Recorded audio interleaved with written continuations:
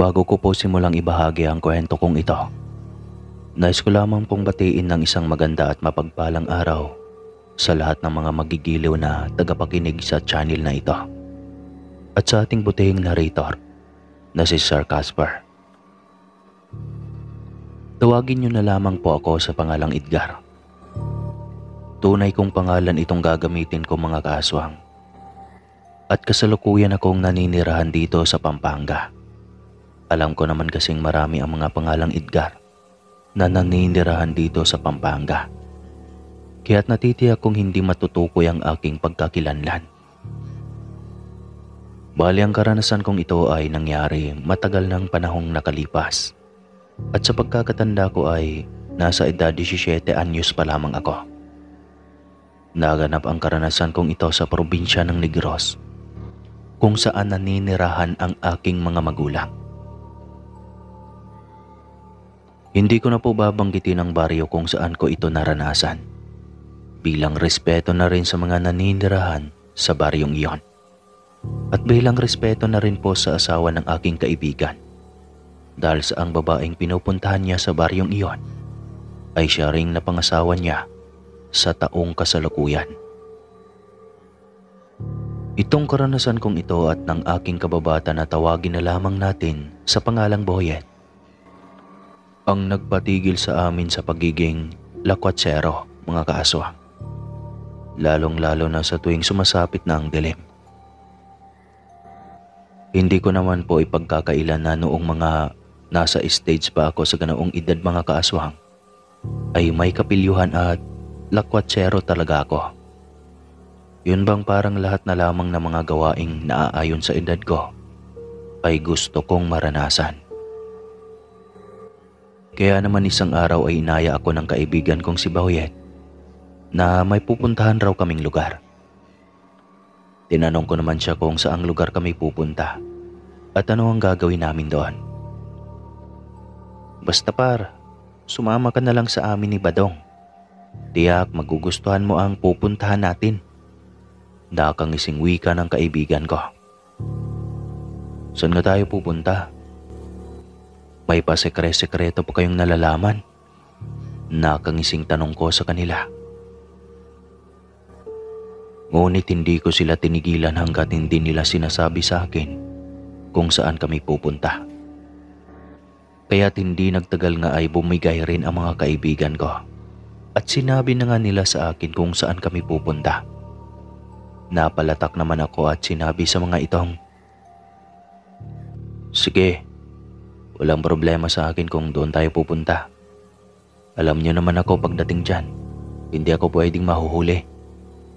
Nakangising wika ko sa kanila. Ang problema na lang natin ngayon ay kung paano tayo magpapaalam. Alam naman natin parehong napakahigpit ng mga magulang natin. Napalatak na wika ni Badong at napapakamot pa sa ulo. Sus, walang problema tol. Edi kung hindi tayo papayagan ng mga magulang natin, edi tumakas tayo. Natatawa pang wika ni Boyet. Napapaisip naman akong paniguradong hindi ako papayagan ng mga magulang ko. Lalo na si tatay. Malamang sa malamang, mapapagalitan na naman ako noon. Siya sige. Kanya-kanyang diskarte na lang tayo sa pagpapaalam. Ani ko sa kanila. Matapos naming makapag-usap ay umuwi na ako sa bahay. Noong sumapit na ang oras ng usapan naming magkakaibigan, akmang magpapaalam na sana ako nang napansin kong galit na naman ang aking ina. At mukhang sasabog na naman ang ulo niya at hindi na naman matigil sa kakadakdak ng bunganga. Kaya ang ginawa ko ay hindi na ako nagpaalam pa at diretsyong sumibat na sa bahay. Ngingiti-ngiti pa akong naglakad papunta sa bungad ng baryo. Doon kasi kami magkita-kitang magkakaibigan. Dahil sa malamang ay tatakas lang rin sila sa mga magulang nila. Nang makarating na ako sa bungad ng baryo ay nagkubli ako sa malaking puno. Nang sa ganoon na hindi ako makita kung sakali mang isa sa mga kapatid ko o kaanak ko ang dadaan. Makalipas naman ang ilang sandali ay dumating na si Boyet at Badong. Lola ng tricycle si Boyet at si Peter, samantalang si Badong naman ay nagmamaneho. Nakangisi ang mga itong lumapit sa kinakatayuan ko. O teka lang, saan nyo nakuha ang sasakyang iyan? Nakatawang tanong ko sa mga kaibigan ko. Nagkatinginan naman silang magkaibigan sabay na pangiti sa isa't isa. Ano na? Kanino nga ang tricycle na yan? Baka mamaya ay ninanakaw nyo yan ha. Pabirong wika ko sa kanila. Humagalpak naman ang tawa ang dalawa at sinabing sa kapatid umano ni Badong ang tricycle na iyon. At ipinahiram lang sa kanya. Nalaman kasi nito ang lugar na pupuntahan namin at nagwika itong malayo raw iyon. Kung kaya't kinakailangan namin ng sasakyan. Lalo na at liblib na lugar raw ang aming pupuntahan. Ang sabi pa nga ng kapatid ko mag-iingat daw tayo sa pupuntahan, lalo na at magdidilim na. Dagdag pang wika ni Badong. Siya, tara na. Umalis na tayo para naman maaga-aga tayo makarating sa pupuntahan natin. Ani ko sa kanila. Kaagad na nga akong sumakay ng tricycle at pagkatapos ay lumarga na kaming magkakaibigan. Nang mahigit kalahating oras na kaming bumiyahe papunta sa baryo ng nililigawan ni Boyet, ay bigla na lamang kaming may nakitang matandang lalaki ang pumara sa di kalayuan. Teka lang po Manong, saan po ang punta ninyo? Tanong ko sa matanda nang mahintuan ito ni Badong. Nagwika naman ang matandang makikisakay umano sana siya patungo sa lugar kung saan kami pupunta. Napansin kong may mga bitbit na bayong ang matanda. Kung kaya't nakaramdam ako ng awa, kaya naman sinabi ko sa mga kaibigan ko na kung maaari ba ay isabay na lang namin ang matanda. Tutal naman ay papunta rin kami sa baryo kung saan tutungo ang matanda. Kawawa naman kasi siya. Sa tingin ko pa naman ay ang bigat-bigat ng bayong na bitbit ng matanda. Siya, sige tol, walang problema. Nakangiting tugon ni Badong. Sandali akong lumabas ng tricycle at tinulungan ang matandang ipasok sa loob ng tricycle ang bayong. Ang bigat-bigat naman nito Manong. Ano ba ang laman nitong bayong na dala ninyo? Tanong ko sa matanda.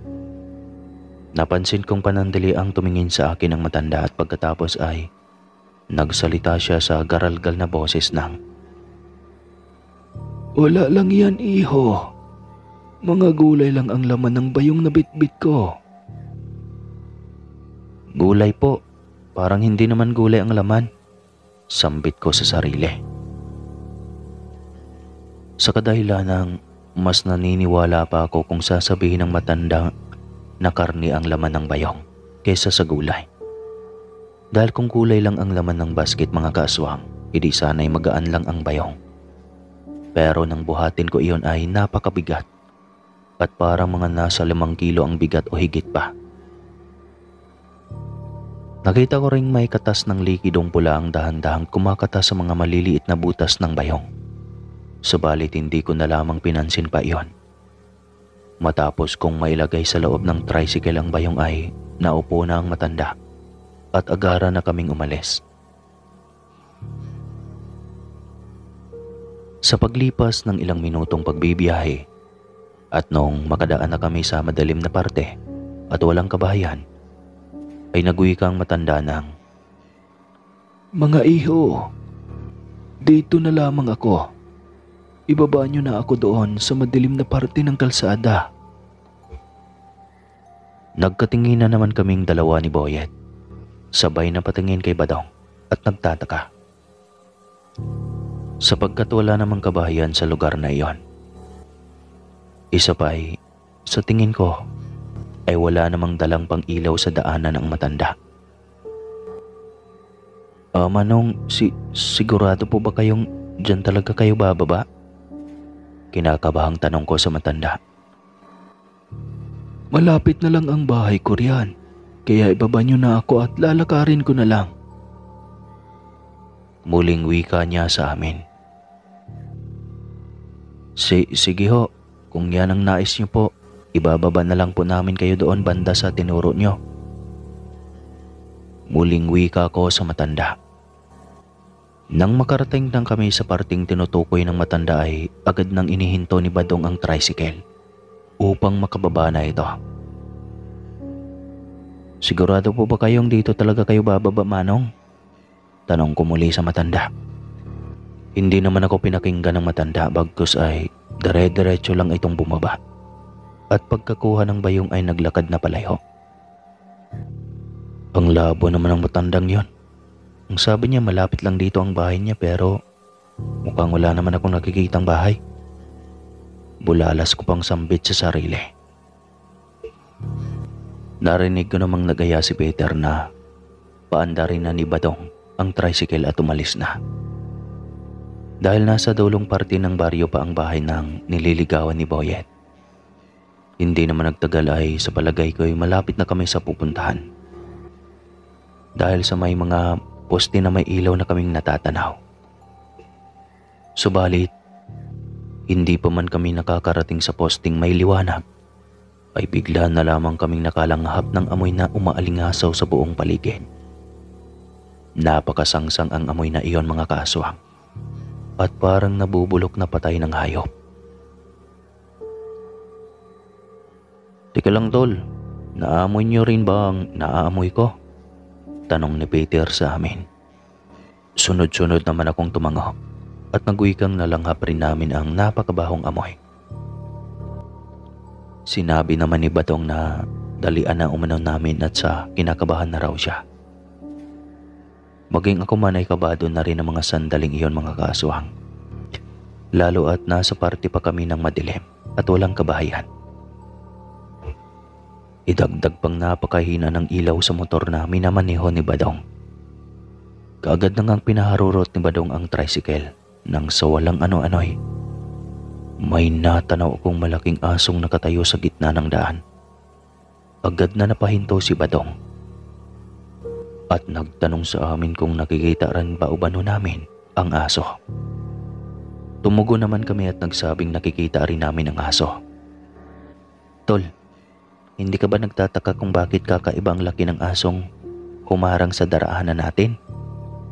Bulong ni Boyet sa akin.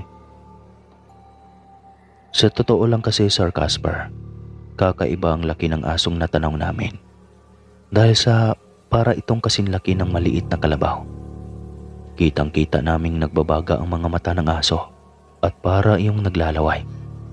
Naakalain mo ay binitsinan habang nakatitig sa gawin namin. Tol, sa tingin mo, malapit na ba tayo? Bulong kong tanong kay Boyet. Tumangaw naman siya at sinabing malapit na kami. Dumiretso na umano kami at huwag nang bumalik. Dahil kung babalik pa raw kami ay tatahakin na naman namin ang mahabang daan ng walang kabahayan. Naisip kong tama nga naman si Boyet. Kapag babalik pa kami ay madadaanan na naman namin ang walang kabahayan. Isa pa ay mas delikado. Lalo na kapag hinabol kami ng asong nakaharang sa daraanan namin. Dahil sa paniguradong walang makakatulong sa amin sa oras na habulin kami ng kakaibang aso.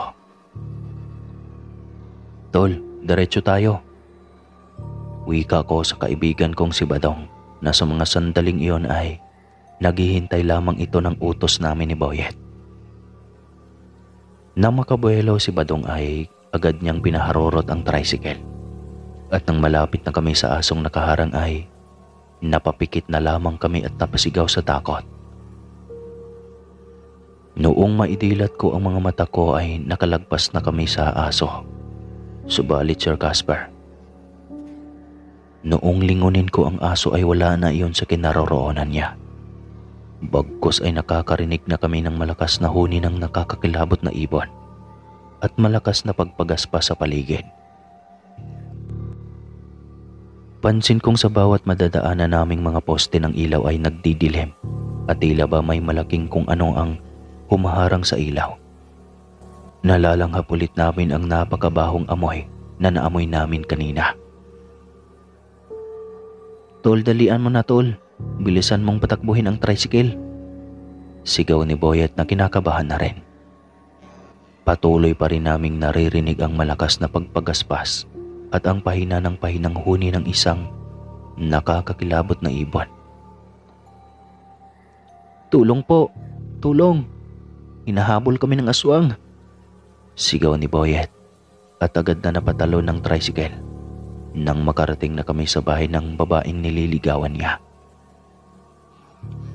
Maya-maya naman ay nakita naming may lumabas na lalaki sa pintuan at sa tingin ko ay ama iyon ng babaeng nililigawan niya.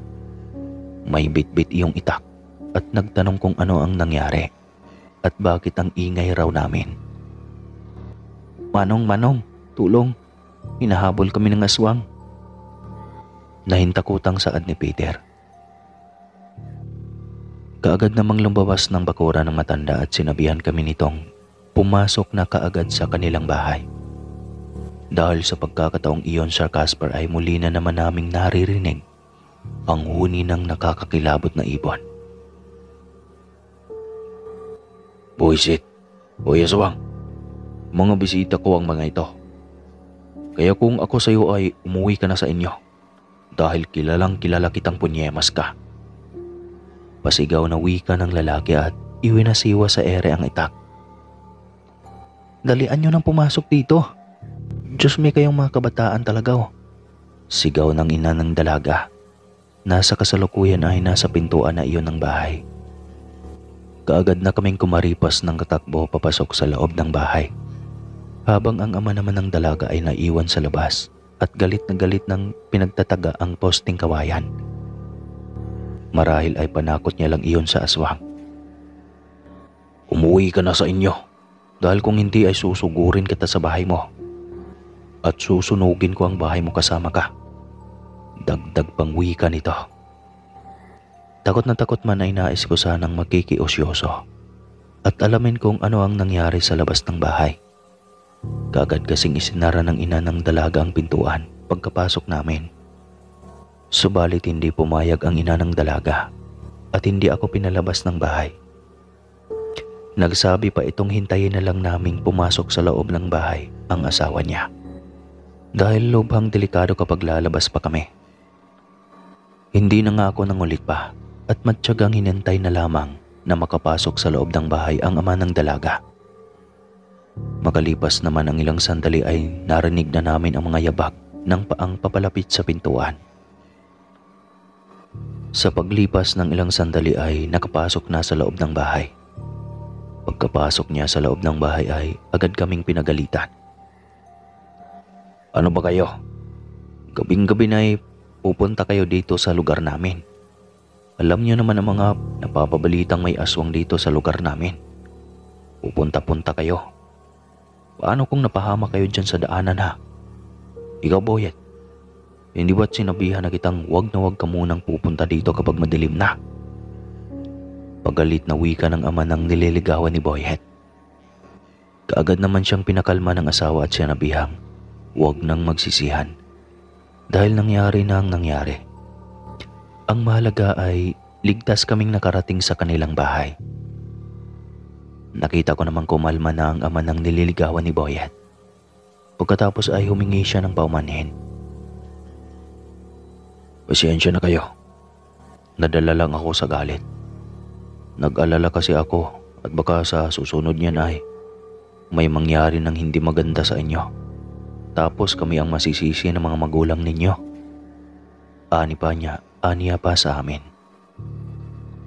Agad naman kaming humingi ng tawad. Dahil sa hindi naman namin alam na may ganoon palang bali-balita sa kanilang lugar.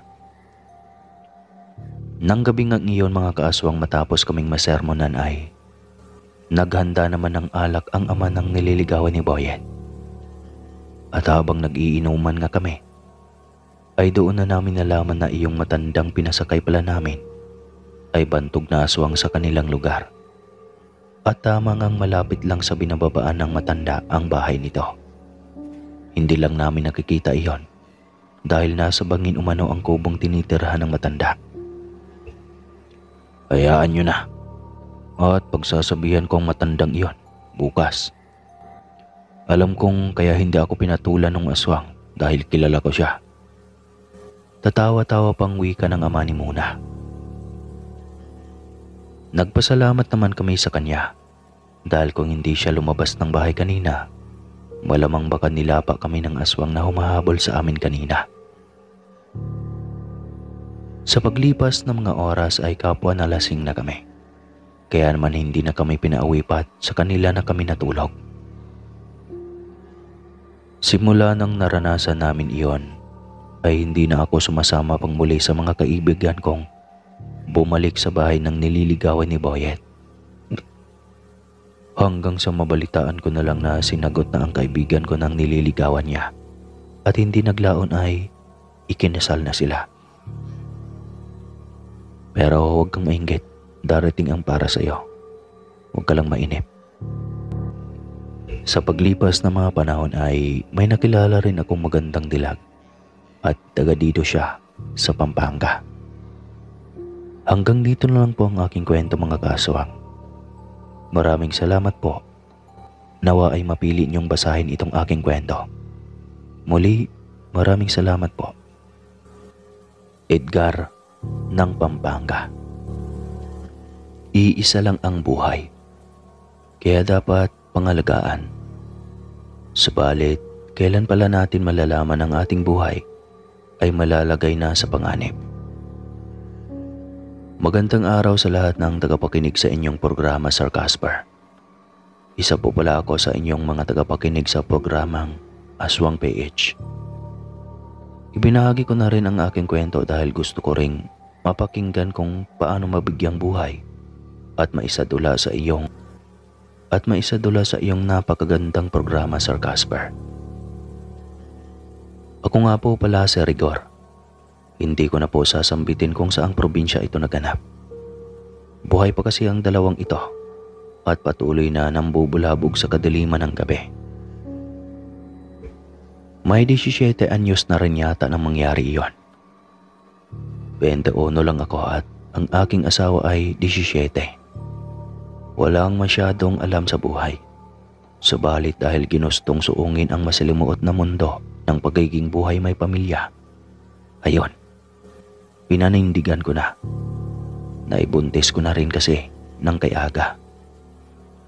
Mayroong mag-ama galing sa ibang probinsya ang bumili ng bahay nila lola at lolo na ibinenta ni ate. Katapat lang ng bahay namin ng aking asawang 5 buwang buntis. Mabait naman ang mga itong kausap. Ang anak nito ay nagbibinata na, habang ang ama naman ay nasa 40. Pero simula nang tumira na ang mga ito sa aming baryo, ay tila nagsimula na rin ang kalbaryo ng bawat isa. Ang daming alagang hayop na nawawala. Minsan ay natatagpuan na lamang ng mga bituka at balahibo na lang. Minsan mga biik na wasak ang tiyan.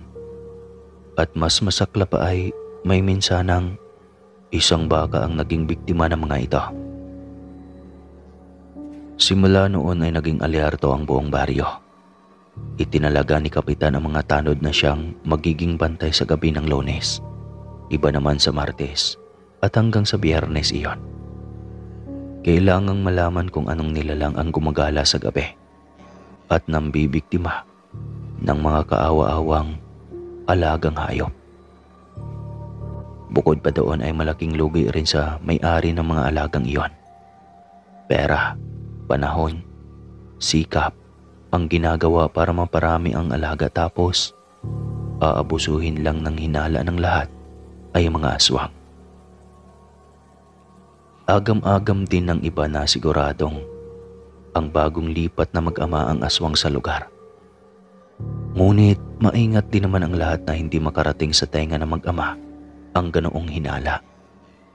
Mahirap na at baka biglang magwala. Pati kami mga tao ay aatakihin. Hindi ako nakasama sa pagroronda dahil buntis ang aking asawa. Hindi ko rin ito pwedeng iwanan mag-isa sa bahay, lalo na at gabi. Simula noong mag-ikot ang mga kalalakihan sa aming baryo, hindi na nangyaring may mga alagang hayop ang namatay.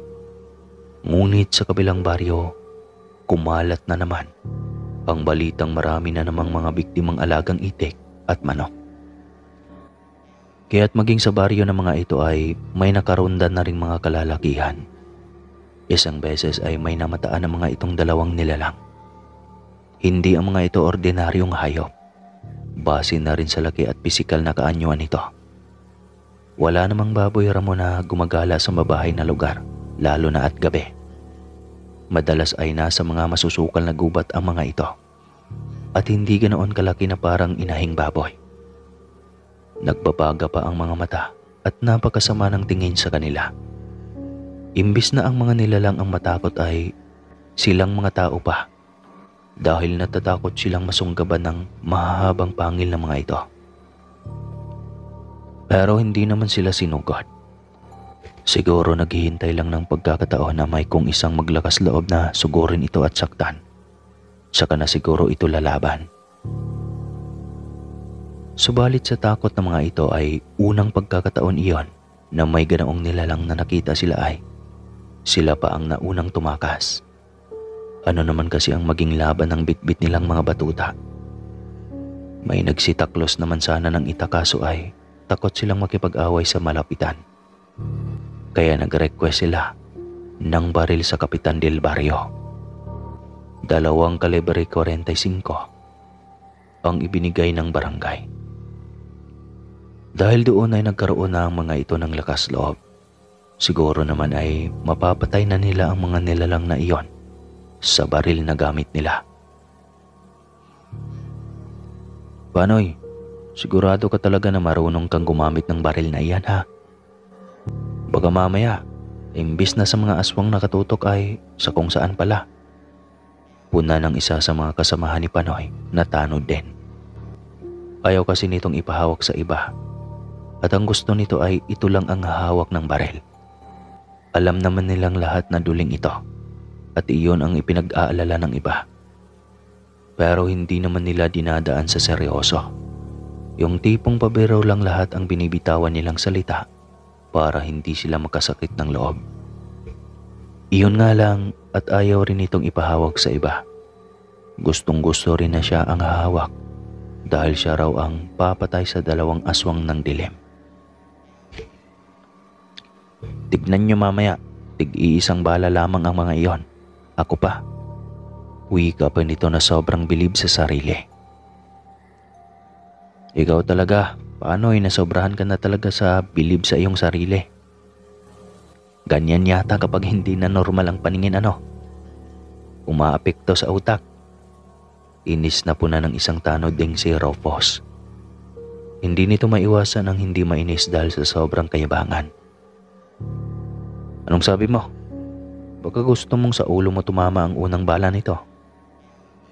Angil ni Panoy, kaya pumanggit na ang iba. Ay, huwag naman kayong magtalo.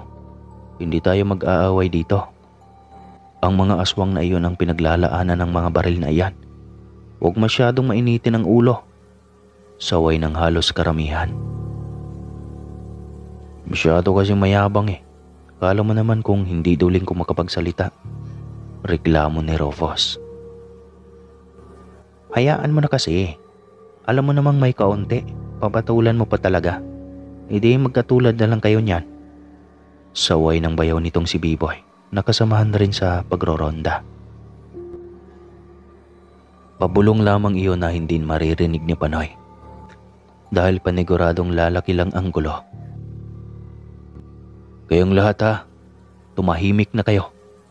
Wala nang mag-aagawan pa ng baril na hawak ni Panoy. May schedule tayong lahat sa paghawak nito. Bukas iba naman ang hahawak. Hanggang sa lahat ay masubukang makahawak ng ganitong baril. Wika ng leader sa pangkat. Ito rin ang may hawak ng isa pang 45 na kalibre ng armas. Mabuti naman at naiintindihan din ng lahat. Kaya nagpatuloy ang pagroronda.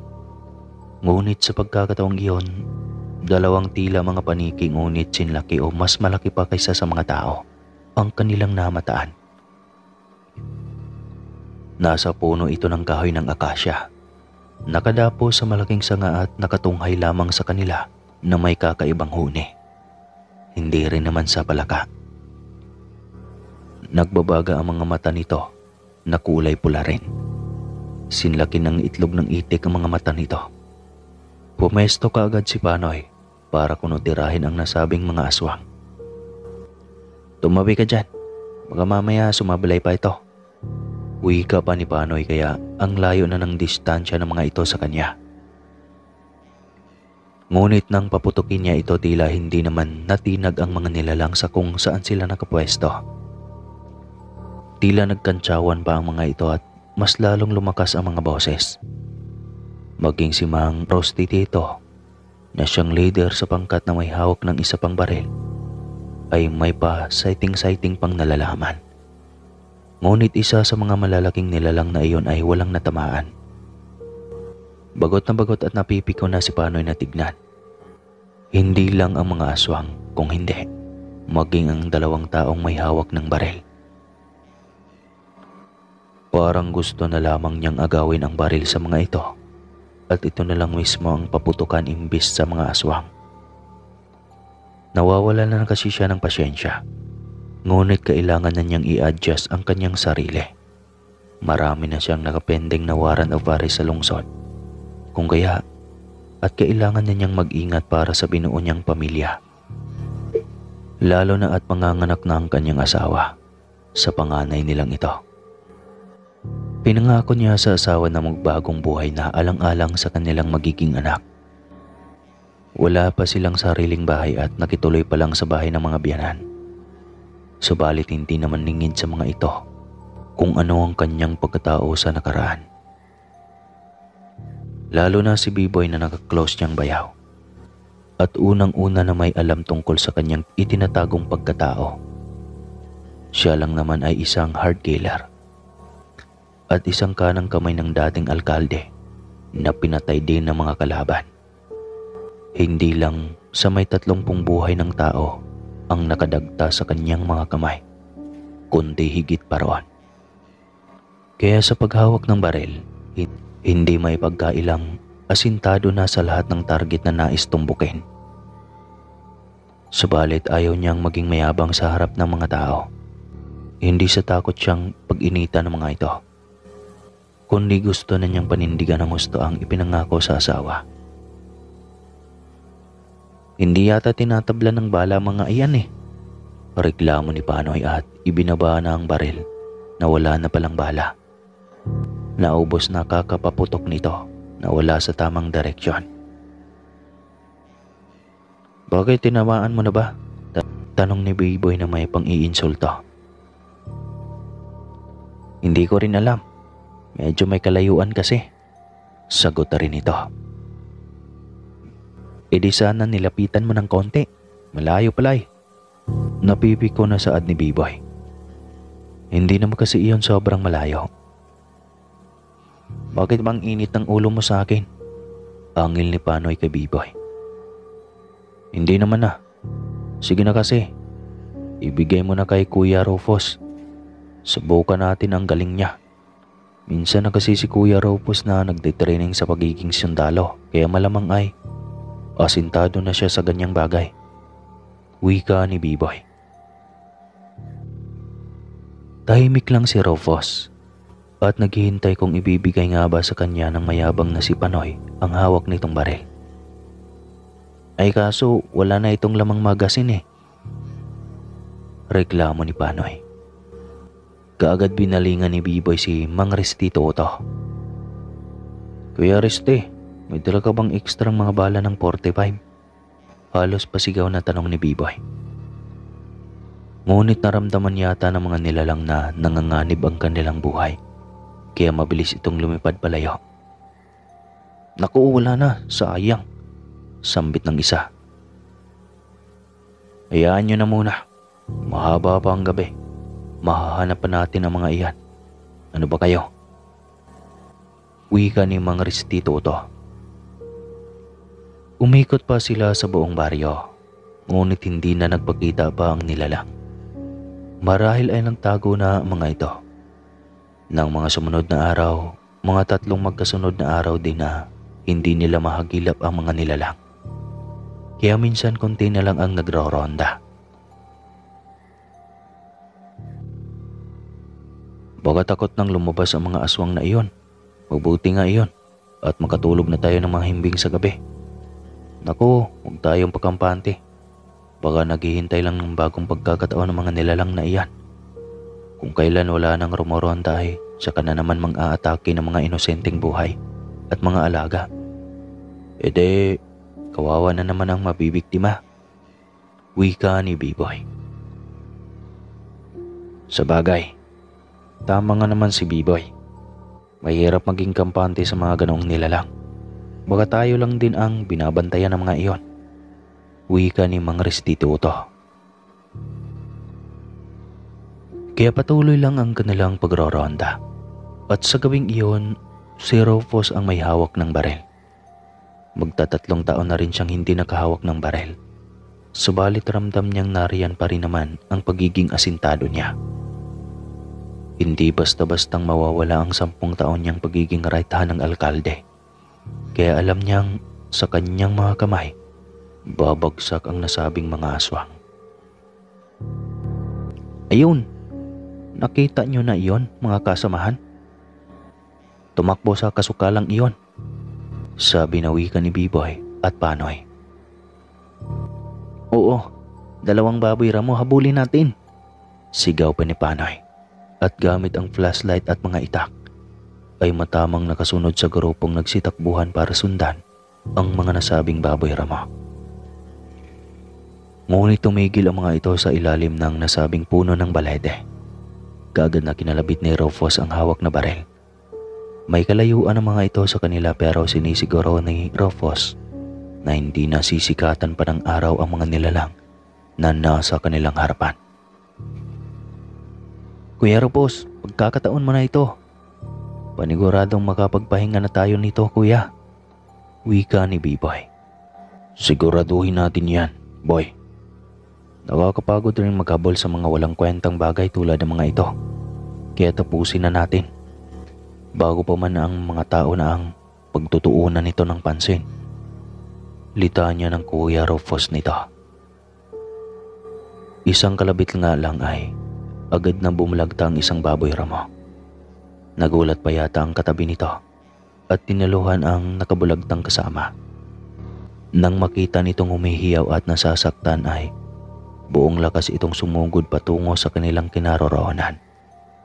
Subalit bago pa man ito narating ang kinaroroonan nila ay humandusay na rin ito dahil sa tamang nakamit sa kanyang ulo. Tapos na ang pamimirwisyon ninyong mga aswang kayo. Masyado nang mahaba ang pang-aabala ninyo. Wika pa ni Rufus. Gulat na gulat ang lahat sa pagiging asintado ni Rufus. Hindi nila iyon inaasahan. Masyado lang itong tahimik pero hindi nila alam na may nakatago pala itong kakaibang galing. Sus, kung una pa lang ay sinabi mo nang bihasa ka na pala sa barilan, Rufus. E di sana, noong una pa lang, ay wala na ang mga iyan. Wika ni Mang Restituto, ang leader o ang chairman ng mga tanod. Marami din kasi gustong sumubok ng baril. Mas mainam na napagbigyan ang lahat para kahit papaano ay may karanasan din sa paghawak at pagpapaputok ng baril. Sagot ni Rufus dito. Napahanga ng palihim ang mga tanod sa kakaibang galing ni Rufus. Ngunit hindi nila ni B-Boy nagawang ipagtapat ang katauhan bilang protekta na rin kay Rufus at sa buong pamilya nila. Umuwi silang matagumpay sa gabing iyon. Kinabukasan pagkababa ko ng bahay ay bumungad ang napakaraming patak ng dugo sa gitnang bakuran at nagporma iyon ng linya papunta sa bahay ng mag-ama. Sa taka ko ay sinundan ko ito.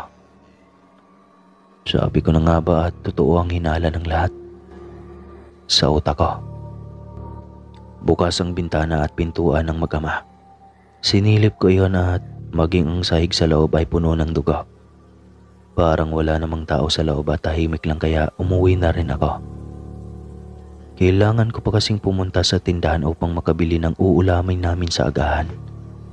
Ngunit sa nadaanan kong kapihan ay balita ang pagkabaril daw ng 2 aswang na pag-alagala sa gabi.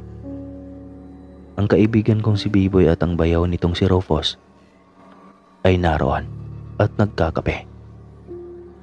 Ito yata ang nagkwento. Tumigil pa ako doon at nag-usyoso. Tapos ay ikunento ko ang napakaraming dugo sa aming bakuran patungo sa bahay ng mag-amang bagong lipat. Kumpirmado. Talagang totoo ang hinala nating lahat. Aswang ang mag-amang iyon at iyon ang natamaan ni Kuya Rufus. Wika ni Biboy. Oo, tama.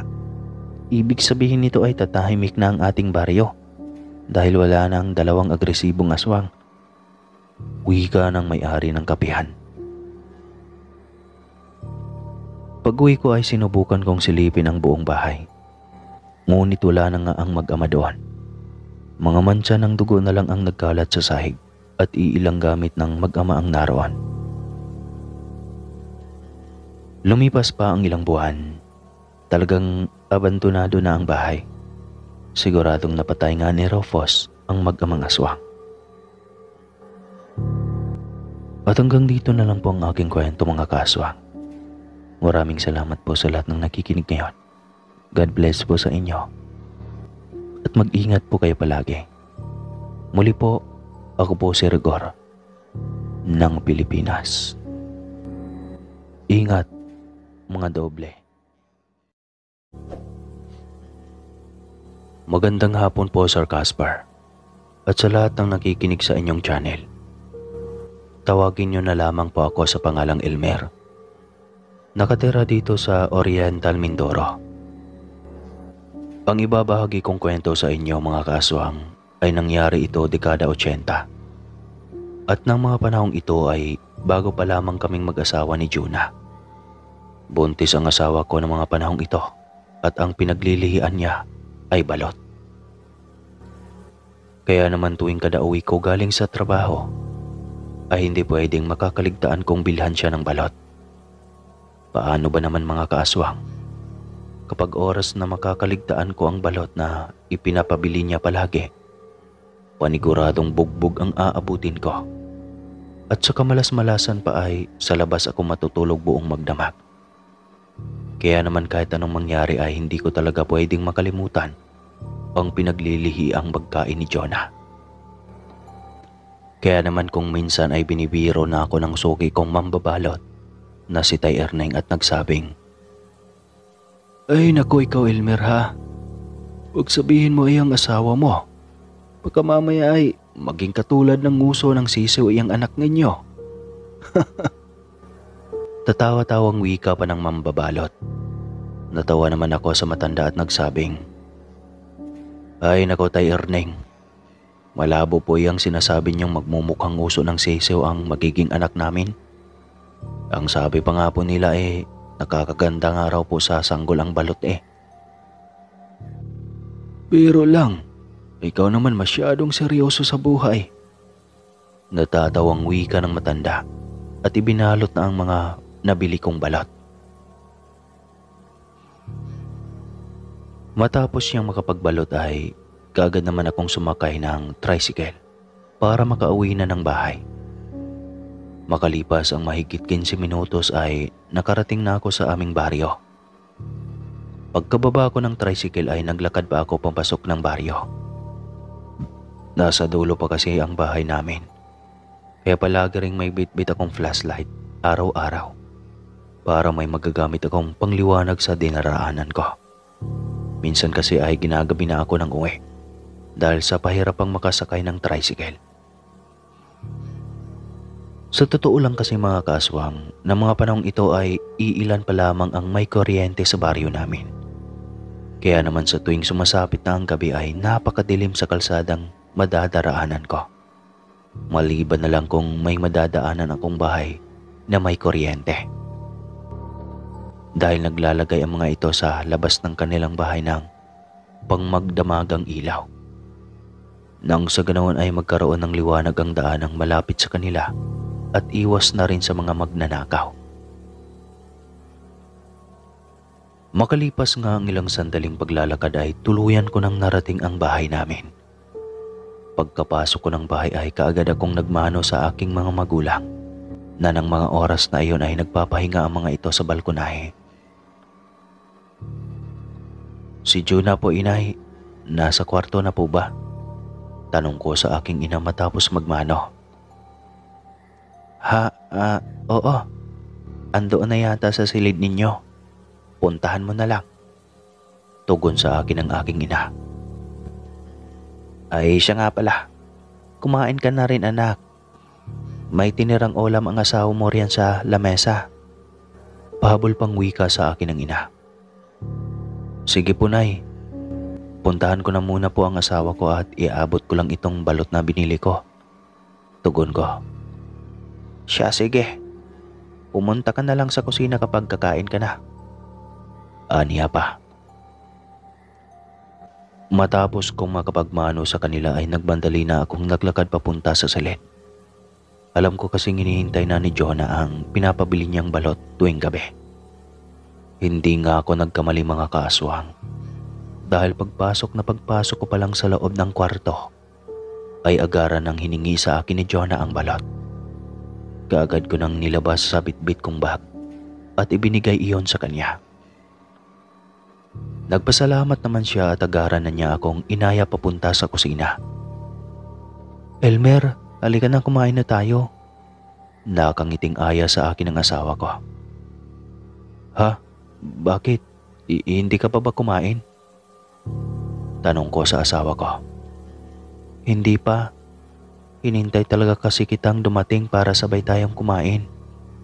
Nakangiting wika niya at inihanda na ang mga pagkain. Dapat hindi mo na ako hinintay kumain. Nauna ka na lang sana, baka mamaya ay mapano ka pa. Hindi ka dapat nagpapagutom. Ani ko sa kanya at umupo na sa tabi.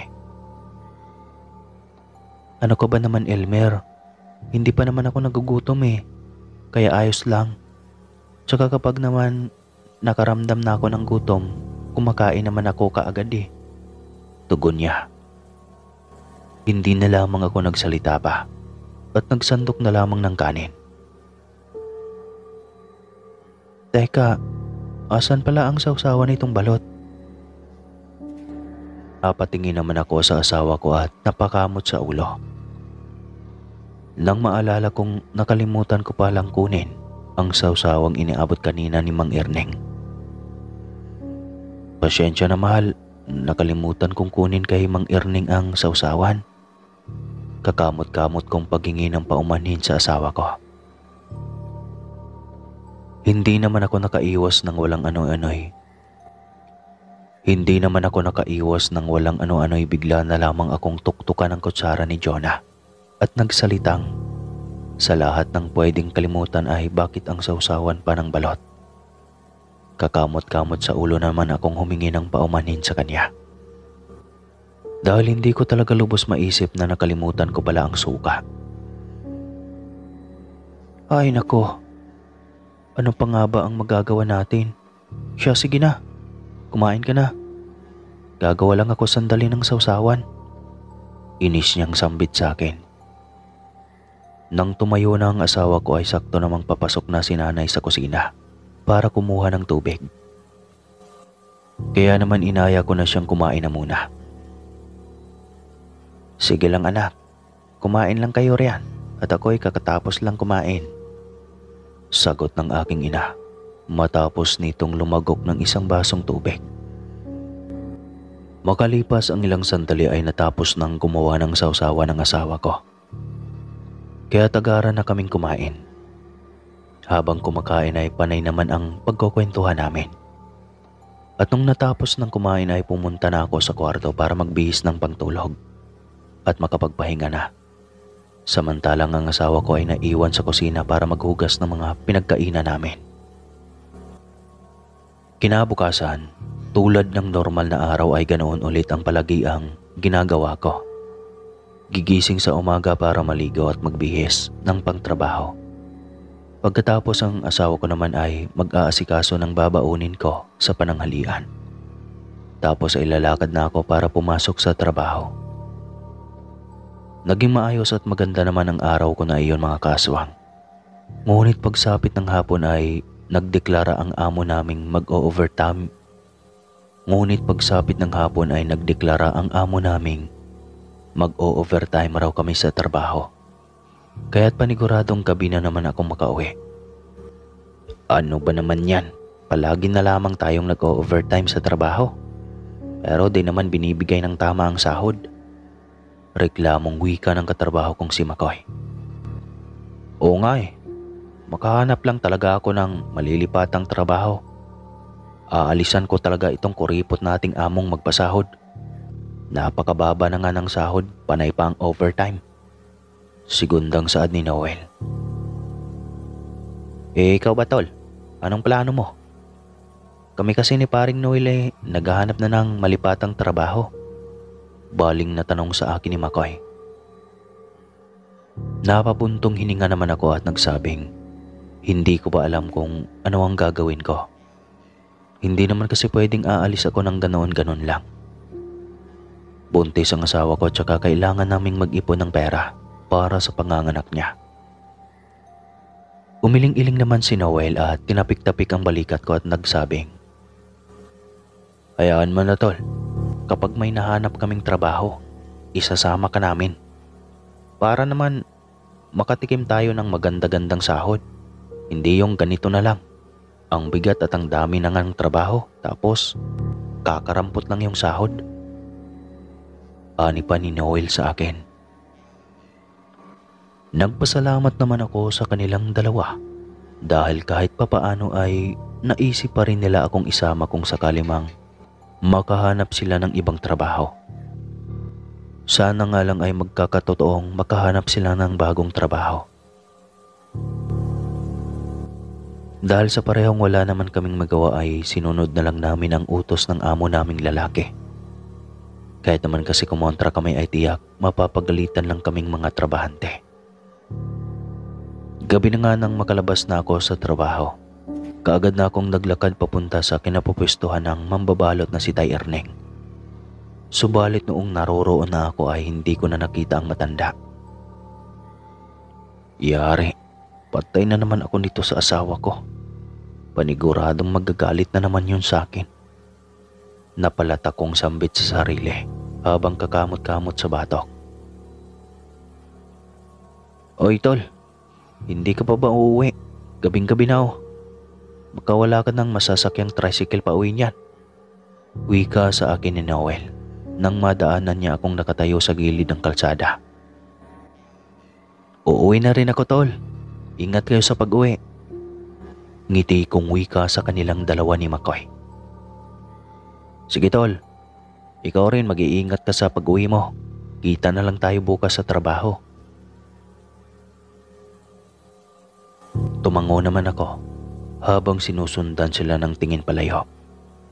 Nang mga sandaling iyon kasi ay nagbabakasakali akong may makitang mambabalot sa gilid ng daanan. Kaya't inilibot ko na muna ang aking paningin.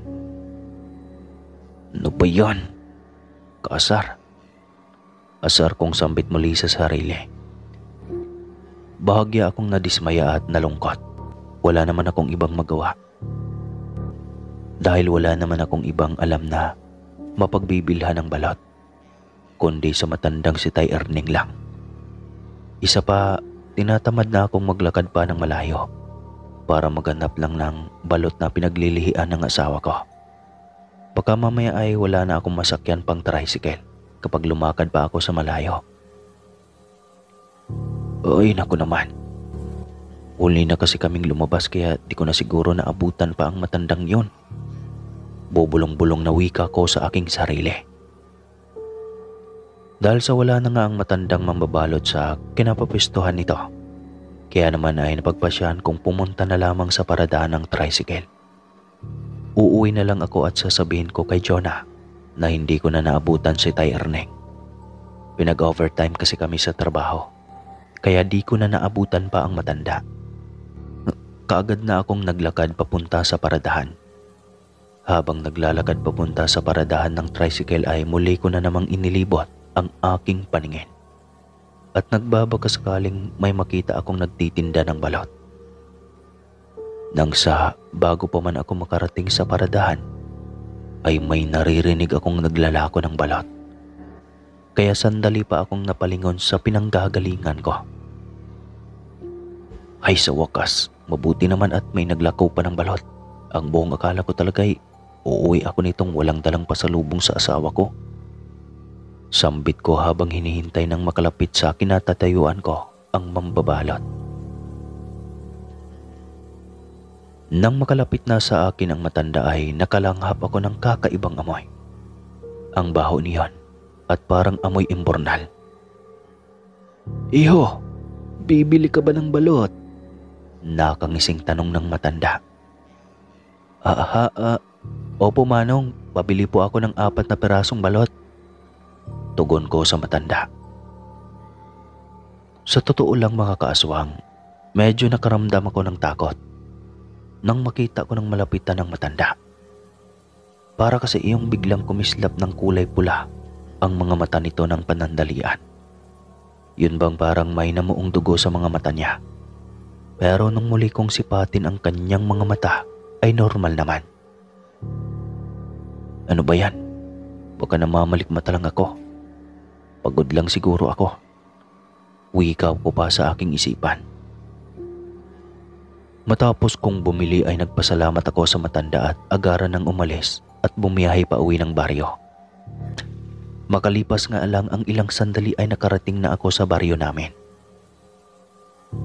Habang naglalakad ako sa madilim na parte, ay muli na naman akong nakaramdam ng kakaibang presensya. Tulad ng naramdaman ko kanina habang papalapit sa akin ang matanda.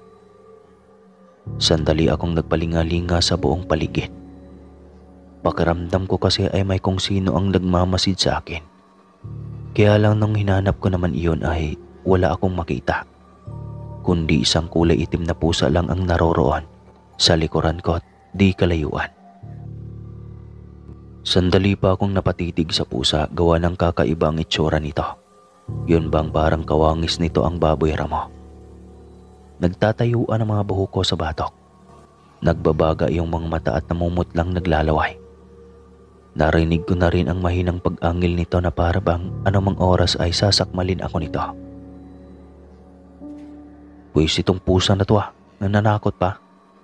Sambit ko sa sarili at agarang binugaw ito palayo. Subalit imbis na matakot sa akin ang pusa ay para bang umaakma na itong sasakmalin ako. Kaya't napamura na ako sa sarili. Hindi ko alam kung tatakbo ba ako o bibilisan ko na lang ang paglalakad. Nang sa ganoon ay maiwasan ko at makalayo ako sa malaking pusa. Para na kasi itong nauulol na aso habang nakatitig sa akin. Sige, subukan mo lang lumapit sa aking pusa ka. Kung hindi, hahampasin talaga kita nitong bitbit kong ilawan. Wika ko sa aking sarili at dahan-dahan nang naglalakad. Habang naglalakad ako ay napapansin kong sumusunod pa rin sa akin ang pusang itim. At hindi iniiwas ang paningin nito sa akin. Kaya naman ang ginawa ko ay binilisan ko nang kumaripas ng takbo pauwi sa bahay. Dahil napansin kong malapit na iyon sa akin. At nakanganga na. At parang sasakmali na ako nito. Kahit anong bugaw kasi ang ginawa ko kanina ay walang epekto. Bagkus ay mas lalo pa lamang itong naging agresibo. Kaya wala na akong ibang paraan kundi ang tumakbo. Habang tumatakbo nga ako ay humihingi naman ako ng tulong at nagsisigaw para marinig ako ng aking mga magulang. Alam ko kasing tuwing gabi pagkatapos kumain ay nasa labas ng bahay sa may balkonahe ang mga ito. Nakaupo lang at nagpapahinga. Mabuti na lamang at bago pa man ako masunggaban ng pusa ay nakita na ako ng aking ama. Kaya pumulot na ito ng malaking bato at agarang binato ang pusang humahabol sa akin. Narinig ko pang lumagabog iyon at ang ibig sabihin lang ay natamaan iyon ng aking ama. Animal kang nilalang ka. Sasakmalin mo pa talaga ang anak ko.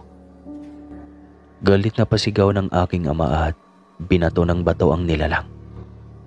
Humahangos akong lumapit sa aking ama. Noong lingunin ko naman ang pusa ay tumakbo na iyon palayo.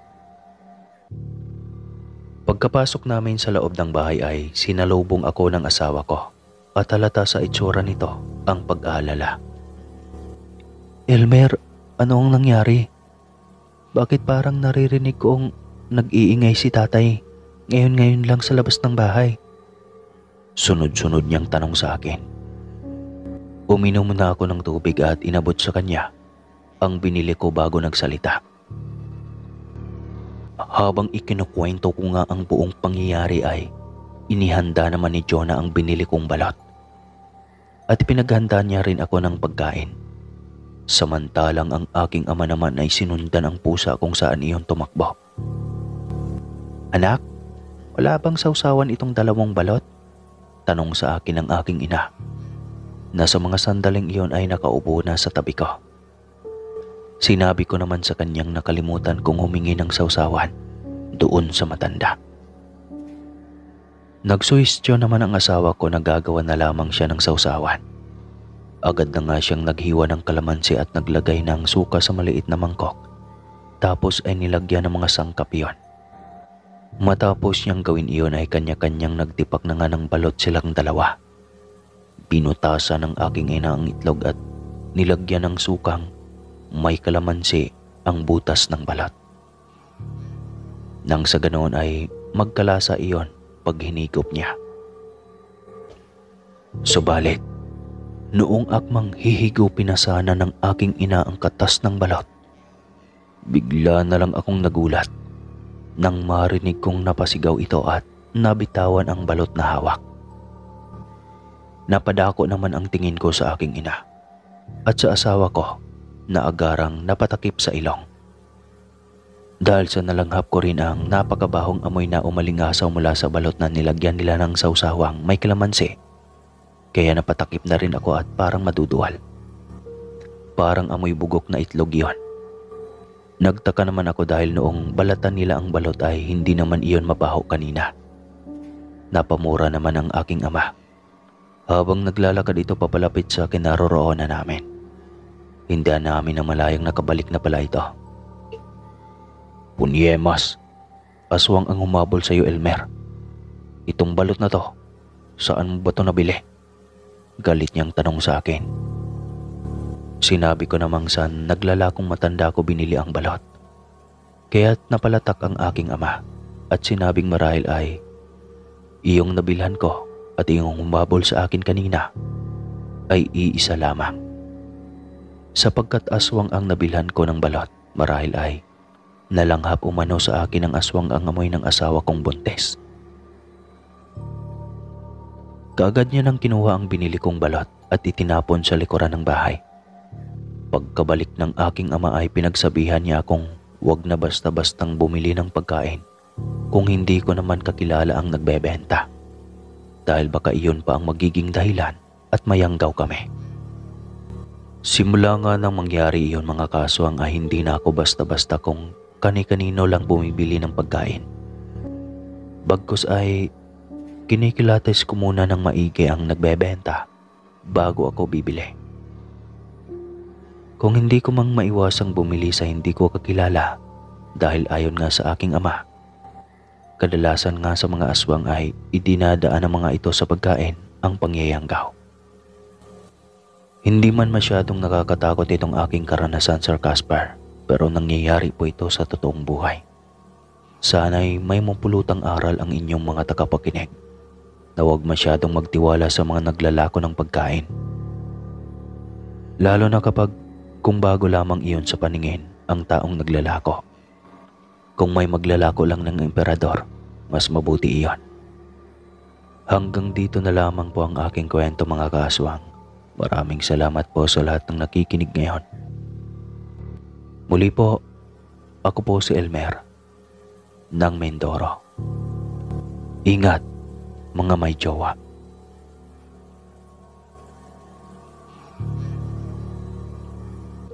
Ves pa rin nga nananabla, aswang pa kaya. Isa dapat ito sa mga prinsipyong ipapasok natin sa ating kokote. Buwas-buwasan pagiging mabuti. Dahil hindi sa lahat ng pagkakataon, ang kabutihan mo'y kaya nilang lagyan ng papuri. Si Philly, isang baguhang OFW sa bansang Dubai. Hindi nito akalain na makakaranas siya ng phenomenon sa nasabing lugar. Oo nga, at sanay naman siya sa kanilang probinsya na naglipa na talaga ang mga ito. Ngunit hindi niya akalain na maging sa ibang bansa ay mayroon ding mga ganoong nilalang. Taong 1995, maswerteng mga mabubuting amo ang napasukan ng ginang. Edad 35 lang siya noon. May naiwan siyang 5 anak sa kanilang probinsya at ang kanyang asawa ay isang magsasaka. Maswerteng isang mayamang pamilya ang kanyang napasukan at 5 silang katulong sa nasabing mansyon. 3 sila ang Pinoy at 2 lang ang ibang lahi. Ngunit hindi man lang sila magkasundo na 3. Lalo na si Mila na sobrang napakamaldita at nagagalit kapag may nakasunod sa kanyang paglalakad. Bakit ka ba nakasunod sa akin? Singhal nito na tumabi pa para makauna ng maglakad si Philly sa kanya. Pasensya na ate, hindi ko naman alam na bawal pala ngayon na may nakasunod. Tsaka hindi ko naman sinusundan ang mga yapak mo. Sadyang nagkataon lang na pinatawag ako ng amo. Kaya sa taas din ang tungo ko. Litanya ni Philly at mabilis nang humakbang papalayo. Simula noon ay nalagyan na ng lamat ang pagitan nilang magkababayan.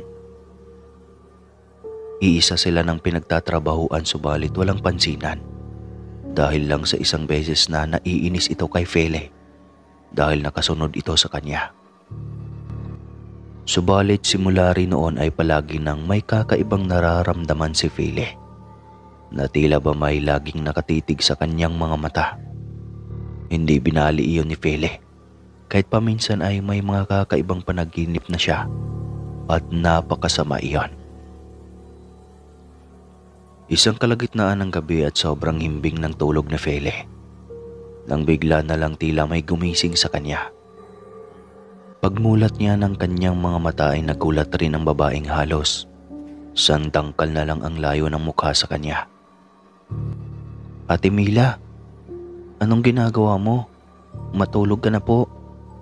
Utos ni Philly dito. Ngunit nginisihan lang siya nito. Biglang nangilabot si Philly nang makita ang mukha ng ginang. Tila nagbabaga ang mga mata nito habang nakatitig sa kanya. Ate, sambit pa niya. Bigla itong dumistansya sa kanya at humahalakhak. Napakunot ang noo ni Philly sa inaasta ng kanyang kasama. Iba-iba sila ng kama at nasa pinakadulo ito sa lungat sa kanya. Kaya nagtataka siya kung bakit sa dinabi-nabi nila ay sa kanya talaga ito lumapit at ganoon ang anyo ng mukha. Walay ni Philly ay isang asong ulol ang mukha nito. Sa mga dumaan na araw ay biglang naging mabait ang babae sa kanya. Hindi niya alam kung bakit pero bigla na lang siya nitong sinasabay sa pagkape. At ito pa mismo ang nagtitimpla. At dahil sa kusina ang trabaho nito, lagi siyang may libreng masarap na ulam. Nagtaka man ay hindi rin siya nagreklamo pa. Mas mabuti na rin iyon at hindi na ito galit sa kanya. Ayaw rin naman niya na may kaalitan sa trabaho. Philly, nakapagmerienda ka na ba? Tanong sa kanya isang hapon ni Aling Mila habang nagva-vacuum siya ng kanilang sofa. Opo ate, nag-cup noodles ako bago muling nagtrabaho. Kagutom rin kasi, napakalaki nitong mansyon, halos ulit-ulit lang trabaho ko. Reklamo pa ni Philly sa kaharap. Ganoon talaga. Pero halika, tigilan mo muna iyan. Nagluto kasi ako ng spaghetti. Halika, nandun na sila. Ikaw na lang ang wala roon. Wika nito. Kaya itidabi na muna niya ang hawak na vacuum cleaner at pumunta na rin sa kusina. Pagdating doon ay nasalina na siya nito. Nako Ate Mila, ang dami nito. Reklamo ni Philly sa Ali. Minsan lang tayo pinagbibigyan ng ating amo kaya lubos-lubusin mo na. Wika pa nito. Napatawaran ng iba nilang kasamahan. Naging madalas na ang pagiging malapit ni Aling Mila kay Philly. Ibang-iba kaysa sa ipinapakitang kabaitan sa kanilang ibang kasamahan. Isang araw ay bigla na lang sumama ang pakiramdam ni Philly. Hindi niya may paliwanag ang kanyang nararamdaman. Basta at biglaan na lang iyon. Natila ba ayaw niyang maligo dahil sobrang ginaw ng tubig. May hinahanap siyang isang putahe na hindi niya mapagtanto kung ano iyon. Nangangayayat na rin siya at nahalata na iyon ng kanyang amo. Kaya pinapauwi siya nito sa Pinas. Ngunit ng gabing bago siya lumipad pa uwi ay isang bagay ang kanyang natuklasan tungkol kay Aling Mila. Nalimpungatan si Philly nang marinig ang ungol ng tila ba nasasaktan iyon. Nang lingunin niya ang kanyang kasamahan ay namilog ang kanyang mga mata. Si Aling Mila iyon. Nakatuwad sa gilid ng kanyang kama. Kakaiba na ang huni nito. Nagbabagong anyo pa lang yata ito. At nasaksihan ni Philly kung paano iyon nangyari. Ang pinagtataka niya ay kung bakit siya lang ang nagising. Ang kanilang mga kasamahan ay tulog na tulog pa rin. Tahimik lang si Philly at nagkunoring tulog upang hindi malaman ng kasama na nakita niya ito. Natatakot man ay pinigilan niya ang kanyang sarili hanggang sa makalabas na ito. Napatulala si Philly nang makalabas na ito. Parang may kutob na siya kung bakit siya biglang nagkaganoon. Kailangan na nga niyang makauwi ng Pinas upang makapagpagamot. Alam niyang hinahawaan siya ni Aling Mila ng pagiging aswang. Pagdating sa airport ay sinalubong siya ng kanyang asawa. Halos hindi na siya nito makilala dahil sa sobrang kapayatan. Nako Philly, ano na bang nangyari sa'yo? Iyan ang nga bang sinasabi ko. Ayoko talagang umalis ka kasi nga pag magkasakit ka, walang may mag-aalaga sa iyo. Kailan ka pa ganyan? Nag-aalalang tanong ng asawa. Mag-iisang buwan na Felix. Hindi ko napaghandaan. Isa palang aswang ang isa sa mga kasamahan ko. Huli ko na ng matuklasan. Nahawaan na ako nito. Kwento ni Philly. Kwento rin niya ang buong nangyari kung bakit siya ang napagdiskitahan ng Ali at kung paano niya na-discover na isa itong aswang. Naku, Philly, paano yan? Saan tayo hahanap ng manggagamot na hindi tayo pagpeperahan lang? Alam mo bang napakahirap gamutin ng bagay na iyan? Halos maiyak na tanong ng kanyang asawa. Alam ko. Pero naniniwala akong kayang-kaya ko itong pagtagumpayan. Buo ang loob na wika ng ginang. Napabuntong hininga ang kanyang asawa. Hindi pa rin maiwasan ito ang huwag mag-alala. Nagsisisi pa ito na napapayag siya ni Philly na lumabas ito ng bansa upang magtrabaho. Ayos lang naman sanang simple lang ang buhay nila. Basta wala lang malalang karamdaman. Para lang yata silang haharap nito sa pakikipaglaban sa sakit na cancer. Walang kasiguraduhan kung mabubuhay ba o gagaling pa ba ito. Pagdating ng kanilang bahay ay bumisita din kaagad lahat ng kaanak nila, biyanan at mga magulang ni Philly, mga kapatid at kabayawan at hipag. Awang-awa ang mga ito sa sitwasyon ng ginang. Halos nakadilat ang mga mata nito dahil butot balat na lang. Kawawa ka naman, Philly. Wala kang ibang hinangad kundi ang magandang buhay para sa iyong pamilya, lalo na sa iyong mga anak. Tapos ito ang sasapitin mo sa ibang bansa. Napakawalang puso naman ang kasamahan mong iyon. Angil ng bayaw ni Philly. Aswang ngayon, di ba? Halang talaga ang puso nun kung mayroon man. Wala iyong awap. Saad ng biyanang lalaki ni Philly. Huwag kayong mag-alala. Bukas na bukas magpapagamot po ako. Gagaling ako. Magtiwala lang tayo. Litanya ni Feli. Napaka-positibo nito. Kaya hanga ang mga biyanan nito sa pananaw na mayroon ito. Tama yan, anak. Maging matatag ka. Ganyan dapat ang pananaw. Laging positibo. Saad ng biyanang babae ni Feli. Kinabukasan ay maaga nga silang pumunta sa isang sikat na manggagamot na biniyahay pa nila ng halos 1 oras. Kahit lubak-lubak ang daan ay tiniis nila. Gagaling lang si Feli sa panghahawa ng aswang sa kanya. Kakita pa lang ng matandang si Lolo Fernando ay alam na kaagad nito ang sitwasyon ng ginang. Naku, asawa mo yan dong? Tanong ng albularyo kay Felix. Opo, Lolo. Magpapagamot po sana kami. Tulungan mo naman po ang asawa ko, Lolo. Para mo ng awa. Naluluhang saad ng Ginoo. Tatapatin na kita, dong. Talagang buhay na ang punla ng aswang sa tiyan ng asawa mo. Malungkot kong sinasabi sa iyo na hindi ko kayang gamutin ang asawa mo. Ipagpaumanhin mo, dong. Malungkot na wika ng albularyong si Lolo Fernando. Napailing ang Ginoo at hindi matanggap ang sinasabi ng matanda. Maging si Feli ay umiiyak na rin. Kung ganoon ay isa na talaga siyang yanggaw. Kaya pala sarap na siyang makatikim ng malalansang bagay. Napaluhod si Felix sa matanda at nagmamakaawa. Magamot lang ang asawa. Kahit ibayad ko na ho itong buong kalabaw ko, Lolo. Gagaling lang ang asawa ko. Parang awa mo na po. Pagmamakaawa pa rin ang Ginoo. Ngunit napailing ang matanda, maging ito man ay nalungkot din. Isa lang ang adhikain niya, ang makatulong sa kapwa. Subalit may mga bagay na hindi niya kayang gawin tulad na lang ng kaso ni Feli. Masyadong mabagsik ang uri ng aswang na nanghawa sa kanya. Kaya niyang patayin ang punla sa loob ni Feli, subalit sigurado ring hindi iyon kakayanin ni Feli.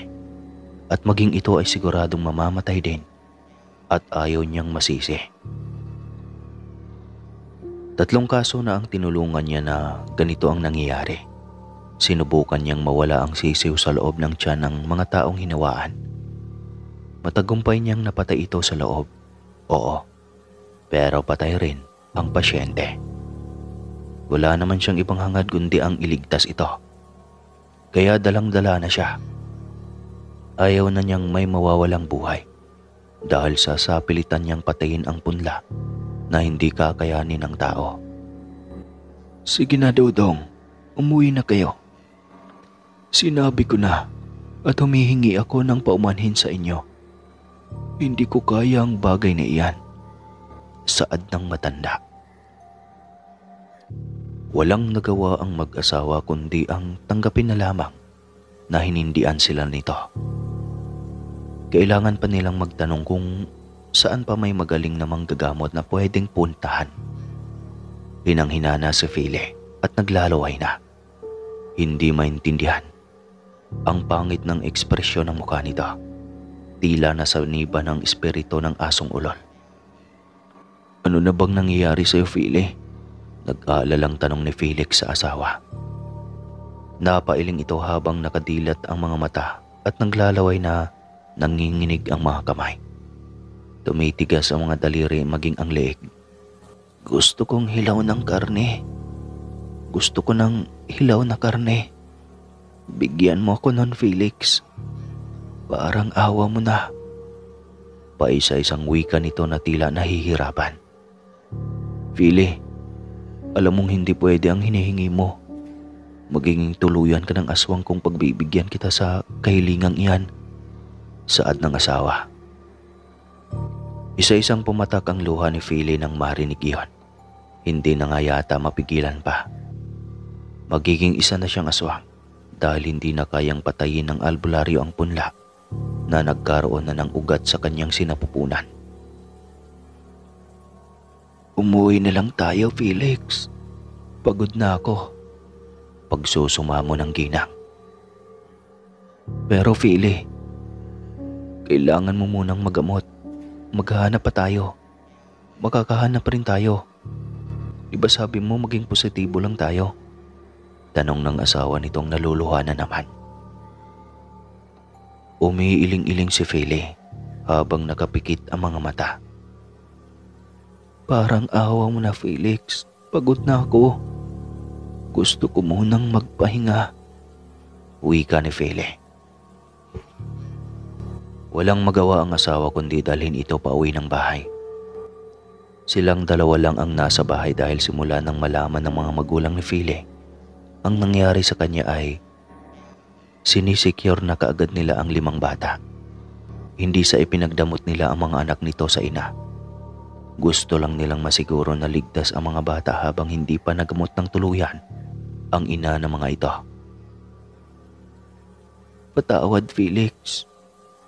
Binigyan pa kita ng sakit ng ulo. Ang gusto ko lang naman ay makatulong sa pamumuhay natin. Ngunit minalas pa akong maging ganito. Mahinang wika ni Philly. Alam ko, kung sana may maganda tayong buhay, hindi mo na sana pangarapin pang dumayo sa ibang bansa. Malungkot ring saad ni Felix. Niyakap nito ang asawa na halos buto na lang ang lahat. Napahagulgol sila sa isa't isa. Iyon pala ay iyon na rin ang huling yakap nila sa isa't isa. Matulog ka na, Philly. Bukas maaga tayong maghanap ng manggagamot. Wika ni Felix sa asawa. Tumango naman ito at ngumiti. Dahil pagod na pagod si Felix sa ilang araw na halos hindi natutulog sa pagbabantay sa asawa, ay napalalim ang himbing ng pagkakatulog nito. Hindi na nito naramdaman ng asawang gustong-gusto ng mambiktima ng mga sandaling iyon. Lumabas ito ng bahay at pumunta sa likod kung saan naroon ang kanilang poultry. Takam na siyang dakmain ang isa sa mga alagang manok nila. Walang kahirap-hirap niyang dinakip ang isa sa mga tandang na alaga ng asawa. Biglang nagliwanag ang kanyang paningin nang makita iyon. Kinuhanan lang niya ng kaunting balahibo ang leeg nito. At pagkatapos ay sarap na sinipsip ang dugo niyon. Nang maubos na ang dugo ay kaagad na niyang dinakma ang katawan ng tandang. Nangangalahati na siya ng tila biglang tumino ang kanyang isipan. Pagkaramdam niya ay sinaniban siya ng masasamang espiritu habang ginagawa niya ang bagay na iyon. Napahagulgol siya at binitawan ang hawak na manok. Bumalik siya sa loob ng bahay. Hindi para magpahinga, kundi kunin ang balisong ng asawang laging nakaipit sa kanilang dingding na yari sa kawayan. Mula sa labas ng kwarto ay malinaw niyang naaaninag sa dilim ang asawang mahimbing na natutulog. Paalam, Felix. Mahal na mahal ko kayo ng mga anak natin.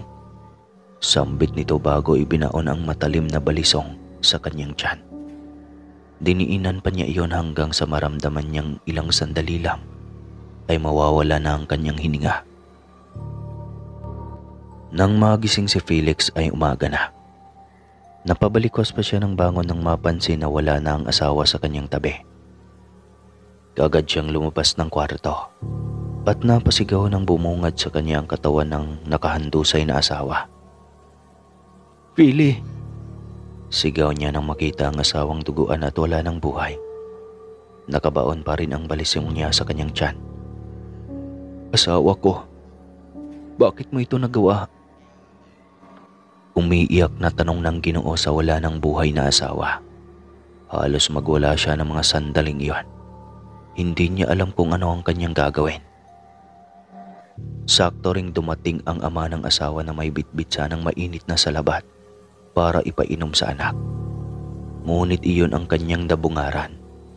Kanlong ni Felix ang asawang wala ng buhay at nangingitim na. Ikwinento ni Felix sa biyanan ang lahat. Napailing ito at napaiyak. Gayunpaman, wala na silang magagawa pa. Ipinaalam na lamang sa buong kamag-anak ang pagkamatay ng ginang. Marami ang hindi makapaniwala dahil ang akala ng iba ay nasa abroad pa ito. Hindi nila alam ang pinagdadaanan nito mula sa abroad hanggang sa pag-uwi. Sobrang masakit iyon sa parte ni Felix. Subalit para sa mga 5 pa niyang mga anak, ay kailangan pa niyang magpakatatag. At hanggang dito na lang po ang aking kwento mga kaswang. Maraming salamat po sa lahat ng nakikinig. Ako po si Franz, ang anak ni Papa Felix at Mama File. Ingat mga pogi.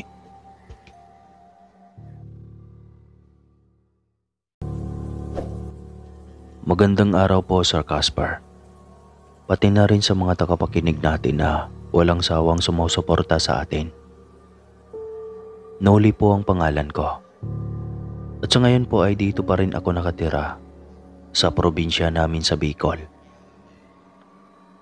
Gusto ko lamang ikwento ang tungkol sa anting-anting na ibinigay sa akin ni Papa noong mamatay siya. Pero bago po iyon, gusto ko lamang makilala niyo si Papa at kung ano nga ba ang trabaho niya dati. Grade 6 ako noon, kasagsagan ng kabataan. Kaya naman lagi akong nasa labas para makipaglaro sa mga kaibigan. Madalas kapag uwian galing klase ay hindi na ako nagbibihis. Diretso na agad ako sa palaruan para makipaghabulan at taguan, tawanan sa mga kasama na parehong galing din sa paaralan. Madalas nga na umaabot pa ako ng alas 5 ng hapon at kapag dumating na ang oras na iyon, ay siguradong palabas na si Mama sa bahay. May dalang walis tingting para hanapin ako at pauwiin na. Noon pa man ay alam ko na talagang manggagamot si Papa. Sa dami ba naman ng taong pumupunta sa bahay namin araw-araw, ay paano ko ba hindi malalaman? 2 palapag ang bahay namin, gawa sa kawayan at sa wali, kaya labas-masok lang ang hangin kapag tag-init. Sa baba ay may tirasa para sa mga pasyenteng naghihintay na magamot ni Papa. Marami sa kanila ang galing pa sa ibang lugar para lang magamot ang mga karamdaman nilang sinasabi sa ospital na wala na raw lunas. Sabado o Linggo talaga ang pinakamaraming tao sa lugar namin. Kaya nga kapag umaga kung saan pinakamarami ang tao, ay inuobliga ako ni Mama na tumulong na mag-asikaso sa mga pasyente. Ako ang tagabantay sa baba para sabihin kung saan sila dapat pumila at saan papasok. Papapasokin ni Papa ang gagamutin sa pinto at sasabihin niyang kailangan muna nitong umusal ng dasal bago pumasok. Pati ang mga kasamahan niya ay gagawin din ito. At pagkatapos, iiwan nila ang mga tsinelas o sapatos sa may pinto bago sila tuluyang papasukin ni Papa. Doon na sila papaupuin sa sala. Sa sala na napapalibutan ng napakaraming santo at mga rosaryo. May carpet sa sahig na may mukha ni Jesucristo habang nakapako siya sa cross. Sa pagkakataong nakaupo na ang mga pasyente, tsaka lang tatanungin ni Papa kung anong sakit nito. Kapag nalaman niya na ay tsaka na magdadasal si Papa ng taimtim. Mahinang ibinubulong ang dasal sa sarili ng halos 15 minutos o mas matagal pa. Depende sa sakit ng gagamutin. Latin ang lingwahe kaya kahit siguro marinig ko ito, ay hindi ko rin naman maiintindihan. Pagkatapos ng dasal, tsaka niya kukunin ang isa sa mga kwintas na nakapulupot sa liig niya at ilalagay ito sa noo ng pasyente upang sabihin ang banal na orasyon. Sa bilang ko ay lampas 100 kwintas o anting-anting ang nakalagay sa liig ni Papa.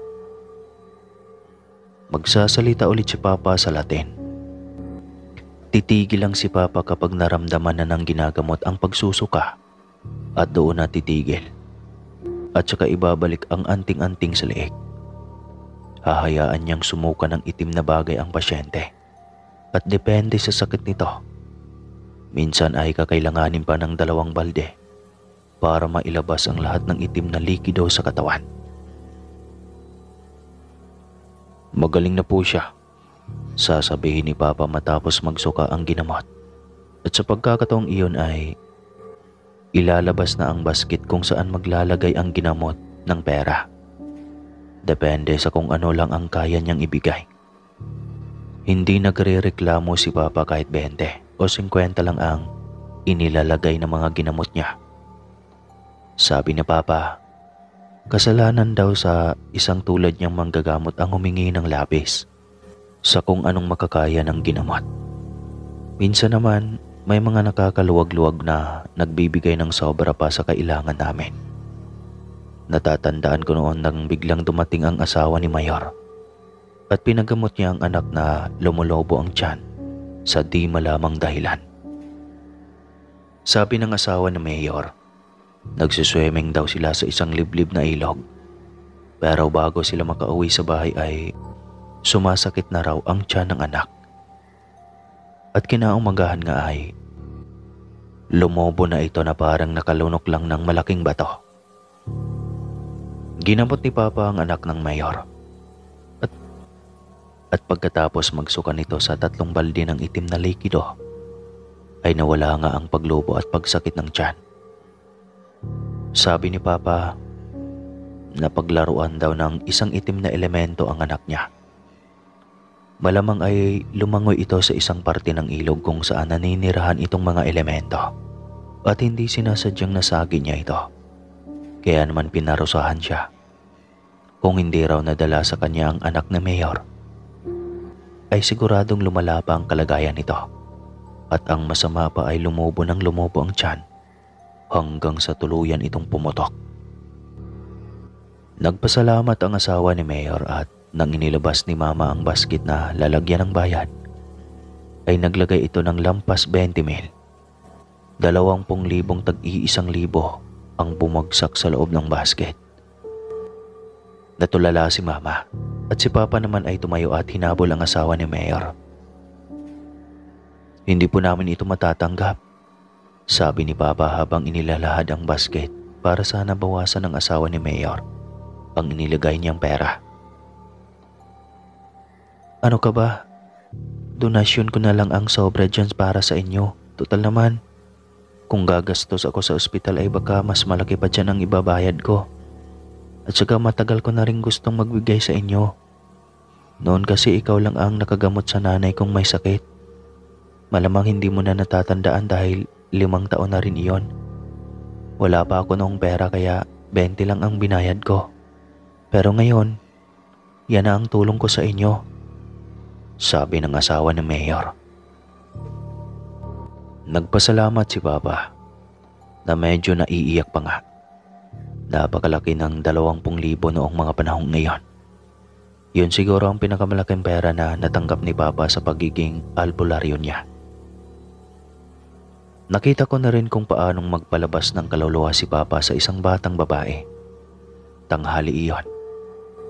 Kakatapos lang naming kumain at kakaalis lang ng mga huling pasyente na dumalaw para magpagamot. Nasa sala kaming 4. Ako, si Papa, si Mama, at si Kuya Rick, na pinsan ko at alalay ni Papa sa paggagamot. Bigla naming narinig sa labas ang isang nagmamadaling motor na tricycle. Bigla itong tumigil sa harap ng bahay na gumawa ng makapal na ulap ng alikabok sa labas. Dali-daling lumabas si Kuya Rick at bumuntot naman ako. Si Papa, mahinahon lang na nakaupo. At si Mama naman ay pumunta sa kusina para ipagpatuloy ang hinuhugasan niyang pinggan. Lumabas mula sa sidecar ng tricycle ang isang lalaki na kasing tanda ni Papa na may akay na batang babae.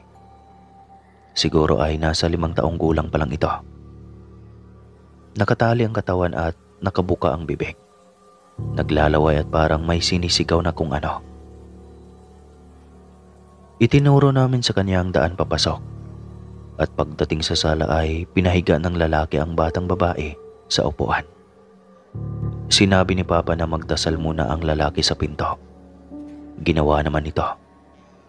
Nagalis ng tsinelas at nang lumapit ulit siya, saka na siya nagkwento. Sinaniban po ang anak ko. Hindi ko po alam kung paano nangyari, basta pag-uwi lang namin galing sementeryo, kung saan dumala kami sa nanay niya, ay bigla na lang pong nag-iba na ang mga kilos niya. Hinihingal ang lalaki habang nagsasalita. Ano bang mga ginawa niya? Tanong ni Papa. Basta lagi siyang nagwawala sa higaan. Parang gusto niya lagi na sirain ang mga bagay sa palibot niya. Tapos nakita kong nag-iiba na ang itsura niya. Lumalalim ang lubog sa mga mata niya. Tumatalas ang kuko at ngipin. Ang pinaka-kinatatakutan ko ay nang magsalita na siya sa ibang lingwahe na hindi ko maintindihan. Dinala na namin siya sa doktor, pero ang sabi nila, nababaliw na daw ang anak ko. Mahabang kwento ng lalaki. Natahimik si Papa ng ilang sandali. Pinagmamasdan niya lang ang batang babae na gustong kumawala sa higpit ng pagkakatali sa kanya. Nagdasal si Papa. Halos kalahating oras din na pagdarasal ang ginawa niya bago siya dumilat at kumuha ng anting-anting sa leeg. Kulay itim ang bato ng anting-anting. Medyo kumikinang. Tanggalin mo ang tali, sabi ni Papa. Pero magwawala lang po nang magwawala yung anak ko. Nagpatulong pa nga po ako sa mga kapitbahay namin para lang maitali itong anak ko. Sobrang lakas niya kasi na kahit ako, di ko kayang makontrol siya. Nag-aalalang sabi ng lalaki. Magtiwala ka lang, sabi ni Papa. Tinanggal nga ng lalaki ang mahigpit ng pagkakatali sa anak niyang babae. Pero bago pa man tuluyang mahubad ang tali ay nagwala na ito ng nagwala. Parang mabangis na hayop na nakawala sa hawla, o parang isdang nakapunta sa lupa at nagpupumiglas habang naghahanap ng tubig. Napakalakas niya. Kahit hinawakan na ng kanyang ama ang manipis niyang braso, ay nagagawa pa rin itong iwas-iwas ang mga kamay sa ere. Muntik pa nga na matumba ang lalaki sa lakas ng anak niyang babae. Lalapit na sana kami ni Kuya Rick para tumulong nang biglang sumigaw si Papa. Isang salita lang ang sinigaw niya, at alam kong Latin ang salitang sinabi niya dahil hindi namin ito naiintindihan. Pero biglang tumigil ang batang babae sa pagwawala. Tumitig lang ito kay Papa. Noon ko lang napansin na kulay itim ang mata ng bata. Itim na alam kong hindi mata ng isang normal na tao. Nakakaramdam ako ng kilabot. Lumapit si Papa sa bata. Bumubulong na naman ang Latin. At nang makalapit siya ay idinikit niya ang anting-anting sa noo ng bata. Inilabas ng batang babae ang mga ngipin niya sa bibig at inihanda ang matatalas na kuko. Pero kahit malapit lang si Papa ay para bang hindi niya maabot ang katawan ni Papa. Sa tuwing kakalmutin niya ang katawan ni Papa ay tumatalbog lang ito sa hangin. Doon na nagsusumigaw ang batang babae. Parang kinakatay na baboy sa sobrang lakas ng tili. Paiba-iba ang boses na hindi ko maintindihan ang sinasabi. Minsan ay boses lalaki, minsan babae, minsan malalim na boses ng matanda, minsan naman parang pinaghalo-halo ang mga boses. Tumitindig na ang balahibo ko sa batok. Iyon kasi ang unang beses na nakakita ako ng ganoong sanib. Alam kong dati nang nakagamot ng sanib si Papa, pero madalas ay nasa paaralan ako kapag nangyayari iyon. Nagwawala na ulit ang batang babae. At ang mga sumunod na nangyari ang magpapatunay na maiihi ka talaga sa salawal kapag nakakita ka ng bagay na sobrang nakakatakot. Nakita kong umuusok na ang anting-anting sa noo ng batang babae. Parang nasusunog ang balat niya sa tindi ng pagkakadiin ni Papa. At siguro ay dahil na rin sa banal na dasal na ibinubulong ni Papa sa sarili. Naamoy ko pa nga ang parang natututong na karne ng baboy. Tapos ay kitang-kita ko kung paanong dahan-dahan na lumulutang ang batang babae sa hangin. Nakatingala at umaalon-alon pa ang bestidang puti na para bang may malakas na hangin na umiihip dito. At habang lumulutang siya ay may lumalabas na itim na usok sa katawan niya. Manipis na itim na usok na kung hindi mo tititigang mabuti ay hindi mo makikita. Hindi ko alam kung gaano katagal ang batang babae sa hangin. Kung tatansyahin ko ito ay baka lampas kalahating oras ito base sa naobserbahan ko. At nang tinanggal na ni Papa ang anting-anting sa noo ay bumagsak ang batang babae. Nasalo naman kaagad siya ng kanyang ama na akala ko ay naging estatwa na sa pagkakaupo. Dahil sobrang tagal niyang hindi gumagalaw sa pwesto. Agad kong kinuha ang mga balde dahil alam ko na ang susunod na mangyayari. Nagsuka ang batang babae. Pinakamaraming itim na suka na nakita ko sa lahat ng ginamot ni Papa. Nang mapuno ang ikatlong balde ay kinuha ko na ang balding ginagamit namin sa banyo. Akala ko nga hindi na matatapos magsuka ang batang babae. At nagtataka din ako kung saan nanggagaling ang napakadaming likido sa maliit niyang katawan. Pagkatapos magsuka ay nahimatay ang batang babae sa braso ng kanyang ama. Normal na ulit ang itsura, pero may sunog na hugis anting-anting sa noo. Sabi ni Papa, hindi na raw matatanggal ang peklat na iyon. Para na rin sa kaligtasan ng batang babae para daw hindi na makabalik ang kaluluwang sumasanib. Hanggang ngayon ay marami pa rin akong naalala tungkol kay Papa. Ngunit alam kong hindi ko naman maaaring ikwento sa lahat dahil siguradong aabutin tayo hanggang bukas o hanggang sa next life mo.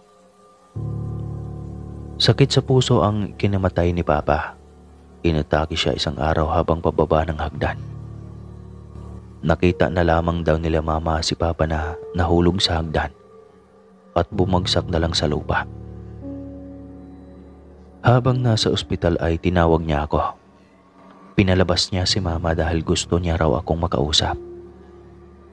Nang lumapit ako ay inilabas niya mula sa bulsa ang isang anting-anting. Ibinigay niya ito sa akin at saka sinabi na isuot ko raw ito lagi. Ito raw ang magliligtas sa buhay ko. At totoo nga iyon. Kinagabihan noong ibinigay niya sa akin ang anting-anting ay binawian na siya ng buhay. 3 araw lang ang naging lamay at nang inilibing siya, kasama naming inilagay sa kabaong ang napakadaming anting-anting na lagi niyang suot habang nanggagamot. Siyempre, maliban lang sa anting-anting na ibinigay niya mismo sa akin, hindi ko iyon sinama. Akala ko talaga ay hindi na gumagana ang kapangyarihan ng anting-anting sa akin. Nakita ko sa panggagamot ni Papa kung anong nagagawa nito. Pero habang suot ko ito, ay para lang akong may mabigat na kwenta sa leeg. Ngunit hindi ko pa rin ito hinubad. Inisip ko na lang na parang huling alaala na rin ni Papa ang kwenta sa akin. Kaya kahit wala itong ibinibigay na mahika ay iniingatan ko pa rin ito. Pero totoo nga ang sinabi sa akin ni Papa na ililigtas nito ang buhay ko. Nasa high school ako noon. 3 taon na ring patay si Papa at 3 taon na rin sa pangangalaga ko ang anting-anting. May ginawa kami sa paaralan na report para sa English subject namin. Kaya ginabi ako ng uwi. Halos 10:00 na ng gabi ako nakaalis sa paaralan. Sabi nga ng ibang kaklase ko ay doon na lamang ako matulog sa kanila. Pero umuwi pa rin ako. Madilim ang daan pa uwi. Wala pa sa amin noon ang mga poste ng ilaw o mga sasakyan. Kaya mag-isa lang talaga ako sa daan. Parang nilokoban ang buong paligid ng kulay itim na tela. May pailan-ilang pang bituin pero hindi sapat para makita ko ang daan. Ngunit sanay na ako sa ganoon. Ilang beses na rin akong umuwi sa amin ng ganitong oras ng gabi sa kadiliman.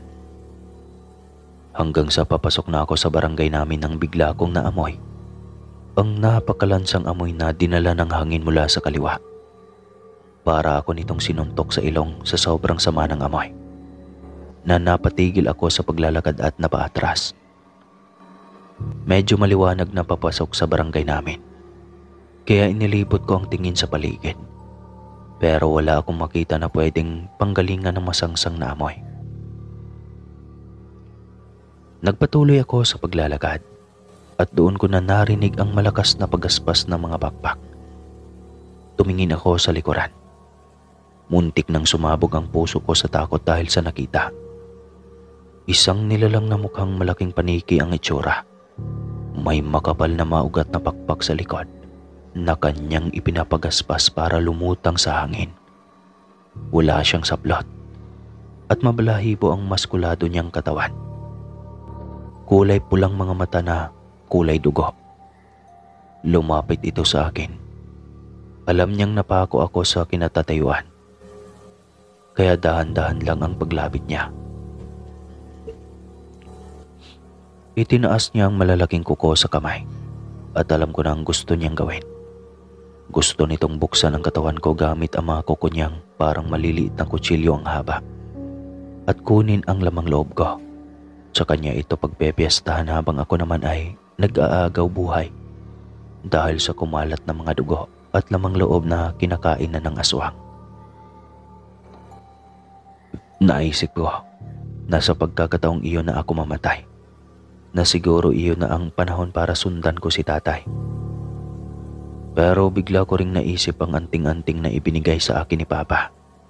Parang narinig ko ulit ang boses niya habang nakahiga siya sa kama ng ospital. Ililigtas ka ng anting-anting na ito, sabi niya. Kaya agad kong kinuha ang anting-anting at ipinakita ito sa aswang na papalapit. Tinitigan ng aswang ang hawak ko at naisip ko noon na wala nang bisa ang anting-anting, na si Papa lang ang may kakayahan na paganahin ang kapangyarihan nito. At dahil matagal nang patay si Papa, para na lang itong normal na kwintas. Pero biglang umatras ang halimaw habang nakatitig pa rin sa anting-anting na nanginginig sa kamay ko. Siguro dahil sa takot na nararamdaman ko. Pasalamat ka at hawak mo ang anting-anting ng unang Diyos. Hindi kita pwedeng galawin dahil dyan. Pasalamat ka sa kung sino man ang nagbigay sa iyo niyan, bata, sabi ng aswang. At bigla na lang itong lumipad palayo gamit ang maugat niyang pakpak. Naramdaman ko ang malakas na tulak ng hangin. At nang tuluyan na ngang nawala ang aswang, tsaka lang ako nakahinga ng maluwag. Ibinalik ko ang anting-anting sa leeg at tumakbo ako ng tumakbo. Walang lingon-lingon. Tumigil lang siguro ako nang nasa harap na ako mismo ng bahay namin. Agad akong pumasok at isinara lahat ng pinto at bintana. Sa tagal na suot ko ang anting-anting, ilang beses pa ako nitong iniligtas sa kapahamakan. Naalala ko pa noon kung paanong tumigil bigla sa harap ko ang isang kotseng umandar ng napakabilis. At sabi pa ng driver, hindi niya raw alam kung paano promeno ang sasakyan niya kahit huli niya na itong naapakan. Nahulog ako minsan sa isang mataas na lugar at buong akala ko talaga ay nabali na ang mga braso ko na siyang ginamit kong pandiin sa pagbagsak. Pero nang tignan ako ng mga kakilala ay puro sugat at galos lang ang nakita. Marami pang pagkakataon na nailigtas ako nito. At buong pasasalamat ko kay Papa na sa akin niya ipinamana ang anting-anting. Hanggang ngayon ay nasa akin pa rin ito.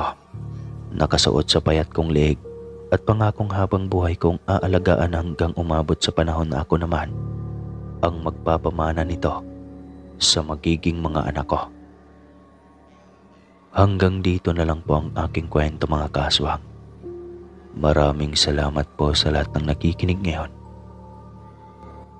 Muli po, ako po si Noli ng Bicol.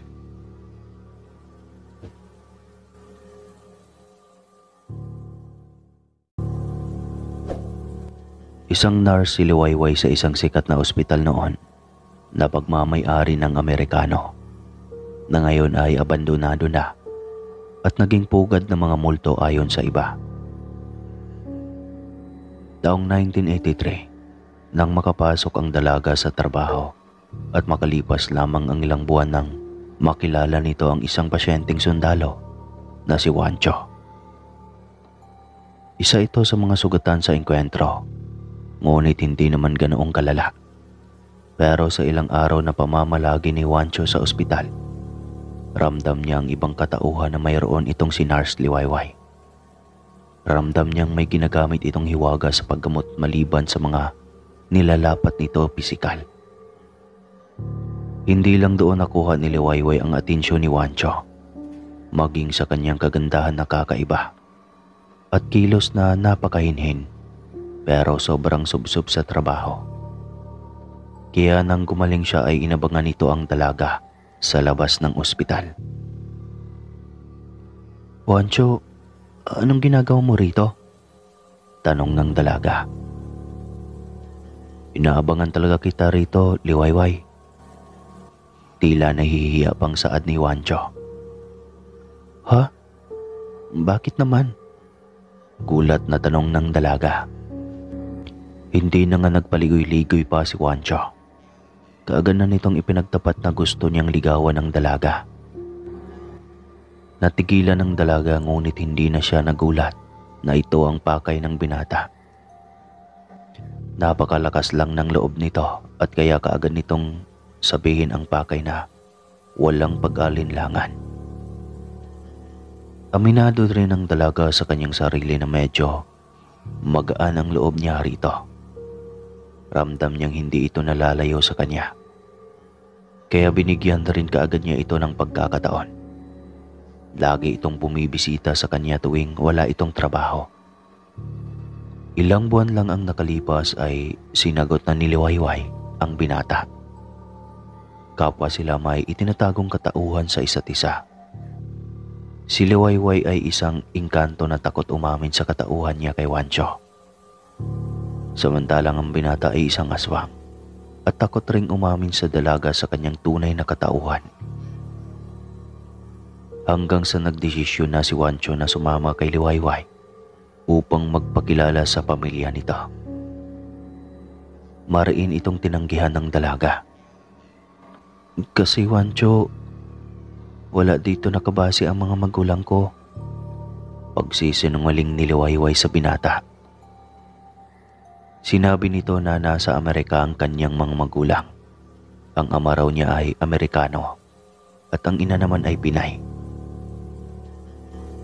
Napaniwala rin dito ang binata kasi mukhang Amerikana din ito. Paano yan, mahal? Gusto ko sanang magpaalam na mamanhikan sa inyo. Wika ng binata. Nagulat ang dalaga. Aalokin mo na ako ng magpakasal? Gulat ngunit tuwang-tuwa na tanong nito. Nang tumango si Juancho ay napayakap ang dalaga ng mahigpit sa nobyo. Pwede namang diretso na tayong magpakasal kahit wala ang mga magulang ko, mahal. Nasa tamang edad na tayo. Yung mga magulang mo na lang. Sawis lang tayo magpakasal. Suhestyo ni Liwayway. Pumayag na lang din si Juancho sa gusto ng dalaga. Dinala niya ito sa isang beses sa harap ng kanyang pamilya. Ngunit pagdating ng hapon ay kaagad din niya itong hinatid sa tahanan nito. Hindi pa man sila kasal ay lihim na silang nagtatagpo. Palagi si Juancho sa bahay ng dalaga kapag may libreng oras sa trabaho. Doon na rin siya natutulog kung minsan. Hanggang sa isang pagkakataon na hindi niya namalayang kabilugan ng buwan. Nagising na lang siyang bigla sinisilaban ang kanyang sarili. Alam niyang naghahanap na naman ang kanyang hininga ng hilaw na mabibiktima. Kaagad siyang tumayo at binuksan ang bintana. Mabilis siyang tumalon doon at nang dumapo na siya sa lupa, ay bigla siyang naging isang malaking aso. Hindi lahat iyon nakaligtas sa mga mata ni Liwayway. Kahit madilim ang buong paligid ay kitang-kita niya lahat. Maging ang pagtalon nito sa bintana at ang pagiging aso ay naabutan iyon ni Liwayway nang umupo siya para sundan ito ng tingin. Napagtanto niyang isang aswang ang sundalong kanyang iniibig. Napalabi siya sa kanyang naisip kung magkakaanak sila ay kaliwa ang kakayahan ang mamanahin ng anak. Naisipan rin niyang kung maglakas kaya siya ng loob na sabihin o aminin sa binata na isa siyang engkanto ay matatanggap kaya siya nito. Kaso ay naisip niyang mas pangit siya kaysa dito kapag nasa halimaw na kaanyuan. Kaya wag na lang. Itatago na lamang niya dito habang buhay. Baka iiwanan pa siya nito kapag nalaman nito ang kanyang katauhan. Hinintay niya itong dumating.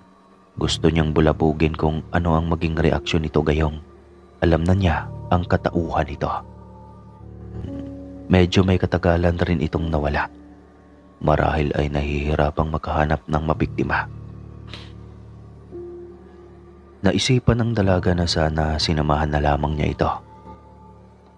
Kaso ay baka magulat ang kanyang asawa at hindi na magiging komportable sa paghahanap na siya pa ang magiging dahilan ng pagiging mahina nito at sakitin kung sakali.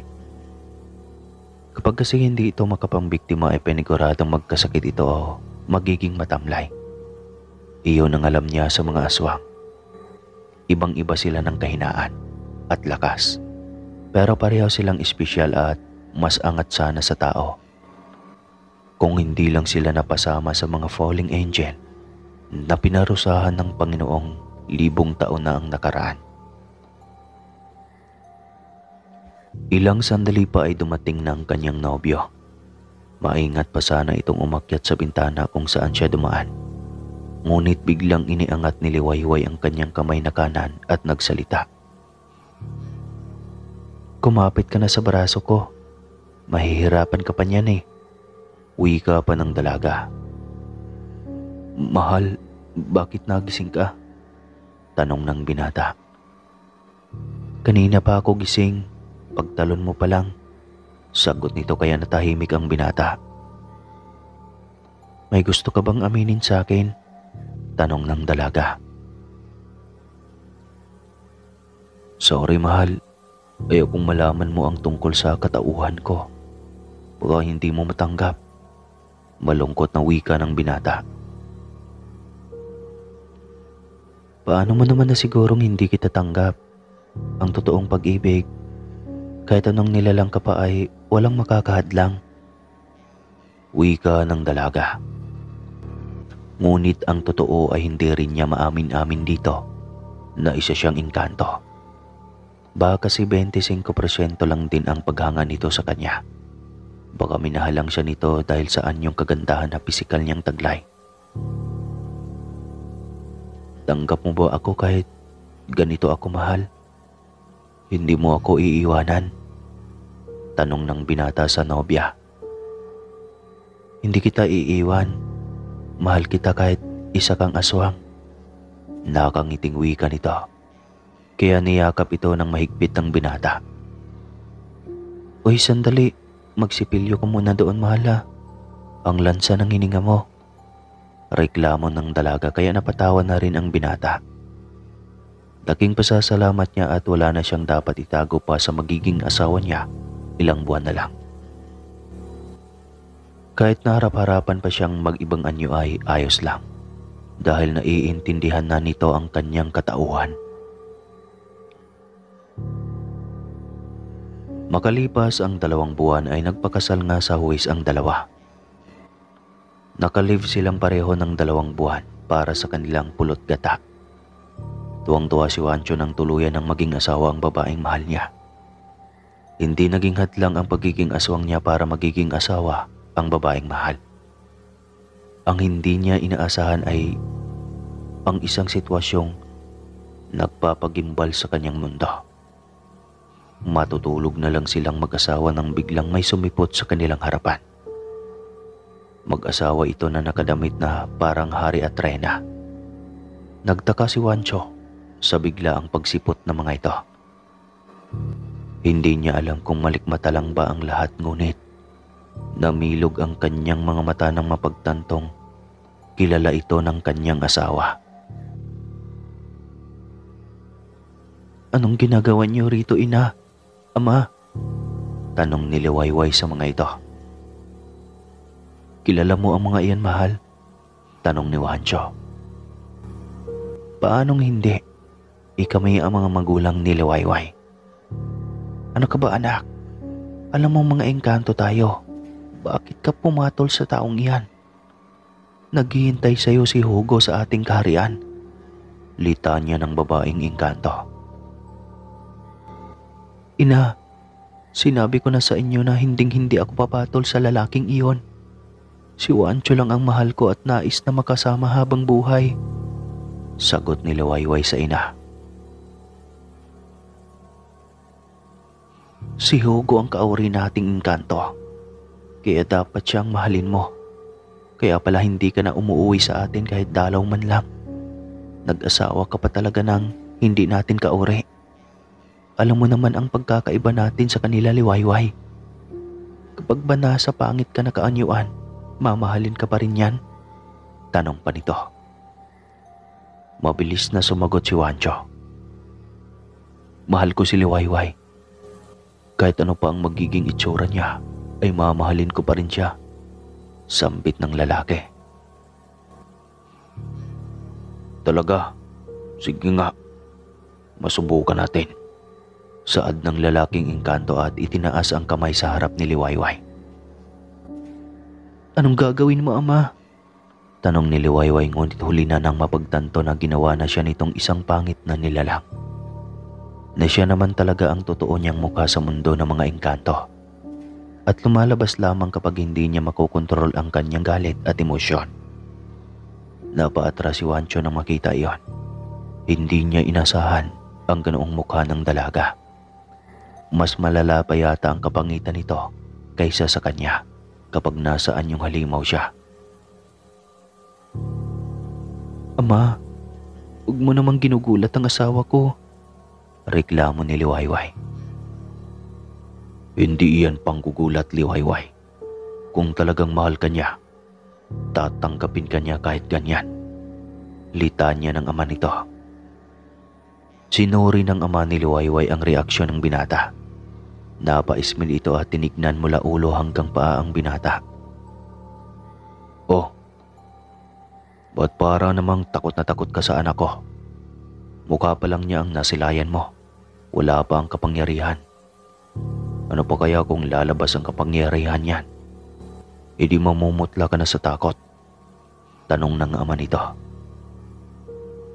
"Hindi po ako takot. Nagulat lang ako. Mahal ko pa rin po si Liwayway kahit na ano pong pag-iibangan niyo ang gagawin niyo sa kanya." Lakas loob na wika ni Wancho. Ilang araw pa nilang sinubok ang lalaki, hanggang sa mapagtagumpayan iyon ni Wancho. Dahil doon ay tinigilan na nila ito at binigyan na ng basbas mula sa kanilang dimensyon. Wala na silang pangamba sa isa't isa. Kapwa nang naihayag ang kanilang katauhan. Hindi man sila naging tapat sa kanilang katauhan, hindi iyon nagiging hadlang sa kanilang mainit na pag-iibigan at pagtitinginan sa isa't isa. Hanggang sa hindi nila inaasahan ang isang panauhin, biglang napasugod si Hugo sa kanilang tahanan. Galit na galit itong nagwawala at halos wasak lahat ng kanilang gamit dahil sa pagwawala nito. "Sino yan, mahal? Mukhang kauri mo rin yan," sambit ni Wancho. "Oo, iyan si Hugo. Ang nais ng aking mga magulang na maging asawa ko sa aming kaharian. Pero wala na siyang magagawa pa. Naibigay na nila Ama ang basbas para sa ating panghabang buhay na pagsasama. Litanya ni Liwayway. Tinignan ni Wancho ang engkanto at galit na galit siyang sinugod ito. Wala kang karapatan na manggulo sa mundong ito. Mundo ko ito, kaya huwag kang pasaway. Bulyaw ni Wancho sa binatang engkanto. Tigilan mo iyan, Hugo. Wala ka nang magagawa pa. Talagang hindi kita gusto. Saad rin ni Liwayway. Hindi ako makakapayag. Papatayin ko ang lalaking iyan. Mabawi lang kita. Galit na saad ni Hugo. Yan ang hinding-hindi ko mapapayagan. Magkamatayan tayo bago mo makuha sa akin ang asawa ko. Galit na wika ni Wancho. Bago pa man siya nagamitan ng kapangyarihan ng engkanto ay naging isa na siyang malaking panigi. Hindi ka tao? Gulat na tanong ni Hugo. Huwag mo nang patulan pa iyan, mahal. Sigaw ni Liwayway. Huwag kang mag-alala, mahal. Hindi ako masamang aswang. Patawad nga lang at hindi ako papayag na maagaw ka niya at maitakas mula sa akin. Litanya ng asawang si Wancho. Bigla siyang sinugod ni Hugo kaya napalaban siya rito. Lakas ng aswang laban sa lakas ng engkanto. Hindi naman nalalayo ang lakas na taglay nito sa lakas na mayroon siya. Magiging patas ang laban nila. Kung may kapangyarihan ito, mayroon din naman siya. At dahil hating gabing iyon, saktong malakas rin ang kapangyarihan na taglay niya. Tigilan mo na yan, Hugo.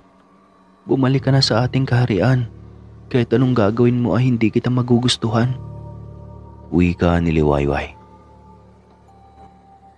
At nang hindi ito nakinig ay inis na inis si Liwayway na binuksan ang lagusan patungong mundo ng mga engkanto. Kaagad niya itong isinara at ginamitan ng kapangyarihan na hindi kayang mabuksan ng binatang engkanto. Biglang bumalik sa dating anyo si Wancho. Wala na si Hugo.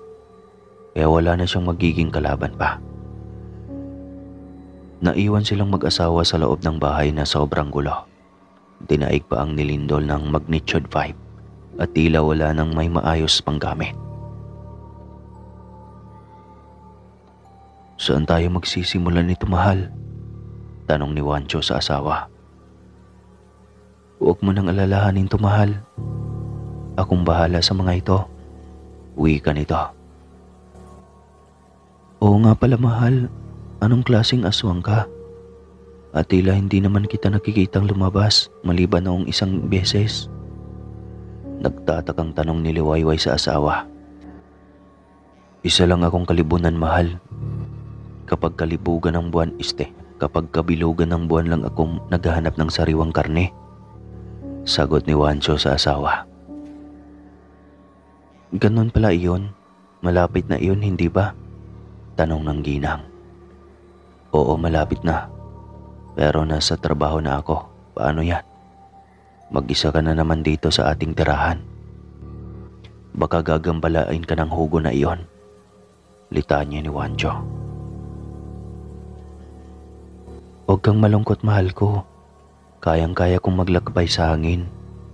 Bibisitahin kita lagi sa inyo. At saka huwag kang mag-alala. Doon ako maglalagi sa barracks mo pag uwi ko galing trabaho. Wika pa nito nang nakangisi. Naku, mahal, bawal yan eh. Pwede siguro kung bibisita lang pero kung doon ka pipirme, naku, mateterminate ako sa trabaho. Reklamo ng Ginoo. Siyempre hindi nila malalaman iyon. Di naman nila ako makikita. Kayang-kaya ko yan. Tayo pa ba? Wika nito sabay kindat. Dumating ang araw na kailangan na nilang bumalik sa kanilang trabaho. Malungkot si Wancho. Dahil hindi na naman niya makakasama bawat oras ang asawa. Subalit noong nasa barracks siya ay nagugulat na lamang siya dahil bigla na lamang itong sumisipot habang natutulog siya. Nakahiga rin ito sa kanyang balikat habang sinisimot-simot ang kanyang kilikili. Wancho, nako, nananaginip ka na naman yata dyan at nagsasalita kang mag-isa. Puna ng kanyang kasama. Natutup ng lalaki ang kanyang bibig habang ang asawa ay nakahagikgik. Di ba oras na ng trabaho mo ngayon? Bakit nandito ka? Tanong niya sa asawa ng pabulong. Chine-check lang kita kung okay ka lang.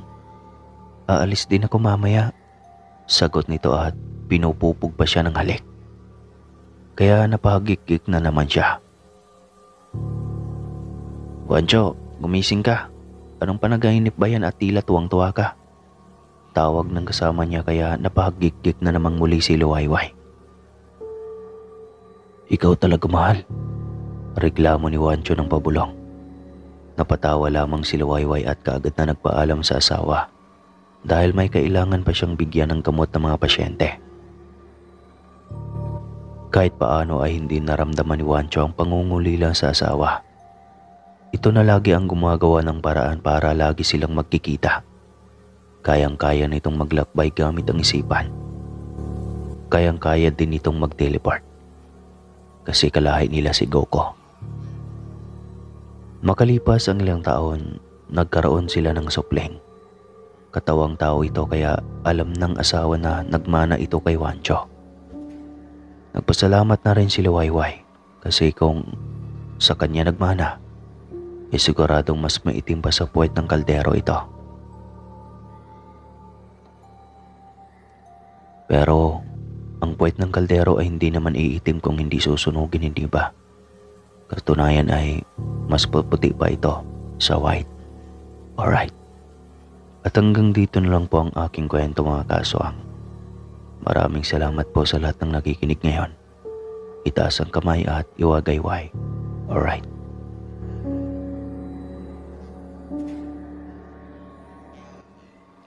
Sino nga lang ba ang hindi nagmahal? Sino nga ba? Sino ang hindi nakaranas na masaktan? Pinaasang may katapusan ng librong buhay nyo ang nailathala. Pero ang mga huling unit pala, iba na ang karakter na kasama niya. Pangako mahal, makalipas ang 5 taon magpapakasal na tayo. Basta wag kang magloko dito. Baka mamaya niya nasa Saudi ako tapos di ko pala rito ay may ibang nobyo.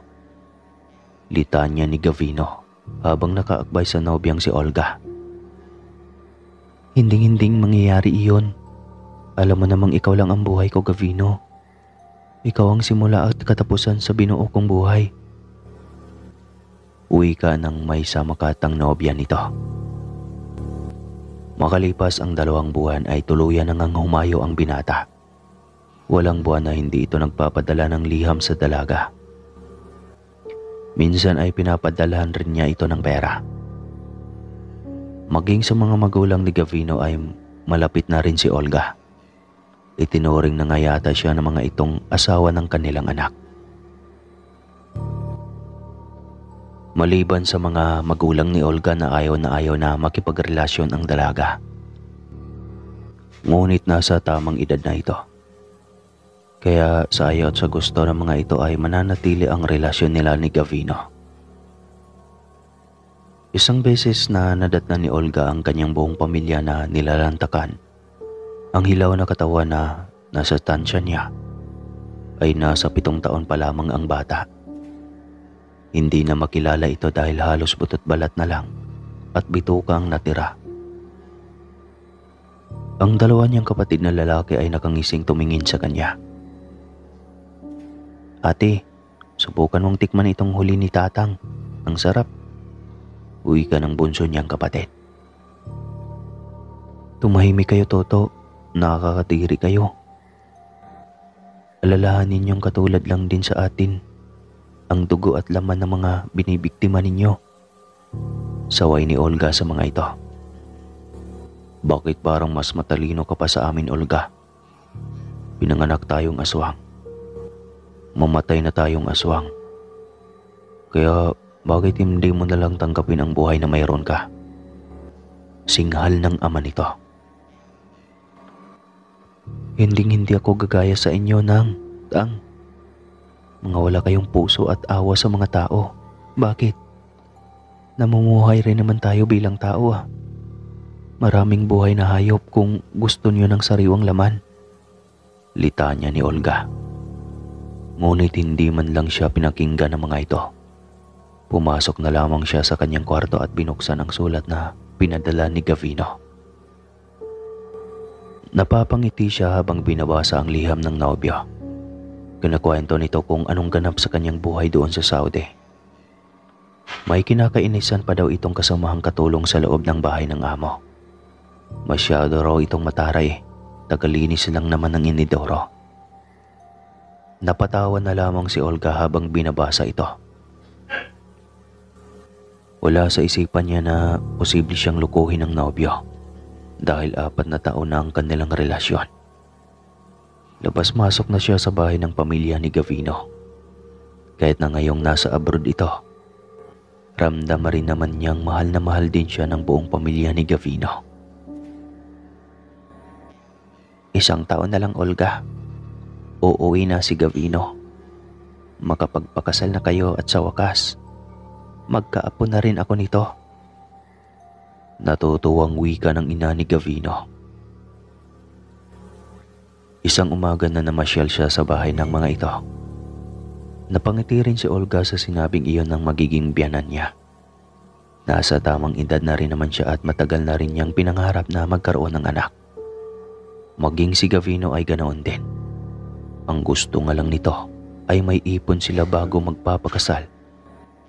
Dahil nais nitong magtayo ng negosyo pagkatapos nilang makapagpakasal. Iyong negosyo na kayang-kaya silang buhayin. Ngunit biglang nagbago ang lahat. 3 buwan na lang ay wala pa ring sulat na natanggap si Olga. Sa tuwing chine-check niya mula sa magulang ng nobyo kung nakapagpadala na ba ito, ay mabilis ang mga itong umiiling. Ano kayang nangyari sa lalaking iyon? Nag-aalala na ako ng sobra. 3 sulat na ako, hindi man lang nito sinasagot kahit isa. Wika pa niya.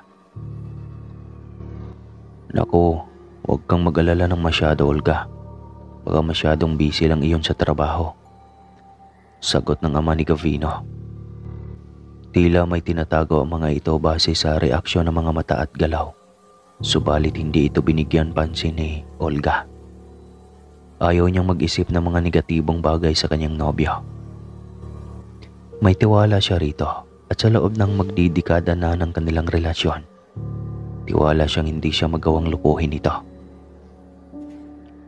Nang sumunod na araw ay bumalik pa rin si Olga sa bahay ng nobyo.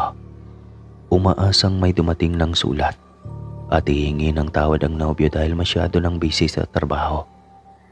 Ngunit wala. At hindi pa rin nagawang magduda ni Olga. Positibo pa rin ang kanyang pananaw.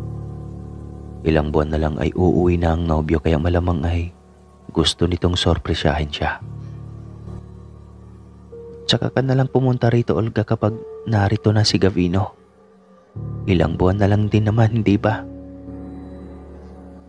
Sa sinabing iyon ng ina ni Gavino ay tila may nabuong hinala sa isip ni Olga. Ngunit ayaw niyang maging negatibo, kaya ayos lang.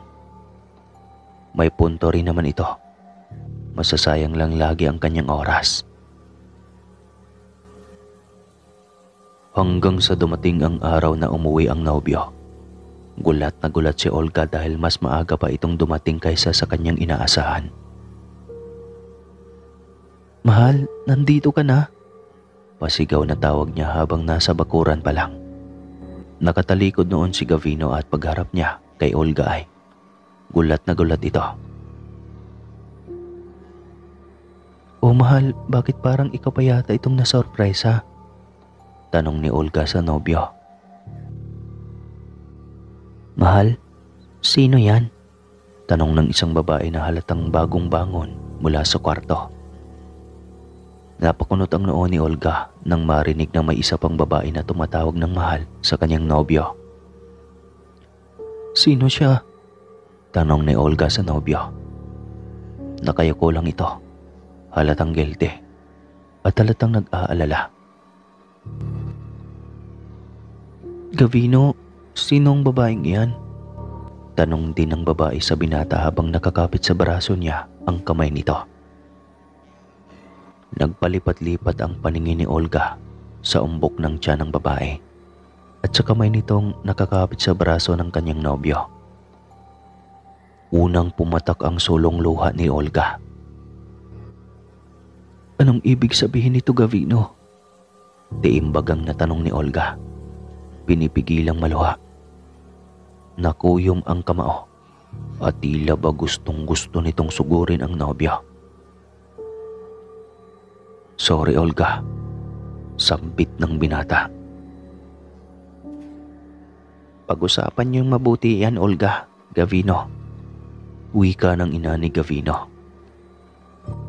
Hindi na yata kailangan. Naiintindihan ko na. Kung sana hindi niyo ako pinagmukhang tanga. Kung sana pinaalam niyo sa akin ng maaga na may ganito pala. Pareho-pareho kayo. Pinagmukha niyo akong tanga. Bulyaw ng dalaga. Walang may nagawa si Gavino nang tumalikod na si Olga. Alangan namang pigilan niya pa ito. Gayong wala rin namang pag-asa na maayos pa ang pagitan nilang dalawa. Nagawa na niya itong lukuhin. Kahit sabihin niyang hindi niya sinasadya at aksidente lamang iyon. Ginawa pa rin niya ang magloko sa nobyang ilang taong naghintay sa kanya. Mahal, Gavino. Sambit ng babae sa kanyang tabi. Tumahimik ka, Leticia. Kung hindi dahil sa iyo, hindi nasira ang relasyon namin na mag-iisang dekada na sana. Bulyaw ni Gavino sa bagong karelasyon. Gusto man niyang habulin ang nobya ay wala siyang lakas ng loob. Para saan pa ang paliwanag niya? Hindi rin naman niya ito mapipili dahil buntis na ang isa. Nagwala ang dalagang si Olga pagdating sa kanilang bahay. Naubos na yata niyang sunugin lahat ng gamit na bigay ni Gavino sa kanya. Maging ang mga sulat nitong pinakaingat-ingatan niya ay sinunog niya na rin. Ano ba yan, anak? Ang pangit mong magwala. Ano, niloko ka, no? Sinasabihan na kita. Ayaw mo kasing makinig sa akin. Ngayon alam mo na ba kung gaano kalupit ang mundo? Naranasan ko na iyan, Olga. Paalis ka pa lang, nakauwi na ako. Pero hindi kita nakasalubong. Kaya dapat nakinig ka na sa akin. Litaan niya ng ina nito. Hayop sila, nanang. Niloko nila ako. Umiiyak na saad ni Olga. Anong ginawa nila sa iyo? Pinagkaisahan ka, ano? Tanong ng ginang. May binuntis sa Gavino, nanang. Tapos ilang buwan na pala iyon. Nilihim nila sa akin. Maging ang mga magulang ni Gavino na akala ko ay kakampi ko. Nagawa ring ilihim sa akin ang lahat. Pinagmukha nila akong tanga. Umiiyak na wika ng dalaga. Napailing ang ina nito nang marinig ang sinabi ng anak. Hinding-hindi nalalayo ang kapalaran ng anak sa pinagdadaanan niya noon. Mas masaklap nga iyon sa kanya dahil siya ay pinagtabuyan. Pinaako na nanlalalaki kahit wala naman. Kaya nang maghiwalay sila sa nobyo, pinangako nito sa sarili na hindi na siya iibig pang muli sa tao. Kaya niya pinakasalan ang ama ni Olga na isang mabangis na aswang sa kanilang baryo. Hindi nga niya ito iniibig noon. Inalagaan naman siya at pinapahalagahan ito. Hanggang sa lubusan na rin siyang nagpasakop sa kadiliman. Huwag kang mag-alala, anak. Kami ang maghihiganti para sa iyo. Saad ng ina ni Olga. Dahil magkahalo ang nararamdaman ng dalaga, hindi na pumasok sa kokote niya ang sinasabi ng ina na paghihiganti. Sa pagdaan ng araw, hindi maikakaila ang sobrang sakit ng kalooban ni Olga. Hindi madaling tanggapin na wala na ang kanyang nobyo at iba na ang nagmamay-ari nito. Hanggang sa isang kabilugan ng buwan, naisipan ni Olga na magliwaliw sa papawirin upang madama ang malamig na simoy ng hangin. Hanggang sa hindi niya napigilan ang sarili na dalhin sa bahay ng dating nobyo. Dumapo siya sa bubong ng bahay na iyon. Naamoy niya ang bango ng batang nasa loob ng tiyan ng buntis. Napalabi siya at tila may tumatakbong hindi magandang bagay sa kanyang isipan. Ngunit pilit niya iyong iwinaglit. Ayaw niyang maging ganoon kasama. Biglang may narinig siyang huni ng katulad niyang aswang sa bintanang malapit sa kwarto ni Gavino. Sinilip niya iyon at nakita niya ang nanang at tatang niya na naroon. Kaagad siyang lumipad malapit sa kinaroroonan ng mga ito at sinaway.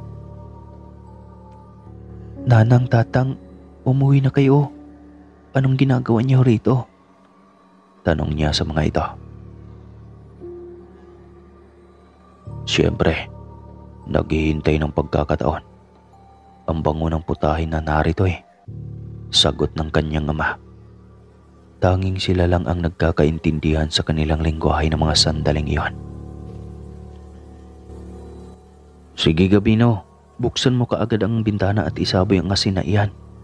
Utos iyon ng ama ni Gavino at bago pa man sila nakatakas at pareho na silang natamaan ng mga butil ng asin. Naghihiyawan sila sa hapdi ng matamaan ng asin nang hindi na paghandaan. Pagdating nila ng bahay ay puro sila paso dulot ng asin. "Ang ingay niyo kasi, itutuloy na pala natin," reklamo ng ama ni Olga. "Ano ba kasi ang ginagawa niyo roon?" tanong ni Olga. "Siyempre naghihintay nga ng pagkakataon. Ikaw nga naroon din wika ng ina nito. Natahimik na lang din ang dalaga. Hindi niya rin maibaliwanag kung bakit napunta siya roon. Pero napagtanto niyang napakabango pala ng sanggol sa loob ng tiyan ng buntis. Para lang itong bulaklak na fortune na humahalimuyak sa bango tuwing gabi. Tila naaadik na siyang amoy-amoyin iyon. Subalit kailangan niyang pigilin ang kanyang sarili. Ayaw niyang gumawa ng masama dahil lang naloko siya. Kaya sinaway niya ang kanyang mga magulang na wag nang bumalik sa bahay ng dating nobyo at pagdiskitahan ang buntis nitong kinakasama. Pero hindi ang mga ito sumagot, bagkus ay nagkatinginan lang. Kinabukasan, maagang nag-igib ng tubig si Olga sa balon. Saktong nandoon na rin ang dating nobyo at ang kinakasama nito. Walang magawa si Olga kundi harapin ang mga ito ng taas noo. Alam na nandito kami nakaabang. Hindi yata matanggap na talunan parinig ng kinakasama ni Gavino. "Yung bibig mo, Leticia," saway ni Gavino sa babae. Mabuti na lang at walang ibang taong naroon. Silang tatlo lang ang naroon.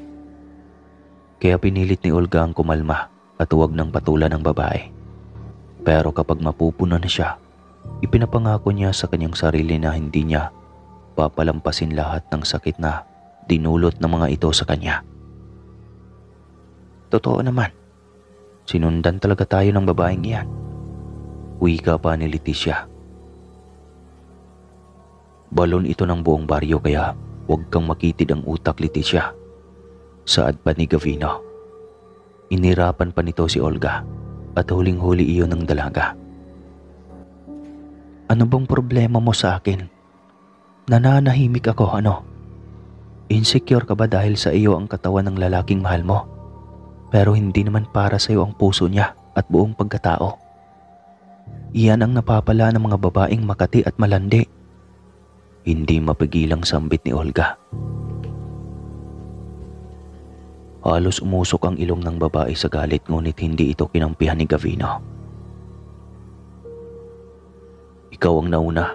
Nananahimik lang ang tao pero pinakaialaman mo. Kasalanan mo," wika pa ni Gavino. Wala itong magawa kundi ang magtiis.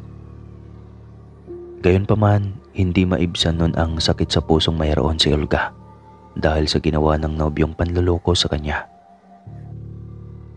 Dumating ang araw ng panganganak ng kinakasama ni Gavino. 11:00 na ng gabi nang pumutok ang panubigan nito. Taranta ang lahat habang ang mga magulang ni Olga ay nasa bubong lang at naghihintay ng pagkakataong maiwang mag-isa ang babae sa loob ng bahay. Nagpanggap ang ina ni Olga at ginaya ang mukha ng hilot sa kanilang baryo. Saktong pagbukas ng pinto ay bumungad ang mukha ni Lola Hermania. Sa taranta ay hindi na mga ito naisip kung bakit naroon na kaagad ang matandang hilot. "Salamat naman Lola, halika na at manganganak na ang asawa ni Gavino." Natutuwang saad ng ama ng lalaki. Lingid sa kanilang kaalaman ay ginamitan ng mga ito ng mahika ng aswang upang mapailalim ang pagtulog. Kaagad na sa pilitang dinukot ng mag-asawa ang sanggol sa loob ng tiyan ni Leticia. Iyon ang naabutang ganap ni Olga nang minsang dalhin siya ng kanyang mga paa sa nasabing bahay. Hindi niya inasahan na manganganak na pala ang babae. Nagulat siya sa pinagagawa ng kanyang mga magulang. "Nanang, tatang, anong ginagawa niyo?" Gulat na tanong ng dalaga. "Sinabi ko na sa iyo anak, ipaghihiganti kita," wika ng ina nito. "Pero ina, hindi niyo kailangan gawin ito sa sanggol," sambit niya samantalang hindi mapigilan ang paglunok ng laway dahil natatakam na rin sa pinagsasaluhan ng mga itong sanggol. "Huwag mo nang pigilan ang iyong sarili anak. Gawin mo kung ano ang gusto mong gawin. Pagkakataon mo na para makaganti," tanging sagot ng ina. Biglang lumapit si Olga sa mga ito. Una niyang dinambahan ang babaeng ina ng sanggol. Winasak niya ang dibdib nito at tinukot ang puso at iyon ang kanyang nilamon. Napagtanto niyang masarap pala ang lamang loob ng tao kaysa iba pang nilalang sa mundo. Maaadik na yata siyang maghanap ng puso ng tao para gawing pagkain, gayong nakatikim na siya nito. Kinabukasan, nagising sila ni Gavino at ng mga magulang ng sabay. Sobrang gulat ng mga ito nang makita ang kahindik-hindik na sinapit ng kanyang anak at ng kinakasamang si Leticia.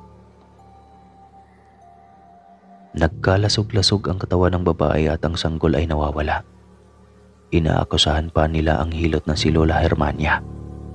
Ngunit mariin itong tumanggi dahil hindi naman ito nakalabas ng bahay. Saksi ang kanyang asawa, anak at apo na nasa bahay lang siya mahimbing na natutulog at wala silang lahing aswang. Napailing na lamang si Gavino.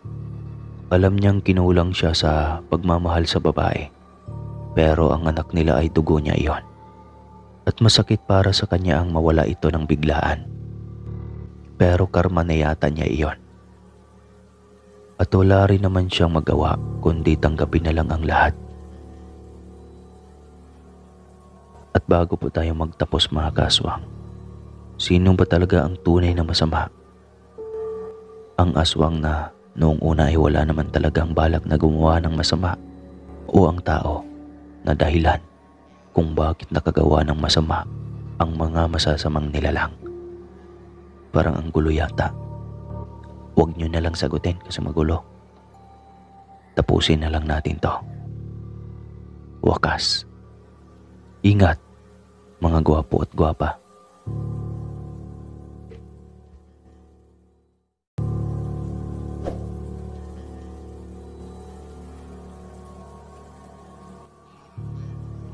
Marami nga ba kaya ang pakalat-kalat na ibon kahit sa kalahati ang gabi? E paano kung ang ibang iyan biglang dumapo sa maliit na butas ng inyong bahay at parang may sariling utak na gustong pumasok sa loob? Hindi ka ba matatakot? Lalo na kung ikaw ay 9 na buwang buntis na. In short, kabuwanan na. Taong 1988, Sir Casper. Tinawag yata ang taong ito sa aming lugar na Thunderbird. kasi kaliwat kanang engkwentro laban sa bandido at mga sundalo. Mga kabahayan sa aming baryo ng mga panahong iyon at may hukay na pinagtataguan namin kapag halos nagliparan na ang bala sa aming mga tenga. Paksol ang tawag sa amin ng ganoong hukay. Nasa gitna ito ng silong. Katunayan, naroon pa rin ang nasabing paksol sa aming lumang bahay noong araw. Ginagawang taga-utaguan ng mga batang 20s. Taong 2005 yata iyon. Malaki na kasi ang mga apo ko na naiwan na sa akin at mahilig maglaro sa aming mga kapitbahay. Minsan nagtataka pa ang mga ito at napapatanong kung bakit may hukay ang ilalim ng aming silong. Pinapaliwanag ko naman sa kanila na matagal ng hukay iyon at kung para saan. Filma po ang pangalan ko, sir, at maagang nakapag-asawa. Para sa akin ay matawag ko na lang iyon na aking kapalaran. Pangit kasi ako, sir. At dahil lagi sa aking tudyo ng mga kapatid at mga magulang na hindi ako makapag-asawa, na-insecure na rin ako sa aking sarili. Sino ba ang ayaw magkaroon ng isang pamilya? Magkaroon ng anak at lalaking mag-aalaga. Lahat ng babae inaasam-asam ang buhay na mayroon kang katuwang. Kaya noong ligawan ako ni Celestino, walang pagdadalawang isip ko itong sinagot. Unang araw pa lang ng kanyang ligaw. Tila nagulat pa ito dahil sa lahat ng babaeng kanyang niligawan noon. Ako lang yata ang niligawan niya na intro pa lang ng panliligaw ay uuna kaagad ang sagot ko. Napakamapagbiro mo naman, Filma. Alam mong hindi ako nakipagbiruan eh. Wika nito. Bakit? Mukha ba akong nagbibiro? Hindi naman ah. Baka ikaw siguro. Ginugud time mo lamang pala ako. Sagot ko sa binata. Kasi Filma, sa ibang babae kasi umabot ng 6 na buwan bago ako sagutin, pero ikaw, hindi pa nga umiinit ang upuan ko. Sinasagot mo na ako. Tanong nito sa akin. Syempre, hindi naman ako kagandahan katulad nila. Kaya bakit pa ako magpapakipot pa ng ilang buwan? Mamaya, magsasawa ka pa niyan at maiwan lang ako sa ere. Wala na namang ibang lalaki na magkakagusto pa sa akin. Mahabang litanya ko.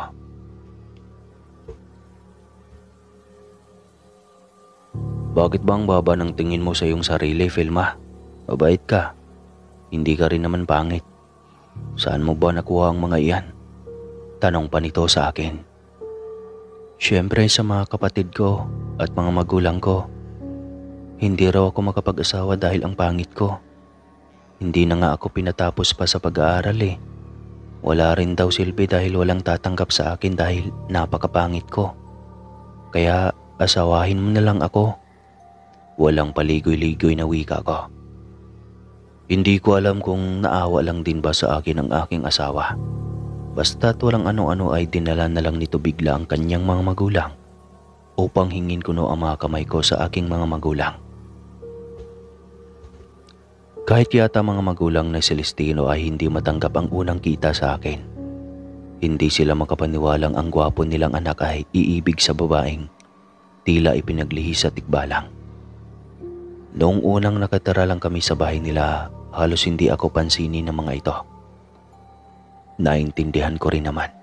Ayos lang. Ang mahalaga, mabuti ang pakikitungo ni Celestino sa akin. Maging ang mga kapatid ng aking asawa ay kinukutya akong kondorilya raw. Yung drama sa radyo noon na isang pangit pero makapangyarihang nilalang. Hindi ko pa rin iyon pinapatulan. Totoo naman. Tanggap ko na talaga sa buhay ko na isa akong pangit. Sarili ko ngang pamilya kinukutya ko at minamaliit. Ewan ko lang din ba kay Celestino kung bakit naisipan pa akong pakasalan. Siya na yata ang pinakamalas na lalaki na pumatol sa babaeng nakakatakot kayakap sa gabi. Mukha rin yata akong aswang o malala pa. At hindi ko na iyon ikinakahiya. Ito ako. Ganito ako. Nilait na nga ako ng iba. Magse-self-pity pa ba ako? Siyempre, taas noon na lang din. Yun nga, at makaraan ang ilang buwan ay nabuntis ako at dahil doon ay nagpasya si Celestino na bumili na ng maliit na tirahan. Hindi ko rin inaasahan na may ipon pala siyang pera. Kahit naman pangit ako ay hindi ko naman nararamdaman na pinandidirihan ako ng aking asawa. Ramdam ko ang totoong pagmamahal at pag-aalaga niya sa akin. Hanggang sa bigla na lang magkagulo sa aming lugar. Ang daming bandido at mga may paminsan-minsang palitan ng putok mula sa pagitan ng bandido at mga sundalo. Dahil doon ay nauso ang paksol. Gumawa nun si Celestino. Kapag may putukan ay bumababa kami kaagad doon sa hinuhukay niyang ang tawag namin ay paksol. Ilang gabi o araw ding nangyari iyon. Halos manganganak ako nang wala sa oras dahil sa palagiang tensyon at nerbiyos. Hanggang sa bigla na lang idineklara na no man's land ang baryo na aming tinitirhan. Masyado na kasing maraming bandido at minsan ay napagkamalan na ring mga bandido ang mga ordinaryong tao. Kaya napalipat kami sa ibang lugar malayo sa gulo. Sakay ang alagang kalabaw ni Celestino ay naglakbay kami dala ang karusang lulan, ang aming mga pangunahing gamit. Kanya-kanyang direksyon bawat pamilyang lumikas sa lugar na iyon. Hindi na namin alam kung saan na ang tungo ng mga pamilya ko at ng mga pamilya ni Celestino. Masyado na kasing magulo ang lahat. Hanggang sa marating namin ang lugar na napakaliblib na, ngunit tahimik. Iilan lamang ang mga kubo at ang sabi ng mga matatandang aming nakakasalamuha ay wala naman daw nagbabawal kung magtayo ng bahay sa mga kalupaang iyon. Kaya doon kami pansamantalang nagtayo ng kubo. Doon ko rin naranasang bigla na lang magising dahil sa pagkaramdam ko ay may lintang kumakapit sa aking tiyan. Tapos bigla na lang maninigas ang aking tiyan. 7 buwan na iyon at 2 buwan na lang ay manganganak na ako. Hanggang sa kalagitnaan na ng gabi nang magising ako. Dahil sa huni ng uwak na sa pandinig ko ay nasa loob lang ng kubo namin. At hindi ako nagkamali dahil sa kadaliman ng gabi. 2 maliliit na mata ang nagbabagang nakatunghay sa akin at naghahanda na yatang sumugod sa akin. Galit na galit ang huni nito. "Celestino, may aswang!" Sambit ko na kaagad kaya mabilis ring bumangon si Celestino.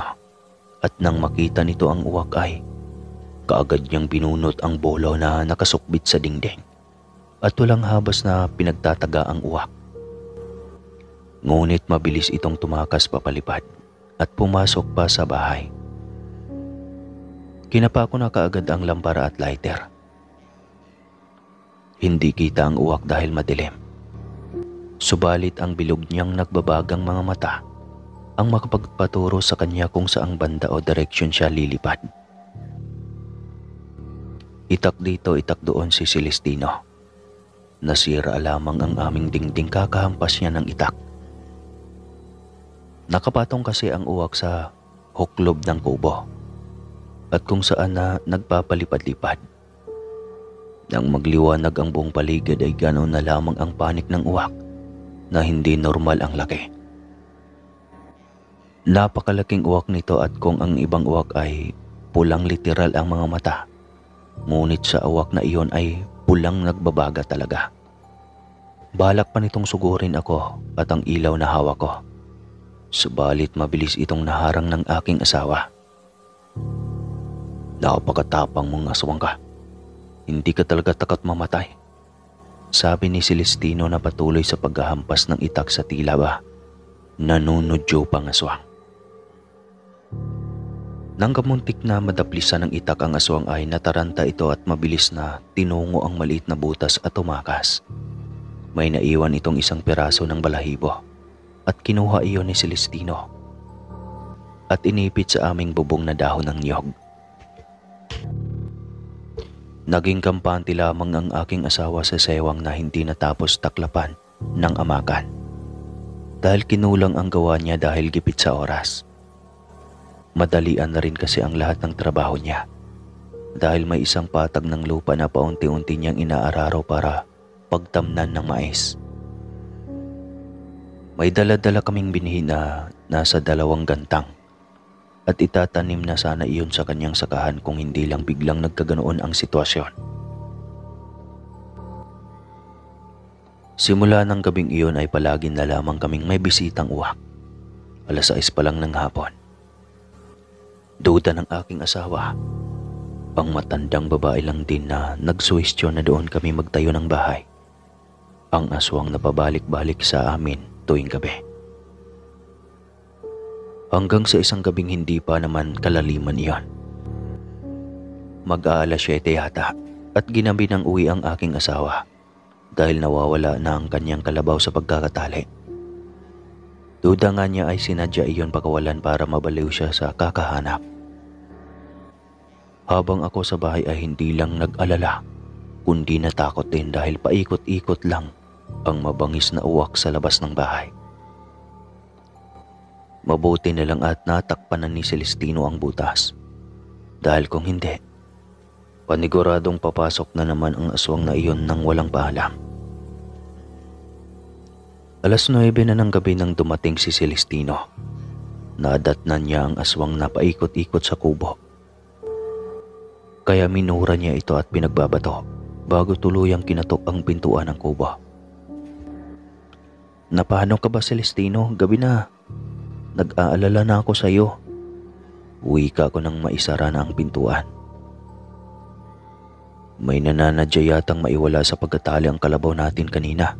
Ayun, doon ko pa nakita sa kabilang bukirin." Kwento nito. "Itong aswang na itong lagi nating bisita tuwing gabi. Duda akong ito yun eh. Ang matandang nakatira dyan sa kabila at ang uwak na ito ay iisa. Matutudas to sa akin." Wika niya pa. Ang uwak na kaninang mabangis na huni ay bigla ang tumahimik.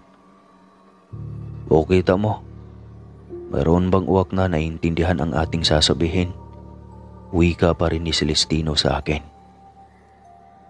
"Paano yan, Celestino? Malapit na akong manganak. Tapos aaligid-aligid sa akin lagi iyang aswang na yan. Lagi ka pang wala rito.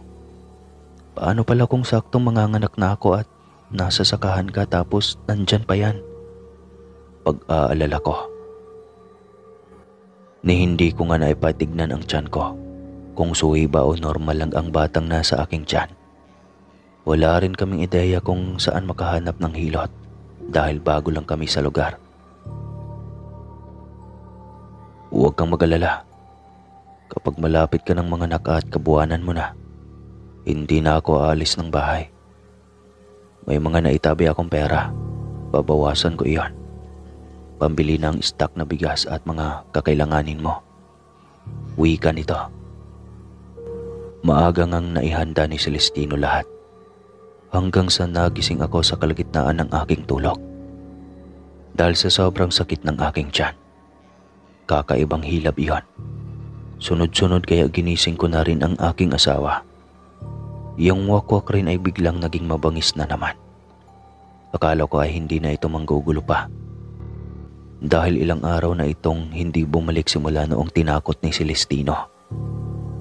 Ngunit ito na naman siya at sumakto pang manganganak na yata ako. "Tinoy, manganganak na yata ako." Sambit ko ulit sa aking asawa. "Talaga, manganganak ka na? Sandali, magpapakulo ako ng tubig." Wika nito. "Anong gagawin mo? Wala bang may magpapaanak sa akin?" Nag-aalalang tanong ko. "Huwag kang mag-alala, marunong ako. Nakita ko na minsan ito noong nanganak si nanay. Huwag kang matakot, kumalma ka lang." Wika pa nito. Paano yung wakwak na paikot-ikot? Baka kung anong gagawin yan?" Wika ko. Paminsan-minsang nawawala ang hilab ng aking tiyan hanggang sa mas nagiging madalas na ang sakit. At hanggang sa sobrang sakit na din at gustong-gusto ko nang sumuko. Sobrang sakit talaga na para akong mabibiyak. Sige lang, Filma. Umiri ka pa. Malapit na. Saad nito. Pagod na ako, Tinoy. Ayaw ko na. Wika ko. Napagtanto kong hindi pala madali ang maging ina. Sobra-sobrang sakripisyo ang dadanasin bago mong mararamdaman ang isang tunay na dakilang ina. 9 na buwan mong dadalhin sa tiyan. Sa unang yugto ng paglilihim mo, lahat ng mga nararamdaman mo ay hindi maintindihan. Pagiging iritable, pagiging maselan sa lahat ng bagay. Tapos sa pagluluwal, ilang oras mong danasin ang sakit. Ayan na, Filma, umiri ka pa. Utos ni Celestino. Inipon ko na ang buong lakas ko at iniri ang batang nasa aking sinapupunan. Nakaalalay lang si Tinoy hanggang sa makalabas ang bata. Narinig ko pa ang unang iyak ng sanggol bago ako nawala ng malay. Na ikinaiyak naman ni Celestino dahil akala niya ay mamamatay na ako. Wala na siyang pakialam sa wakwak na kalmot ng kalmot sa aming binatang yari sa amakan. Gustong-gusto nitong pumasok. Subalit dahil sarado lahat ng buong kubo, ay sakto lang itong paikot-ikot at nanggigigil. Nang magising ako sa ilang minutong nawalan ako ng malay, ay nakita ko ang kakaibang tuwa sa mukha ng aking asawa. Filma, mabuti ay gising ka na. Wika nito. Nilinga ko kaagad ang aking paningin. Sinubukan kong gumalaw subalit para akong bumagsak mula sa ikalawang palapag ng gusali. Sobrang sakit ng buong kong katawan. At maging sa pag-ihi ay kailangan pa akong alalayan at buhati ng aking asawa paupo sa arenola. Ganon kahirap ang pinagdadaanan bilang isang ina. Nabaling pa ang atensyon ko sa uwak na galit na humuhuni at kumakalos ko sa bintana ng aming kubo. Napatingin ako kay Celestino at naiintindihan rin niya kung anong ibig sabihin ng titig kong iyon. Hayaan mo na lang muna yan. Wala ring magagawa yan. Kahit mag-umaga pa siyang kumakalos ko sa ating dingding. Manalig tayo sa taas. Wika ng aking asawa. Nang magbukang liwayway na nawala rin ang nilalang sa bintana at nakatulog na rin ako ng mahimbing. Nagising na lang ako dahil sa yugyug ng aking asawa. Mamaya ka na muna matulog ulit.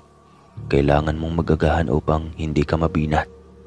Isa pa ay kailangan mong makahigop ng mainit na sabaw ng malunggay para may masuso si bebe. Wika pa ni Celestino. Tinignan ko sa aking tabi ang aking anak na mahimbing na natutulog. Kamukha ng ama at matutupad nga ang hiling ng aking asawa. Kapag lalaki ang unang magiging anak namin ay magiging junior na ito agad. Makalipas ang ilang taon na pamamalagi sa tahimik na lugar na iyon, ay nagplano kaming bumalik na sa dati naming bahay. Wala na rin namang patayan at bumalik na sa normal ang lahat. Ang bahay nga lang namin ay sobrang daming sira. Halos wala ng bubong iyon dahil sobrang wasak.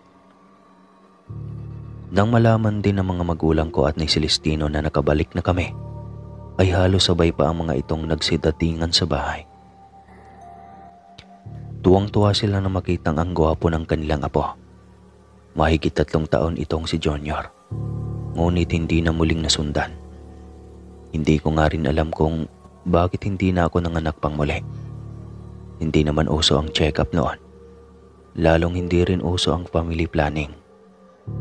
Kung ano ang mabuo, yun ang biyaya.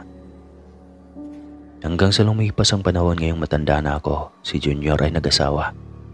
Nagkaanak na ang 3 anak at nasa akin na iwan. Nag-abroad kasi siya at ng asawa nito. At hanggang dito lang po ang aking kwento mga kaswang. Maraming salamat po sa lahat ng nakikinig. Ako po si Filma ng Negros.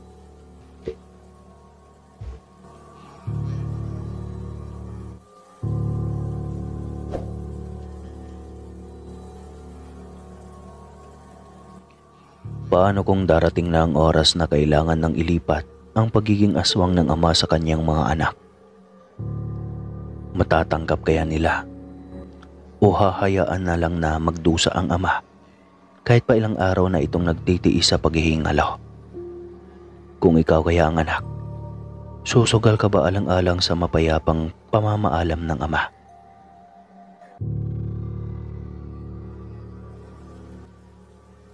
Hindi mapakali ang binatang si Kevin sa kalagayan ng kanyang ama na 103 na ang edad. Siya ang bunso at anak sa pangalawang asawa na ginayuman ng kanyang ama kahit edad 77 na ito. At sa ganong edad ay nabuo pa rin si Kevin. Ngunit nang matauhan ang kanyang ina at nagkawala sa nasabing gayuma ay iniwanan pati si Kevin. Ang ama lamang niya ang nagtataguyod sa kanya na kahit matanda na ay ginawa pa rin ang lahat upang makapagtapos ng kurso hanggang sa naging ganap na siyang guro. At sa pagkakataong iyon, magpapaalam na ang kanyang ama.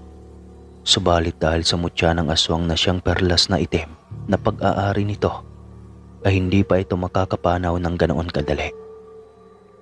Kailangan pang isa sa mga anak niya ang tatanggap noon at wala sa mga ito ang may gusto. Ayaw nilang maging aswang kagaya ng ama. Maging si Kevin ay ganoon rin. Subalit dahil sa pagmamahal niya sa ama, hindi na niya kayang pangtiisin ang nakitang paghihirap ng ama. Tay, pagod ka na po ba? Magpahinga ka na lang. Nandito ako at handang tanggapin ang lahat ng bilin mo. Wika ni Kevin sa harap ng ama. Habang nakapikit ang matanda ay itinaas nito ang kanang kamay. Kaya mabilis iyong inaabot na Kevin. Sige lang tay, ayos lang sa akin. Wika pa niya. Pagkatapos maramdaman ang isang maliit na bagay na nahulog sa kanyang palad habang nakahawak sa palad ng ama, ay bigla itong bumigat. Tuluyan na itong namaalam at napunta sa binata ang pagiging aswang ng ama. At upang malayo sa intriga o tsismis sa kanilang bayan, umalis ang binata sa serbisyo bilang isang guro sa kanilang bayan. Bit-bit ang kanyang ibang importanteng gamit at dokumento, ay nakipagsapalaran sa ibang lugar. Kilala na kasi sa kanilang lugar ang ama bilang mabangis na gabunan. Taunan nga itong nang-aatake subalit bawat taon na lumalabas ang pagiging aswang nito ay may ibinabalitang namatay. Wala naman siyang may makitang katawan ng tao o bata na naging biktima ng ama. Amoy na amoy niya pa rin ang kakaibang lansa ng kanilang kusina. Pagkatapos ng gabing may naibalitang patay, ayaw niyang pagdudahan ng ama. Kaya nanatili siyang tahimik at wala siyang pakialam sa mga intriga ng paligid. Bunso, sigurado ko ba talaga na gusto mong lisanin ang ating lugar? Tanong ng isa niyang kapatid sa ama na medyo may katandaan na rin. Oo ate, huwag kang mag-alala, kaya ko naman ang sarili ko. Lalayo lang ako sa isyu ng mga tao rito. Alam naman natin na totoo lahat iyon, kaya ayaw ko ng gulo. Paliwanag ni Kevin. Napabuntong hininga na lamang ang ate nito. Mababakas ang lungkot sa mga mata. Patawad bunso, talagang hindi ko kayang hawakan ang katauhang iyan ng ama. Masyado na akong matanda para dyan bunso. Wika ng kanyang ate. Napangiti lamang si Kevin sa kanyang ate. Naiintindihan niya ito at ayos lang sa kanya. Hindi rin niya kayang mapahamak ito sa mga taong bayan. At mas naisin na lamang niya na siya na ang magdusa kaysa ang mga kapatid niya. Una, siya ang nakipagsapalaran sa lungsod. Naganap siya ng trabaho at mabilis rin siyang natanggap bilang isang checker sa isang trading ng pagmamay-ari ng insect. Sa loob ng 2 taon na pagtatrabaho, ay kaperenggot lamang ang kanyang naipon. At sa loob ng 2 taon na iyon, ay 2 beses rin siyang inatake ng pagiging aswang. Na kahit katanghalian pa lang, nag-iinit na ang kanyang buong katawan. Parang gusto na niya laging nakatuwad. May isang pagkakataon pa na nahuli siya ng kanyang amo na nakatuwad sa bodega ng mga produktong ibinebenta nito. "Ano gawa mo, Kevin?" Tanong nito kaya diretsong napatayo siya na ang mga mata ay parang naduduling at gusto lang ay laging nakatuwad. "Wala po, sir. Naghanap lang ako ng ballpen na laglag sa sahig." Mabilis na depensa ni Kevin. Napatawa na lang ang amo nito sa kanya at sa itsura niyang sobrang haggard at nangingitim ang paligid ng mata. "Ikaw muna pahinga. Ikaw pagod trabaho, iyo mata duling na at itim pa." Wika ng kanyang amo at laking ginhawa iyon sa kanya na sobrang uhaw na at gusto nang sumipsip ng sariwang dugo sa mga sandaling iyon. Habang mabilis na naglalakad sa daan ay hindi pa niya manaiwasang mabangga ang isang dalaga. "Nako, sorry miss. Ang sama na kasi talaga ng pakiramdam ko." Paliwanag niya rito. Ang akala niyang bubulyawan siya nito ay hindi nangyari. Tumango lang ito at diretso nang naglakad kahit pahalatang nasaktan dahil paika-ika itong naglakad. Pagdating niya sa boarding house ay kaagad niyang ikinandado ang pinto. Doon na niya pinalabas ang kanyang nararamdaman. Nagubad siya ng kanyang buong kasuotan at tumuwad. Tumuwad na ito hanggang sa dumating ang dilim. Hindi niya napigilan ang umungol at wala na siyang pakialam kung may makarinig man sa kanya. Nang maramdaman na wala nang masyadong nag-iingay sa labas ay kaagad siyang lumabas upang maghanap ng mabibiktima. May nadaanan pa siyang bahay ng buntes, kaya nagtagal muna siya roon para amuyin. Ang sarap daw sa pagkaramdam habang inaamoy niya ang natatanging bango na parang sa kanilang mga aswang ay isang napakasarap na putahe. Amoy masarap na ulam na hindi maipaliwanag. Kagad siyang pumatong sa bubong at parot pa rito dahil hindi niya maipaliwanag ang kanyang nararamdaman. Mas amoy na amoy niya ang nasa loob ng tiyan ng buntis noong nasa taas ng bubong na siya. "Putang inang aswang ka! Babarilin kita!" Wika ng lalaki mula sa loob. Hindi nagpatinag si Kevin dahil inakala niyang tinatakot lang siya. Wala naman siyang balak na biktimahin ang nasabing buntis. Nasasarapan lang siyang amuyin ito pero wala siyang plano na gawa ng masama ang mga ito. Ngunit ilang sandali pa ay bumukas ang pintuan at lumabas ang naka-uniforming pulis. Napagtanto ni Kevin na isa palang alagad ng batas ang asawa ng buntis. Huli na para tumakas dahil pinagbabaril na siya nito. Tinamaan ang kanyang kaliwang binti kaya napatalon siya sa kabilang bubong. Napatakbo upang tumakas. "Subukan mong bumalik dito.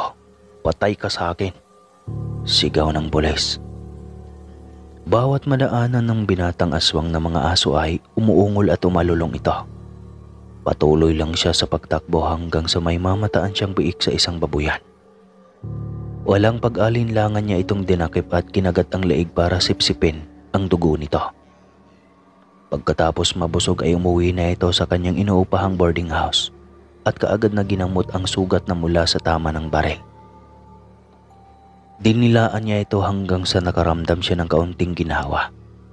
Napagtanto niyang sobrang delikado ang buhay niya sa lungsod, kaya naisipan niyang maghanap ng probinsya na pwedeng tirahan. Doon siya mag-apply bilang guro ng mga sekundarya at panigurado namang hindi siya mahihirapan. May karanasan na rin siya kahit papano kaya hindi na siya mahihirapan pa. 4 na taon din siyang nagturo sa kanilang bayan noon at mahaba-habang karanasan din iyon. May mga naipon din naman siyang pera kaya iyon muna ang gagamitin niya pang gastos. Ang problema niya ay kung saang probinsya naman siya pupunta. Kinabukasan ay maaga na siyang nagising. Ngunit wala siyang planong pumasok. at ang kanyang balak ay magpasa ng resignation letter. Lumabas siya ng boarding house para pumunta sa computer shop at mag-imprenta ng resignation letter. Nang makasalubong niya muli ang babaeng kabanggaan niya noong nakaraang araw. Nakita siya nito at ito pa ang unang tumawag sa kanya. "Dito ka pala umuwi?" tanong nito. "Oo, magtatatlong taon na akong nangungupahan dito," sagot niya kaagad sa dalaga. "Ako nga pala si Kevin." Pakilala pa niya kaagad dito. "Sydney, ako si Sydney." Pakilala rin ito. "Kailan ka pa rito? Parang bago lang kitang nakita dito ah," tanong niya sa dalaga. "Oo, kukuha lang ako ng licensure exam bilang guro. Sabik na kasi akong makapagturo. Ang daming hiring sa probinsya namin, kaya gusto kong doon na magturo," kwento nito. Nang marinig ni Kevin iyon ay bigla siyang nagka-interes. "Talaga? Baka pwedeng isama mo na rin ako mag-apply doon. Isa rin akong guro ng sekundarya kung ayos lang sa'yo," tanong ng binatang aswang. "Talaga? Isa ka ring guro?" Gulat na tanong nito. "Oo, 4 na taon ang karanasan ko sa pagtuturo," kwento ng binata. "Ilang taon ka na pala ngayon?" Gulat na tanong ng dalaga. 30 na ako sa susunod na taon," sagot nito. "Naku, akala ko naman kaidaran lang tayo. Mas matanda ka pa pala sa akin, kuya. 21 lang ako eh," litanya ng dalaga. "Magkakuya ka naman sa akin eh. Pwede naman Kevin lang," reklamo niya kaya napatawa ang dalaga. Naging magkalapit ang dalawa at nang umuwi nga ito sa kanilang probinsya ay sinama na nito ang binata. Sakto ang kanilang lumang bahay na natibo sa tapat ng bagong tayo na konkretong bahay ay walang nakatira, kaya iyon ang tinirahan ni Kevin. Libre lamang siyang nakatira doon. Kaagad namang natanggap ang binata. Gaya ng kanyang gusto, napanatili niyang sekreto ang kanyang katauhan. Mahal na mahal niya ang kanyang trabaho at sa loob ng 1 taon pa lamang na pagtuturo niya ay napahanga na sa kanyang kanilang prinsipal. Naging magkalapit din sila ni Sydney hanggang sa hindi na niya namalayang umuibig na pala siya sa dalaga. Nagsiselo siya sa kung sino mang lalaki ang gustong lumapit sa dalaga hanggang sa hindi niya na matiis at naipakita niya ang selo sa dalaga. "Huwag ka nga makipag-usap sa co-teacher mo na iyon," nakabusangot na wika ni Kevin. Hapon na iyon at pauwi na sila ng bahay. Ang tinutumbok nito ay ang grade 5 school teacher na kasama ni Sydney. Grade 3 lang kasi ang tinuturuan ng dalaga at madalas ang mga itong magkasama sa kantin. Bagay na hindi nagustuhan ni Kevin. Noong minsang pinuntahan niya ito para sabay sanang magmerienda rito. Ngunit nabuwisit lamang siya nang makita ang mga itong nagtawanan. "Kasama ko iyon sa trabaho kaya natural lang na makipag-usap ako sa kanya," wika ng dalaga. "Nagsiselos ako, Sydney," diretsong wika niya, kaya napatitig sa kanyang dalaga. "Wala namang tayo. Hindi ka marunong manligaw, kaya bakit ka nagsiselos?" Ouch, sakit naman. Tanong ng dalaga sa kanya. "Sydney, mahal kita. Pwede ba? Nasasaktan akong makita ka na masayang nakipag-usap sa iba. Mahalin mo na rin ako, please." Pagsusumamo nito na tumigil pa sa paglalakad. "So, nanliligaw ka na niyan?" tanong ng dalaga. "Hindi ko alam ang mga ligaw-ligaw na iyan. Basta ang alam ko mahal kita sa edad kong ito. Ngayon lang ako nakaramdam ng ganito. Sydney, please. Ako na lang ang mahalin mo." Pagsusumamo ulit nito. Napatawa ulit si Sydney nang makita ang itsura nitong tila nahihirapan. "Ikaw lang naman talaga ang mahal ko noon pa eh. Napaka-torpe mo lang. Tsaka yung pinagseselosan mong yun, bakla yun eh. May crush nga yun sa'yo." Nakatawang wika ng dalaga. Nagulat si Kevin nang malaman iyon. Naisahan pa yata siya ng dalaga. Pero ayos na rin. At least, naipahayag niya rito ang kanyang pag-ibig na matagal niyang itinago-tago. Ibig bang sabihin ay pwedeng nobyo mo na ako at naubyan na rin kita? Panigurong tanong ng binata. Siyempre naman, ikaw lang itong napakabagal eh. Kala mo naman ay bumabata ka pa. Litanya ng dalaga. Sa sobrang tuwa ay hindi napigilan ni Kevin ang mapayakap rito. Ang hindi nila alam ay nakasunod si Mang Juanito na ama ni Sidney. At kitang-kita nito ang kanilang yakapan kaya napaubo ito. Pareho silang nagulat at nagkatinginan sa gulat. Ikaw Kevin, pakasalan mo kaagad iyang anak ko ha. Hindi pwedeng maging laman kayo ng chismis dito sa baryo natin dahil sa pinaggagawa niyong iyan. Saway nito. Napangiti si Kevin nang marinig iyon. Tila umaayon sa kanyang pagkakataon kapag nagkataon. Mabilis siyang tumango rito. Payag ka ba Sidney? Tanong niya sa dalaga. Oo naman, ang kaso ay baka napilitan ka lang. Nag-aalalang tanong ng dalaga. Matagal ko na yatang pangarap to at sobrang saya ko sakaling makasal nga tayo mahal. Napatawa lamang ang dalaga nang marinig iyon. Makalipas lang ang 2 buwan ay ikinasal na ang dalawa. Sobrang saya nila at pareho nilang mahal ang isa't isa. Wala nang mahihiling pa ang dalawa. Pareho lang naman sila ng kahilingan. Ang makasama ang isa't isa hanggang sa pagtanda. Ngunit ang hindi alam ni Sidney ay ang nakatagong katauhan ng asawa at walang balak si Kevin na ipagtapat ito sa asawa dahil ayaw niyang bukod sa ma-stress ito ay kamuhian din siya. Maingat siya sa lahat ng pagkakataon lalo na kapag kabilugan ng buwan. Doon talaga umatake ang kanyang pagiging aswang kung kaya't nagiging maingat siya at maraming dahilan tuwing kabilugan ng buwan. Mahal, gagabihin ako ng uwi mamaya.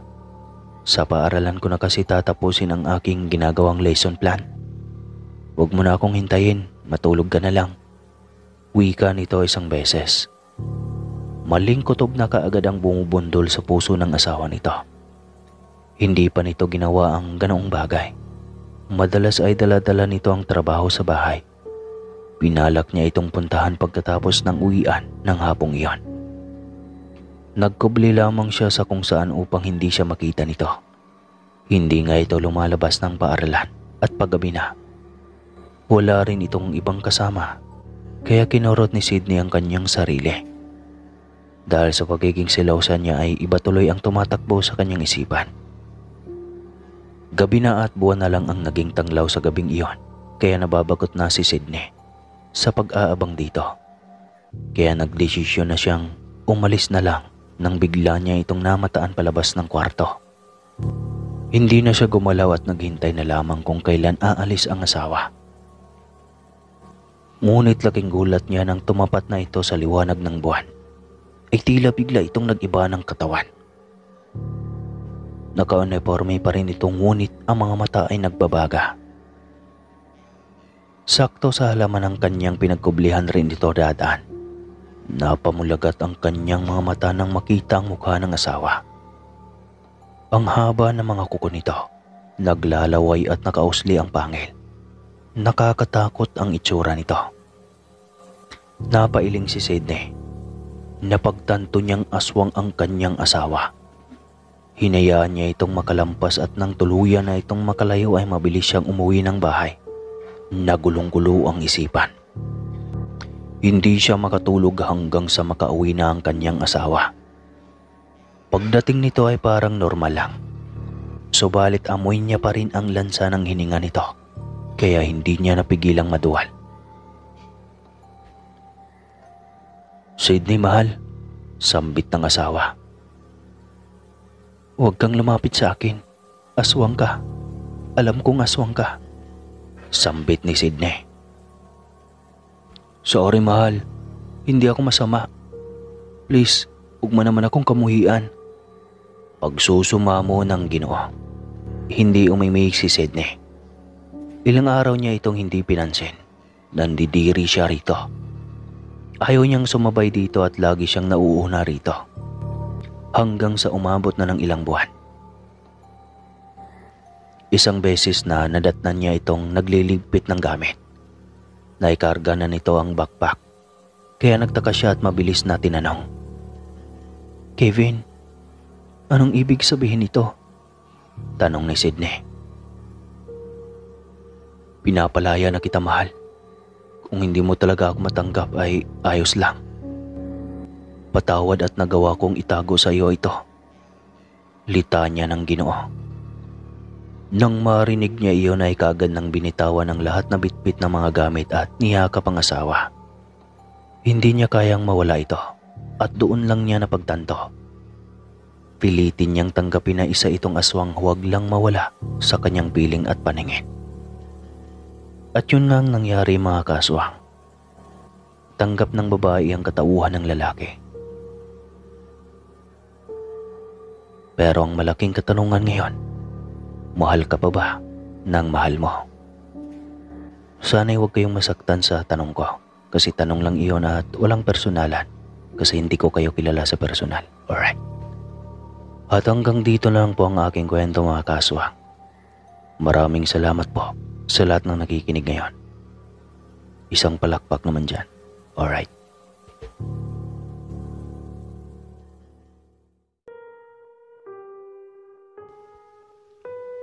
Sino ang nagsabing hindi totoo ang aswang? Na ito ay guni-guni lang o kwentong bayan? Siguro ang masasabi ko ay pasalamat na lang kayo na hindi kayo ang isa sa mga malas na nakasalamuha sa mga ito.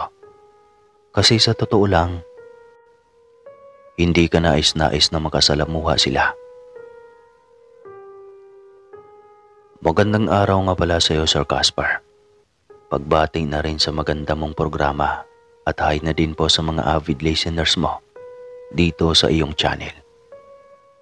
Ako ay may masaklap na karanasan din tungkol sa aswang at nagsisilbing alaala at bangungot iyon sa aking buhay kahit pa sabihing dekada na itong lumipas. Si Tikyo nga pala ito, Sir Caspar, isa sa iyong mga tagapakinig. Senior na ako ngayon at nasa bahay na lang mag-isa. Ayos lang. Suportado naman ako ng aking mga anak. Yung bunso ko nasa abroad at doon na rin nakapag-asawa. Kaya nagpapadala na lang lagi. Pangbayad wifi at pagkain. At iba pang bill. Naadik na yata ako sa pakikinig ng mga kwentong aswang dito. Kaya nais ko na ring ibahagi ang naging karanasan ko noon. Para naman maunawaan ninyong mabuti, ay umpisahan ko noong binata pa ako. Tubong Ilocos po ako, sir. Gawa ng sobrang kahirapan sa buhay ay hindi ako nakapagtapos ng pag-aaral. Grade 6 lang po ako. At sa mga panahong iyon ay kapag nakagraduate ka lang grade 6, isang malaking karangalan na iyon. At ang aking ate ay ganoon din. Siya ang panganay at ako ang sumunod sa kanya. Edad 13 pa lang ay nagtatrabaho na itong kasambahay sa mga mayamang angkan sa lungsod ng Maynila. Taong 1975 iyon. Hanggang sa may nakilala itong binata na taga Negros. Ayon, sa maikling salita nag-asawang ate mga taong 1975. Siguro ay pagod na rin siya sa ilang taong pagsuporta sa aking mga kapatid. Ako din naman ay nagtatrabaho noon ng kahit anong part-time. Basta may maiabot lang kay nanay. 8 kasi kaming magkapatid, sir. Yung sumunod sa aking babae nga, nagtatrabaho na rin kasambahay noon. Noon kasi wala namang age limit basta't kayang magtrabaho ay tanggap agad. Sa edad na 17, nag-asawa ang ate susit ko at doon sila napadpad sa Negros.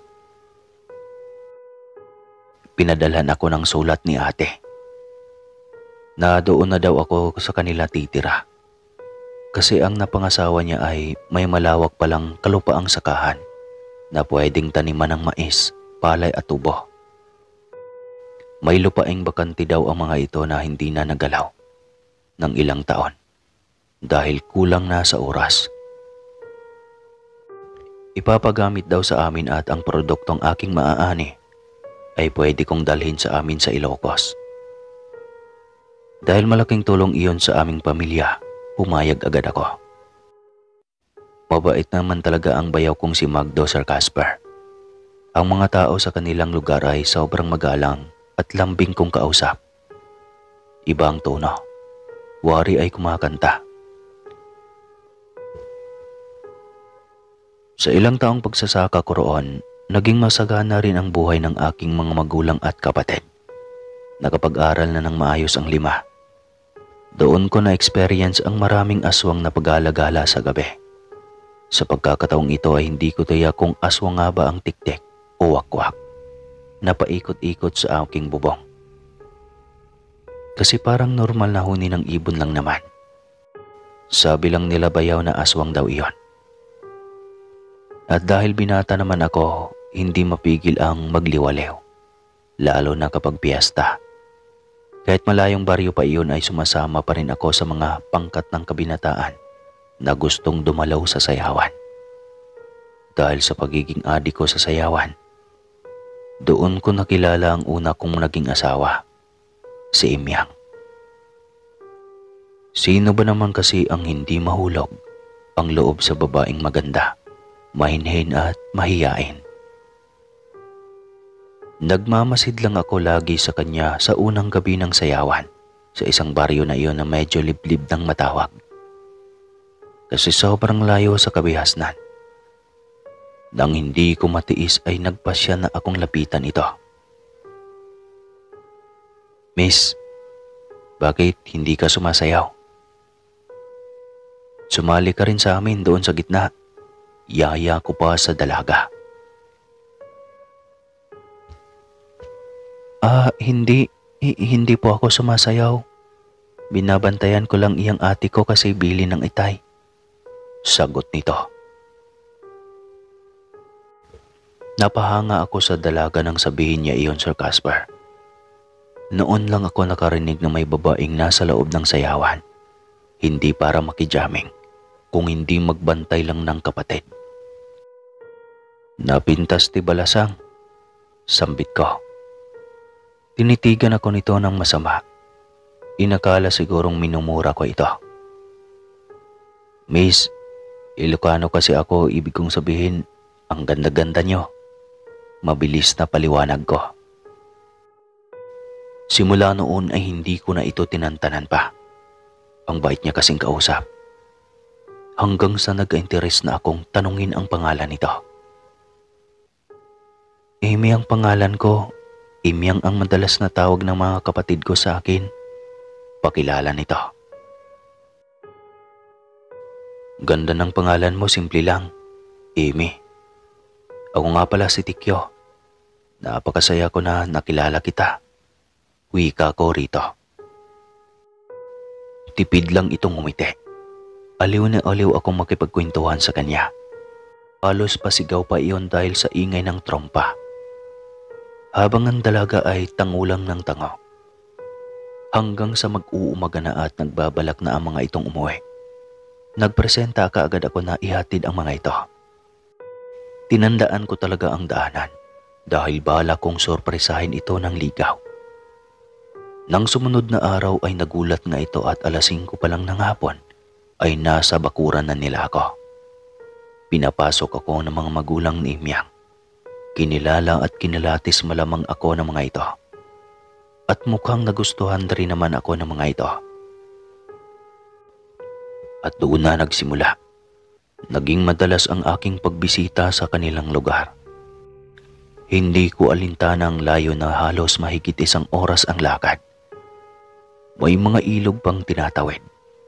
Minsan may nakasunod pa ang mga wakwak o tik-tik sa akin. Ngunit hindi naman ako natatakot. Kasi nasasanay na rin ako na lagi ko na itong bisita sa aking bahay. Iyon na nga ay di naglaon na pangasawa ko si Imyang.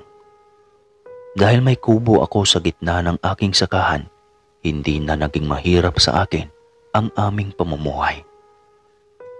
May konting ipon na rin ako para sa panimula ng aming pagsasama. Pagkatapos nga pala ng kasal ay pinatawag ako ng mga biyanan ni Ate Suzette. Akala ko babawiin niya sa akin ang sakahan, kaya kinabahan pa ako.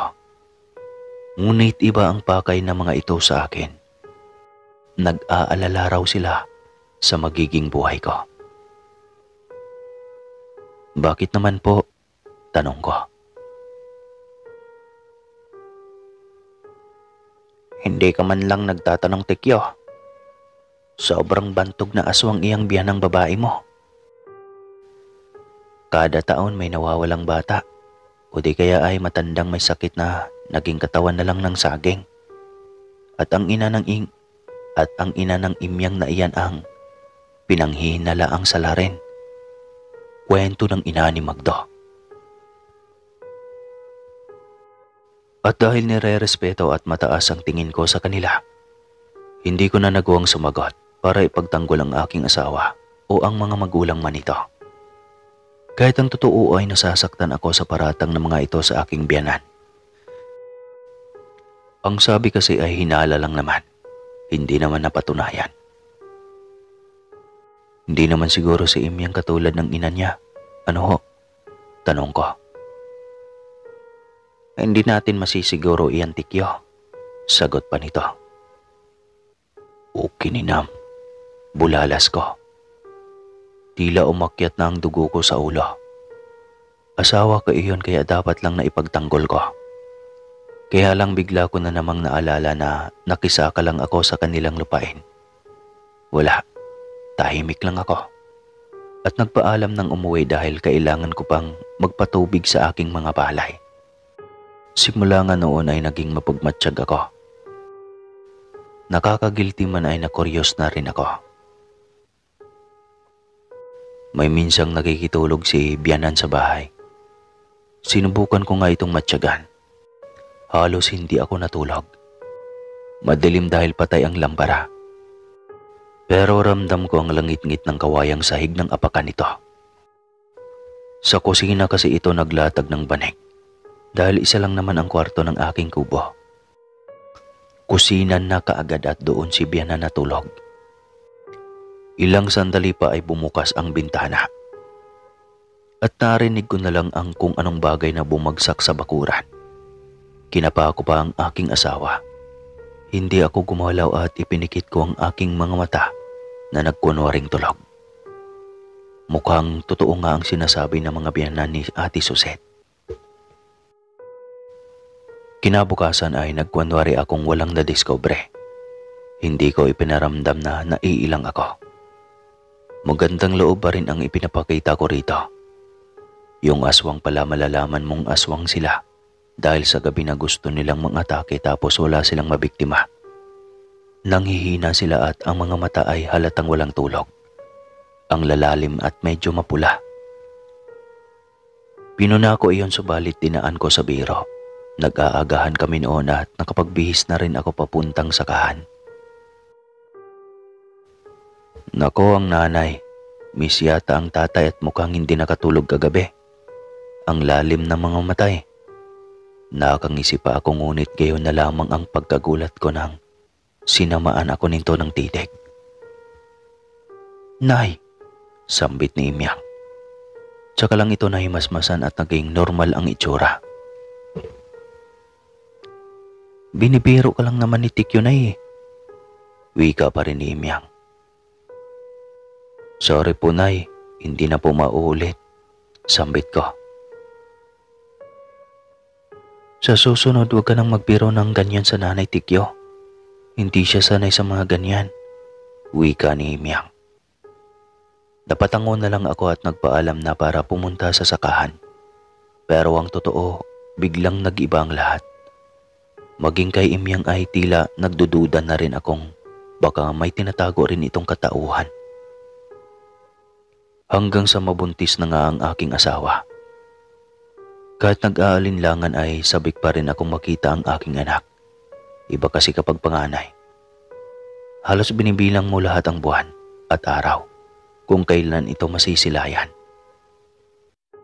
Kung pwede nga lang na pagbawalan ko ang aking biyanan na huwag nang pumunta ng bahay. Kasi natatakot akong baka ito lang mismo ang kakatay sa sariling apo. Ngunit ina ito ng aking asawa, kaya hindi ko ito pwedeng sawayin kung kailan ito gustong bisitahin ang anak. Hanggang sa dumating ang kabuwanan ni Imyang. Ina niya ang kanyang pinakausapan na samahan kami sa bahay dahil mahirap na mag-isa na lang siya sa bahay at baka biglang manganak na ito at magkataong nasa sakahan ako. Kahit nag-alala ay hindi ako tumutol kasi apo naman niya ito. Isang gabi nga ay nagising ako dahil sa yugyug ni Imyang. "Tikyo, gising, manganganak na ako," sambit nito. Diretso kaagad ako ng bangon. Binuksan ko ang flashlight at gayon na lamang ang gulat ko nang sa mismong biyanan ko tumama ang liwanag. Hindi ito natutulog kundi nakatuwad at sa aming kinahihigaan ito nakatingin.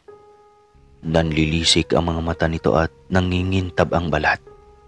Kaya pala nangangamoy langis ay siya pala iyon. "Nay!" sambit ni Imyang na tila sinasaway ang ina. "Ano to, Imyang?" Hindi mapigilang tanong ko. Napaupo na noon ang aking biyanan na tila wala sa sarili. "Tsaka mo na itanong iyan. Ang sakit na ng tiyan ko.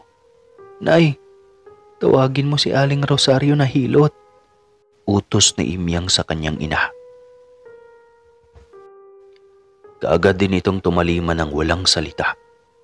Hindi ko alam kung anong gagawin ko dahil sa pagkataranta ng mga sandaling iyon. Dumoble nang wala sa oras ang aking alalahanin. Lantaran ko na talagang nakita ang pagiging aswang ng aking biyanan. Totoo pala ang haka-haka ng mga tao roon. At imposibleng hindi ito alam ni Imyang. Wala nga rin lang kong lakas loob na sumbatan ang aking asawa. Pagdating ng mga ito ay kaagad akong inutusan na magpakulo ng tubig. Hindi man lang ako makapag-focus. Sa biyanan ko lang lagi ako nakatingin. Halatang atubili at naiilang ito sa akin. Hanggang sa naisilang ni Imyang ang aming anak, wala pa rin akong ganang kausapin ang aking biyanan. Biglang nag-iba ang pakikitungo ko rito at tila napupunahan niya iyon. Nang umuwi na ang komadrona ay ito ang binili ng magtapon ng plasenta ng bata. Nagmamadali rin niya itong kinuha. Hindi ko alam kung alam ng komadrona ang chismis tungkol sa aking biyanan. Subalit sa tingin ko ay alam na alam nito. Sa paraan din kasi ng pagtitig nito sa aking biyanan. Alam kong may iba. Nang makauwi na ang komadrona ay mabilis ding lumabas ang aking biyanan. Ililibing na daw niya ang inuna ng bata. Pero duda ako kung ililibing nga ba talaga nito. Tingin ko ay lalapain lang iyon. "Mahal, bakit bang tahimik mo? Hindi ka ba masaya na nagkaanak na tayo?" Tanong ng aking asawa sa akin. "Siyempre masaya. Huwag mo na akong pansinin, Imyang." Sagot ko rito. "Ano pa kasi iyan? Hindi rin ako mapalagay hanggat hindi ko malalaman iyang mga pinag-alala mo." Sabi pa nito. Naglakas loob akong buksan ang tungkol sa kanyang ina. "Naku, huwag mong pansinin ang nanay, mahal. Ilang taon rin kasi siyang nabaliw noon, Tikyo. Mas mabuti na nga ngayon kasi nakakausap siya." Kwento ni Imyang. Parang gusto ko na sanang maniwala, kaso iba ang nakita ko eh. Kung baliw lang ito, bakit nakatuwad sa kalagitnaan ng gabi? Ang sama pa ng titig nito sa kanyang tiyan. Ilang sandali pa ay dumating na ito. "Tikyo, pinainom mo na ba ng mainit na tubig si Imyang?" Tanong nito. "Hindi pa po, Nay. Sagot ko rito. Nako, magtimpla ka na ng gatas. Kakatay ako ng manok para may mailutong tinola para sa kanya. Wika nito. Isang tandang kaagad ang kanyang hinuli sa pinsa ng aming silong. At habang pinapainom ko ng gatas sa imyang sa taas ay panay ang silip ko sa kusina. Tinitignan ko ang mga galaw niya na para akong napapraning. Ngunit wala naman. Napailing na lamang ako. Sa utak ko ay baka nga totoong may sakit sa utak ang biyanan. Nagpaalam na lamang ako sa mga ito na pumunta na ng maaga sa palayan. Dobling biyaya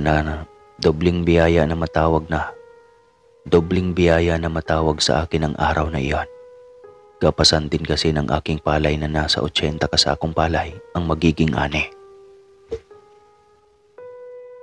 Nay, ikaw na muna bahala kay Imyang. Kailangan ko nang pumunta sa sakahan. Paniguradong marami ang nag-aabang na doon. Mas mabuting maaga nilang magapas para mai-tracer na kaagad. Bilin ko sa aking biyanan. Tumango naman ito. Pag-alis ko ng bahay ay tila ang bigat ng mga hakbang ko at tila may gustong pumigil sa akin na huwag paalisin. Subalit dahil kailangan ay wala akong choice kundi ang umalis. Babalik din naman ako pagkatapos ng gapasan. Kailangan ko lang makahanap ng lugar na mas mataas at hindi matubig para pagtiriting. Kailangan ko lang makahanap ng lugar na mas mataas at hindi matubig para sa pagtitracer. Noong mga nakarang taon nga, paa ang gamit namin dahil walang tracer sa lugar. Kaya nang dumating magdadalawang taon na, ay hindi na mahirap para sa mga tao na makuha kaagad ang kanilang parte. Matapos maituro ang lugar kung saan nila iipunin ang palay ay kaagad na akong umuwi. Ngunit laking gulat ko nang pagdating ko ay humahagulgol na ng iyak si Imyang. Yakap ang sanggol. Anong nangyari, mahal? Tanong ko. Hindi ko alam. Okay naman kanina si baby eh. Nakatulog lang ako saglit. Pagkagising ko wala nang buhay si baby. Nangingitim na. Umiiyak na wika ko nito. Hinagilap ko ang biyanan. Wala ito sa bahay kaya tinanong ko ang aking asawa. Nasaan na ba ang iyong ina? Tanong ko. Hindi ko alam. Kakagising ko lang. Sagot nito. Nanlumo ako at napaiyak. Bakit naman ako nagtiwala rito? Ilang sandali pa ay dumating na ang ina nito. May bit-bit na mga gulay. Tila wala lang rito nang malaman ang nangyari sa apo. Ganoon daw talaga minsan. Baka daw nakalimutang huminga. Pero hindi ito tumitingin sa sanggol. Walang emosyon. Nabaliw si Imyang at namatay dahil sa nangyari. Maraming nagsabi na sana raw idinaan ko sa bintana ang sanggol. Panigurado daw na katawan na lang iyon ng saging. Dahil doon ay ibinalik ko ang lupa sa biyanan ni Ate Suset. Dumayo akong Maynila upang makalimot. At doon na rin ako nakahanap ng bagong pag-ibig. Kalauna naman ay nakahanap pa rin ako ng magandang trabaho at napagpaaral ko ang lahat ng mga anak ko. Hanggang dito na lang po ang aking kwento, mga kaswang. Maraming salamat po sa lahat ng nakikinig. God bless sa inyo. Thank you po ng Ilocos.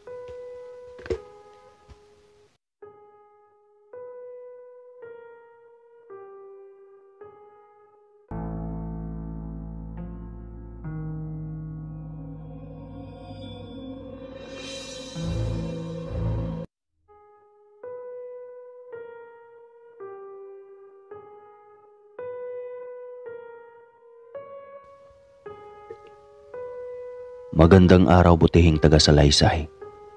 Pagbati nga pala sa lahat ng inyong tagapakinig at taga-subaybay sa himpilang ito. Nabuhay ang interes ko na ipadala ang sulat sa iyo, buhat nang mag-pop up ang isa sa mga videos mo sa aking cellphone.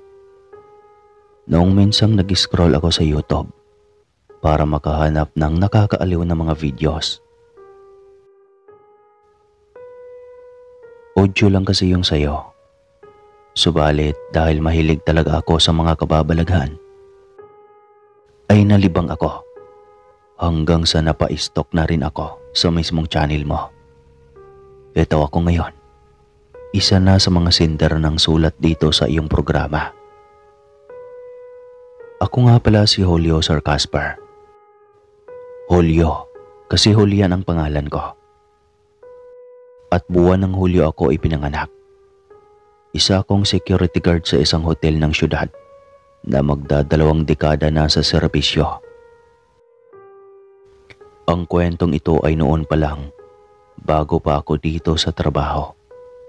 Binata pa ako noon at hindi pa masyadong improve ang syudad. Wala ring cellphone na libangan at 9:00 pa lang noon ay napakatahimik na ng syudad na ito. Halos wala ng mga taong parot pa rito. Hindi kagaya ngayon na tila ang araw at gabi ay magkatulad na lang. Nagkalat pa ang mga adik, rugby boy, at mga magnanakaw, lalo na sa mataong lugar. Iba na talaga ang panahon ngayon. Alam mo yung pasalamat na lang tayo at hindi tayo masyadong talamak ang tungkol sa balitang na biktima ng aswang. Dahil sa sobrang dami na ng populasyon. Subalit mas nakakatakot pa pala ngayon dahil mas marami pa ang krimeng gawa ng taong mapang-abuso ng kapwa, adik, rapist, kidnapper, holdupper, at kung ano-ano pang naglipa na ngayong mga masasamang tao. Sana nga ay dadaming muli ang aswang at ang bibiktimahin ay ang mga iyan.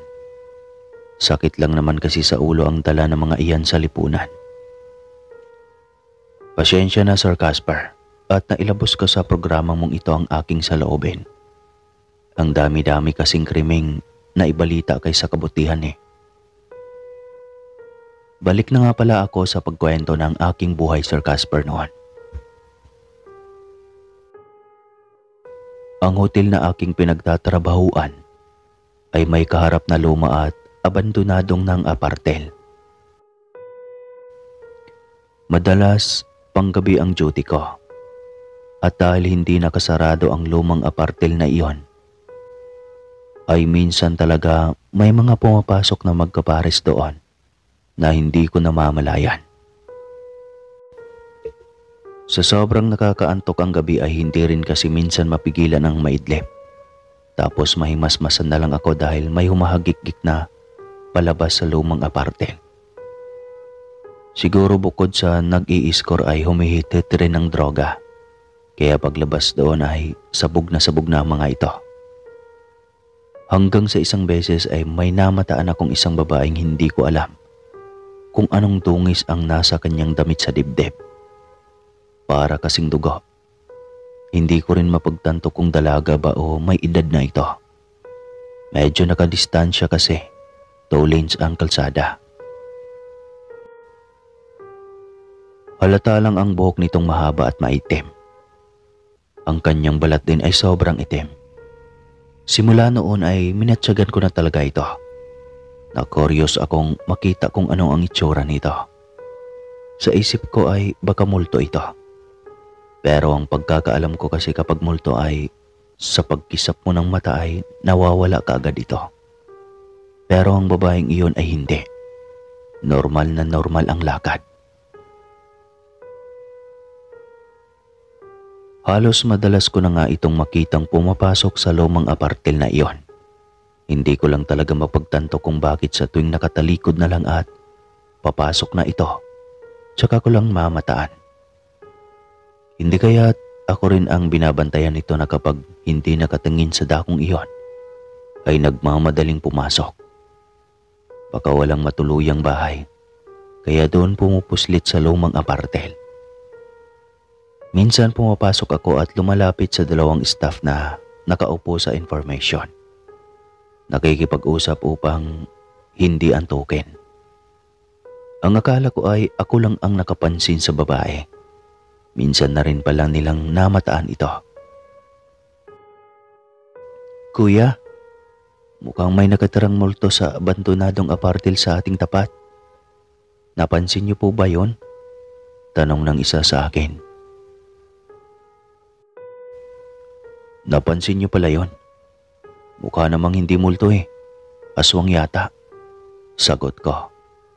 Pero syempre, haka-haka pa lang namin iyon. Hindi pa naman namin nakita ang mukha dahil katulad ko, nakatalikod lang ito nang makita nila. Laging mahabang palda usaya nito at ang buhok ay laging nakalugay at sobrang gulo. Hanggang sa isang umaga, napauwi na ako noon. Ang kasabang kong sikyo na si Edgardo ang pang-arawan. Hiniling nito sa akin ang isang pabor. Bro, pwede bang sa susunod na araw ikaw na muna ang mag-report sa araw? Mga 2 linggong tayong magpalit ng schedule para makapag-adjust naman tayo. Sa gabi na lang ako kasi uuwi akong bayan namin. Birthday kasi ng nanay at gusto kong naroon ako. Alam mo naman ang matatanda, napakamatampuhin. Bunso pa naman ako. Paliwanag nito. Walang problema tol, yan lang pala eh.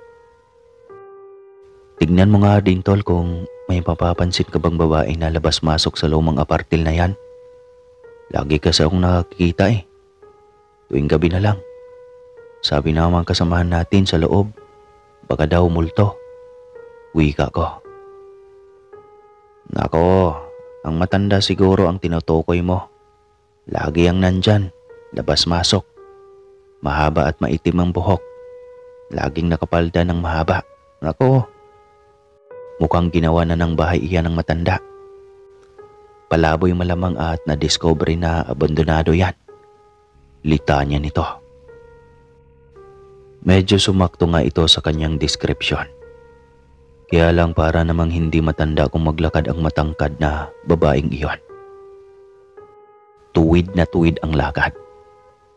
Malalaman mo naman ang lakad ng matanda. Hindi ganoon, sigurado ako. Nang sumunod na araw, naging straight nga ang duty ko. Mula sa gabi ay diretso na sa araw. Medyo sanay na rin naman akong magpuyat at kinakaya rin naman. May nang mataan nga akong matandang babae na paika-ikang lumabas sa nasabing gusali. Napasulya pa ito sa akin na tila wala lang. Hindi ko rin pinansin iyon. Hanggang sa makalayo na ito ng konti.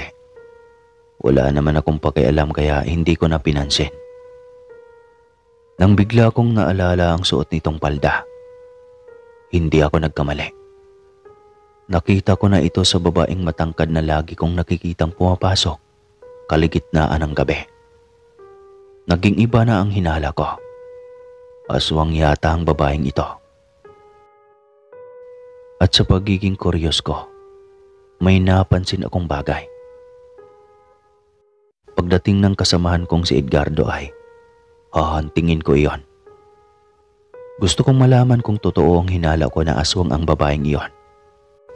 Likas na malakas ang loob ko noon pa man, Sir Casper. Hindi ako natatakot sa mga nilalang ng dilim. Pagdating ng 6:00 ng hapon, ay panay na ang silip ko sa aking orasan. 6:00 kasi dapat ay siya na ang nakatokang magserbisyo. Pero hindi pa rin ito dumating. Hanggang mag-8:00 na ng gabi. Antok at bagot na akong nakatayo sa harap ng pintuan ng hotel. Gustong-gusto ko na talaga matulog. Ngunit hindi ako pwedeng umalis hanggat wala akong karelyebo. Yemas naman tong si Edgardo. Hindi marunong tumupad sa usapan. Alam naman niyang 24 oras na ako dito. Abay, balak pa yata akong patayin ng lokong iyon. Reklamo ko pa. Para akong baliw na kinakausap ang aking sarili. Napansin yata ako ng aming night supervisor. Kaya paglabas nito ay may bit-bit na itong tasa ng kape. Parang wala tayo sa modo guard, Julio ah. Magkape ka nga muna para mawala yung pagkabusangot ng mukha mo. Saad ng night supervisor. Sabay abot ng tasa ng kape. Tila nabawas-bawasan nga ang pagkabagot ko dahil doon. Nako, salamat sir. Ang tagal kasi ng karelyebo ko. Asa na kaya yon? Napakamot pa ako sa ulo habang nagre-reklamo. Baka mamaya nandyan na yon. Magkape ka lang muna. Wika nito. At nagpaalam na para pumasok muli sa loob. Saktong naubos ko ang kaping ibinigay sa akin nang dumating na rin sa wakas si Edgardo. Mag-alas 10 na rin iyon ng gabi. Naiinis man ay wala akong magawa. Pumutok daw kasi ang gulong ng bus na kanyang sinakyan. Kaya naantala ang biyahe ng mga ilang oras. Pasensya na talaga Tol Julio. Hindi ko talaga inasahang mangyari yon. Hindi na ito mauulit pa, pangako. Wika pa nito. Tumango na lang din ako dahil may rason naman kung bakit naantala ito. At dahil pagkaramdam ko ay nakalutang na ako sa ulap sa sobrang antok, tinawid ko na lang ang katapat na abandonadong apartel. Doon ko na binalak na matulog. Hoy Tol Julio, saan ka pupunta? Nagtatakang tanong pa ni Edgardo. Dito na muna ako matulog, sobrang antok na ako eh. Sagot ko sa kanya. Hoy, may multo dyan, pananakot pa nito. Edi tabi kami. Naku, masaya yon. May makakasama ako sa buhay. Nakangising sagot ko. Napailing na lamang ito sa sobrang lakas ng aking loob. Bata pa ay ganito na talaga ako. Pumasok na ako sa loob at ginawa kong liwanag ang flashlight na lagi kong dala-dala. May mga kama pa palang nasa loob. Medyo maayos pa ang ibang kwarto, habang ang ibang kwarto ay marumi. Wala na itong supply ng kuryente, pero may baon naman akong flashlight. May taklos din akong baril na panlaban sa kung anumang nilalang kung mayroon nga. Pero pwede namang ilak ang pintuan, kaya walang sagabal kapag matulog. Naisipan kong bakit hindi na lang ako titira doon. Wala pang istorbo. Tipid sa pamasahe at hindi ahasol sa oras. Malapit lang kasi sa trabaho. Yun nga lang at walang tubig at supply ng kuryente, kaya mahirap din. Napalalim ang aking tulog dahil sa sobrang pagod. 24 oras kinayang walang pahinga. Hindi ko alam kung may hiwaga na nga bang nangyari kasi nga tulog mantika ako ng gabing iyon. Ngunit nagising pa rin ako alas 5 ng umaga. Lumabas na ako para umuwi. Dahil ang lagkit na ng katawan ko, kailangan ko ng maligo. Kahit malate ako ng 1 oras ay ayos lang. Maiintindihan naman iyon ni Edgardo. Kailangan ko pa kasing laban ang uniforme ko matapos maligo. Dahil 2 piraso lang ang uniforme ko. Naisipan kong tahimik naman pala sa lumang apartel na iyon. Ang ganda nga ng tulog ko. At tila hindi ko naman mataan ang matandang laging labas-masok sa gusaling iyon. Kaya naisipan kong magpalit ng damit. Balak kong doon ulit matulog sa susunod na gabi at diretso duty na kinabukasan. Niyaya ko rin si Edgardo subalit ayaw nito. Hindi daw siya komportable matulog kapag hindi niya nakasanayan. Lalo na kapag unang gabi ng pagtulog. Ako kasi Sir Casper eh. Nakakatulog na ako ng mahimbing sa sementeryo. Iyon pa kaya na sobrang tahimik naman ng kwarto. At may pagkaduwag talaga si Edgardo. Kung hindi nga lang kailangan na uuwi siya ay hindi ito papayag na makipagpalit ng schedule sa akin. Alas 7 na ako nito sinipot ng gabing iyon. Pero ayos lang, malapit lang naman ang tulugan ko. Tumawa pa ito at napailing nang malaman niyang sineryoso ko ang aking sinabi. Ang lupit mo talaga, Julio. Hindi ka man lang ba natakot? Tanong pa nito.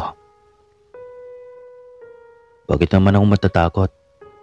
Ang himbing na ng tulog ko riyan kagabi. Mas lalo na yata ngayon kasi mahaba-habang tulugan ito. Nakakangiting wika ko. Naghanap muna ako ng pwedeng mapagkainan na sakto lang sa budget. Pagkatapos ay pumasok na ako sa nasabing gusali. Kinawayan ko pa si Edgardo. Napangisi lang ito at suminyas na hindi ko maintindihan. May itinuro ito sa loob, ngunit hindi ko makuha ang ibig nitong sabihin. Hanggang sa makapasok na ako sa kwartong dati kong tinuluyan. Sa ilang oras na paghiga ko ay maayos naman. Napakatahimik hanggang sa nakatulog na nga ako. Naalimpungatan lang ako nang biglang pinagpipihit ang seradora ng pinto kung saan ako nakatulog. At tila ba gustong buksan. Sa gulat ko ay binunot ko kaagad ang baril sa aking gilid at maging ang flashlight. Pagkatapos ay kaagad na binuksan ang pinto. Hindi ko napaghandaan ang biglang pagsugod ng nilalang sa akin. Nabitawan ko ang hawak na flashlight nang bigla ako nitong sugurin. Maging ang hawak na baril. Nakipagbuno ako sa nilalang na hindi ko alam kung ano ang muka. Pero alam kong aswang ito. Wala namang multo na nanunugod. Hindi ko nga lang nakita ang mukha nito dahil nabitawan ko kaagad ang hawak na flashlight. At nang kalmutin ako nito ay napahiyaw ako sa sobrang hapde. Ang talim at ang hahaba ng mga kuko nito. Kung wala pa akong t-shirt na suot ay malamang. Sobrang lalim na ng mga sugat ng kalmot na natatamo ko. Kinapa ko ang aking gilid. Nagbabaka sakaling makuha ko pa ang aking baril. Hindi man lang narinig ni Edgardo ang pagsisigaw ko sa loob. Kahit anong pilit kong hawakan ang nilalang ay napakalakas nito. Ang nahawakan ko lang ay ang kanyang buhok na hindi makalapit sa akin. Pero ang mga kamay ko at dibdib paniguradong puno na ng kalmot. At kaya nang gigigil ng gusto ang aswang ay dahil naaamoy na nito ang lansa ng aking dugo. Pinalad na makapa ng aking paa ang baril. Kaya dinampot ko ito at mabilis ko na iyong kinalabit. 9mm iyon. Kaya hindi ako masyadong nahirapan dahil hindi siya mahaba at mabigat. Natakot ito sa putok at biglang tumakbo palayo. Nang makapa ko ang flashlight at inikot ang liwanag ay wala na akong makita. Naglakas loob pa akong i-check lahat ng kwarto dahil sa inis at hindi ako nakaisa sa aswang. Natamaan ko man lang sana para naman magkaroon ng hostisya ang mga kalmot ko sa kamay at dibdib na sobrang dami. Bumalik na lamang ako sa loob ng kwarto at bumalik sa pagtulog. Kung hindi ko na lang sana binuksan ang pintuan, hindi sana hindi ako nakuyog ng aswang. Kaso nalampungatan din ako noon. Hindi na rin ako umulit pang matulog doon matapos ng gabing iyon. Sigurado akong pag-iinitan lang ako ng aswang. Pero ang babae ay labas-masok lang sa araw at gabi sa lumang apartel na iyon. Subalit ilang araw lang ay natigil lang ito nang sinara ang nasabing gusali. Tinayuan ng mas mataas pa. Nasa 4 na palapag ang itinayong bago. Isa pala itong bangko. Simula noon ay hindi na namin nakikita ang babaeng minsan ay matanda, minsan naman ay dalaga. Sobrang mapanlin lang talaga ang aswang. Kaya dapat doble ingat tayo sa ating makakasalamuha. Minsan kasi kasakay pala natin sila sa jeep o sa bus. Kailangan nating kilatisin ang tao bago tayo magbigay ng magandang loob o magtiwala. Ilan nga sa kanila ay may mabubuting puso, ngunit mas marami pa rin ang masasama. Kaya nga sila tinatawag na nilalang sa dilim. Kasi wala silang ibang ginawa kundi ang maghasik ng lagim. Hanggang dito na lang po ang aking kwento, Sir Casper. Sunod kong ibahagi naman kapag may libreng oras ang aking apo ay ang tungkol naman sa aswang sa piyestahan. Nako, ang daming dalaga at binatang kasayawan ko noon na mga aswang pala. Tsaka na lamang po iyon, sir. Salamat. Muling nagpapasalamat at bumabati, Julio ng Samar.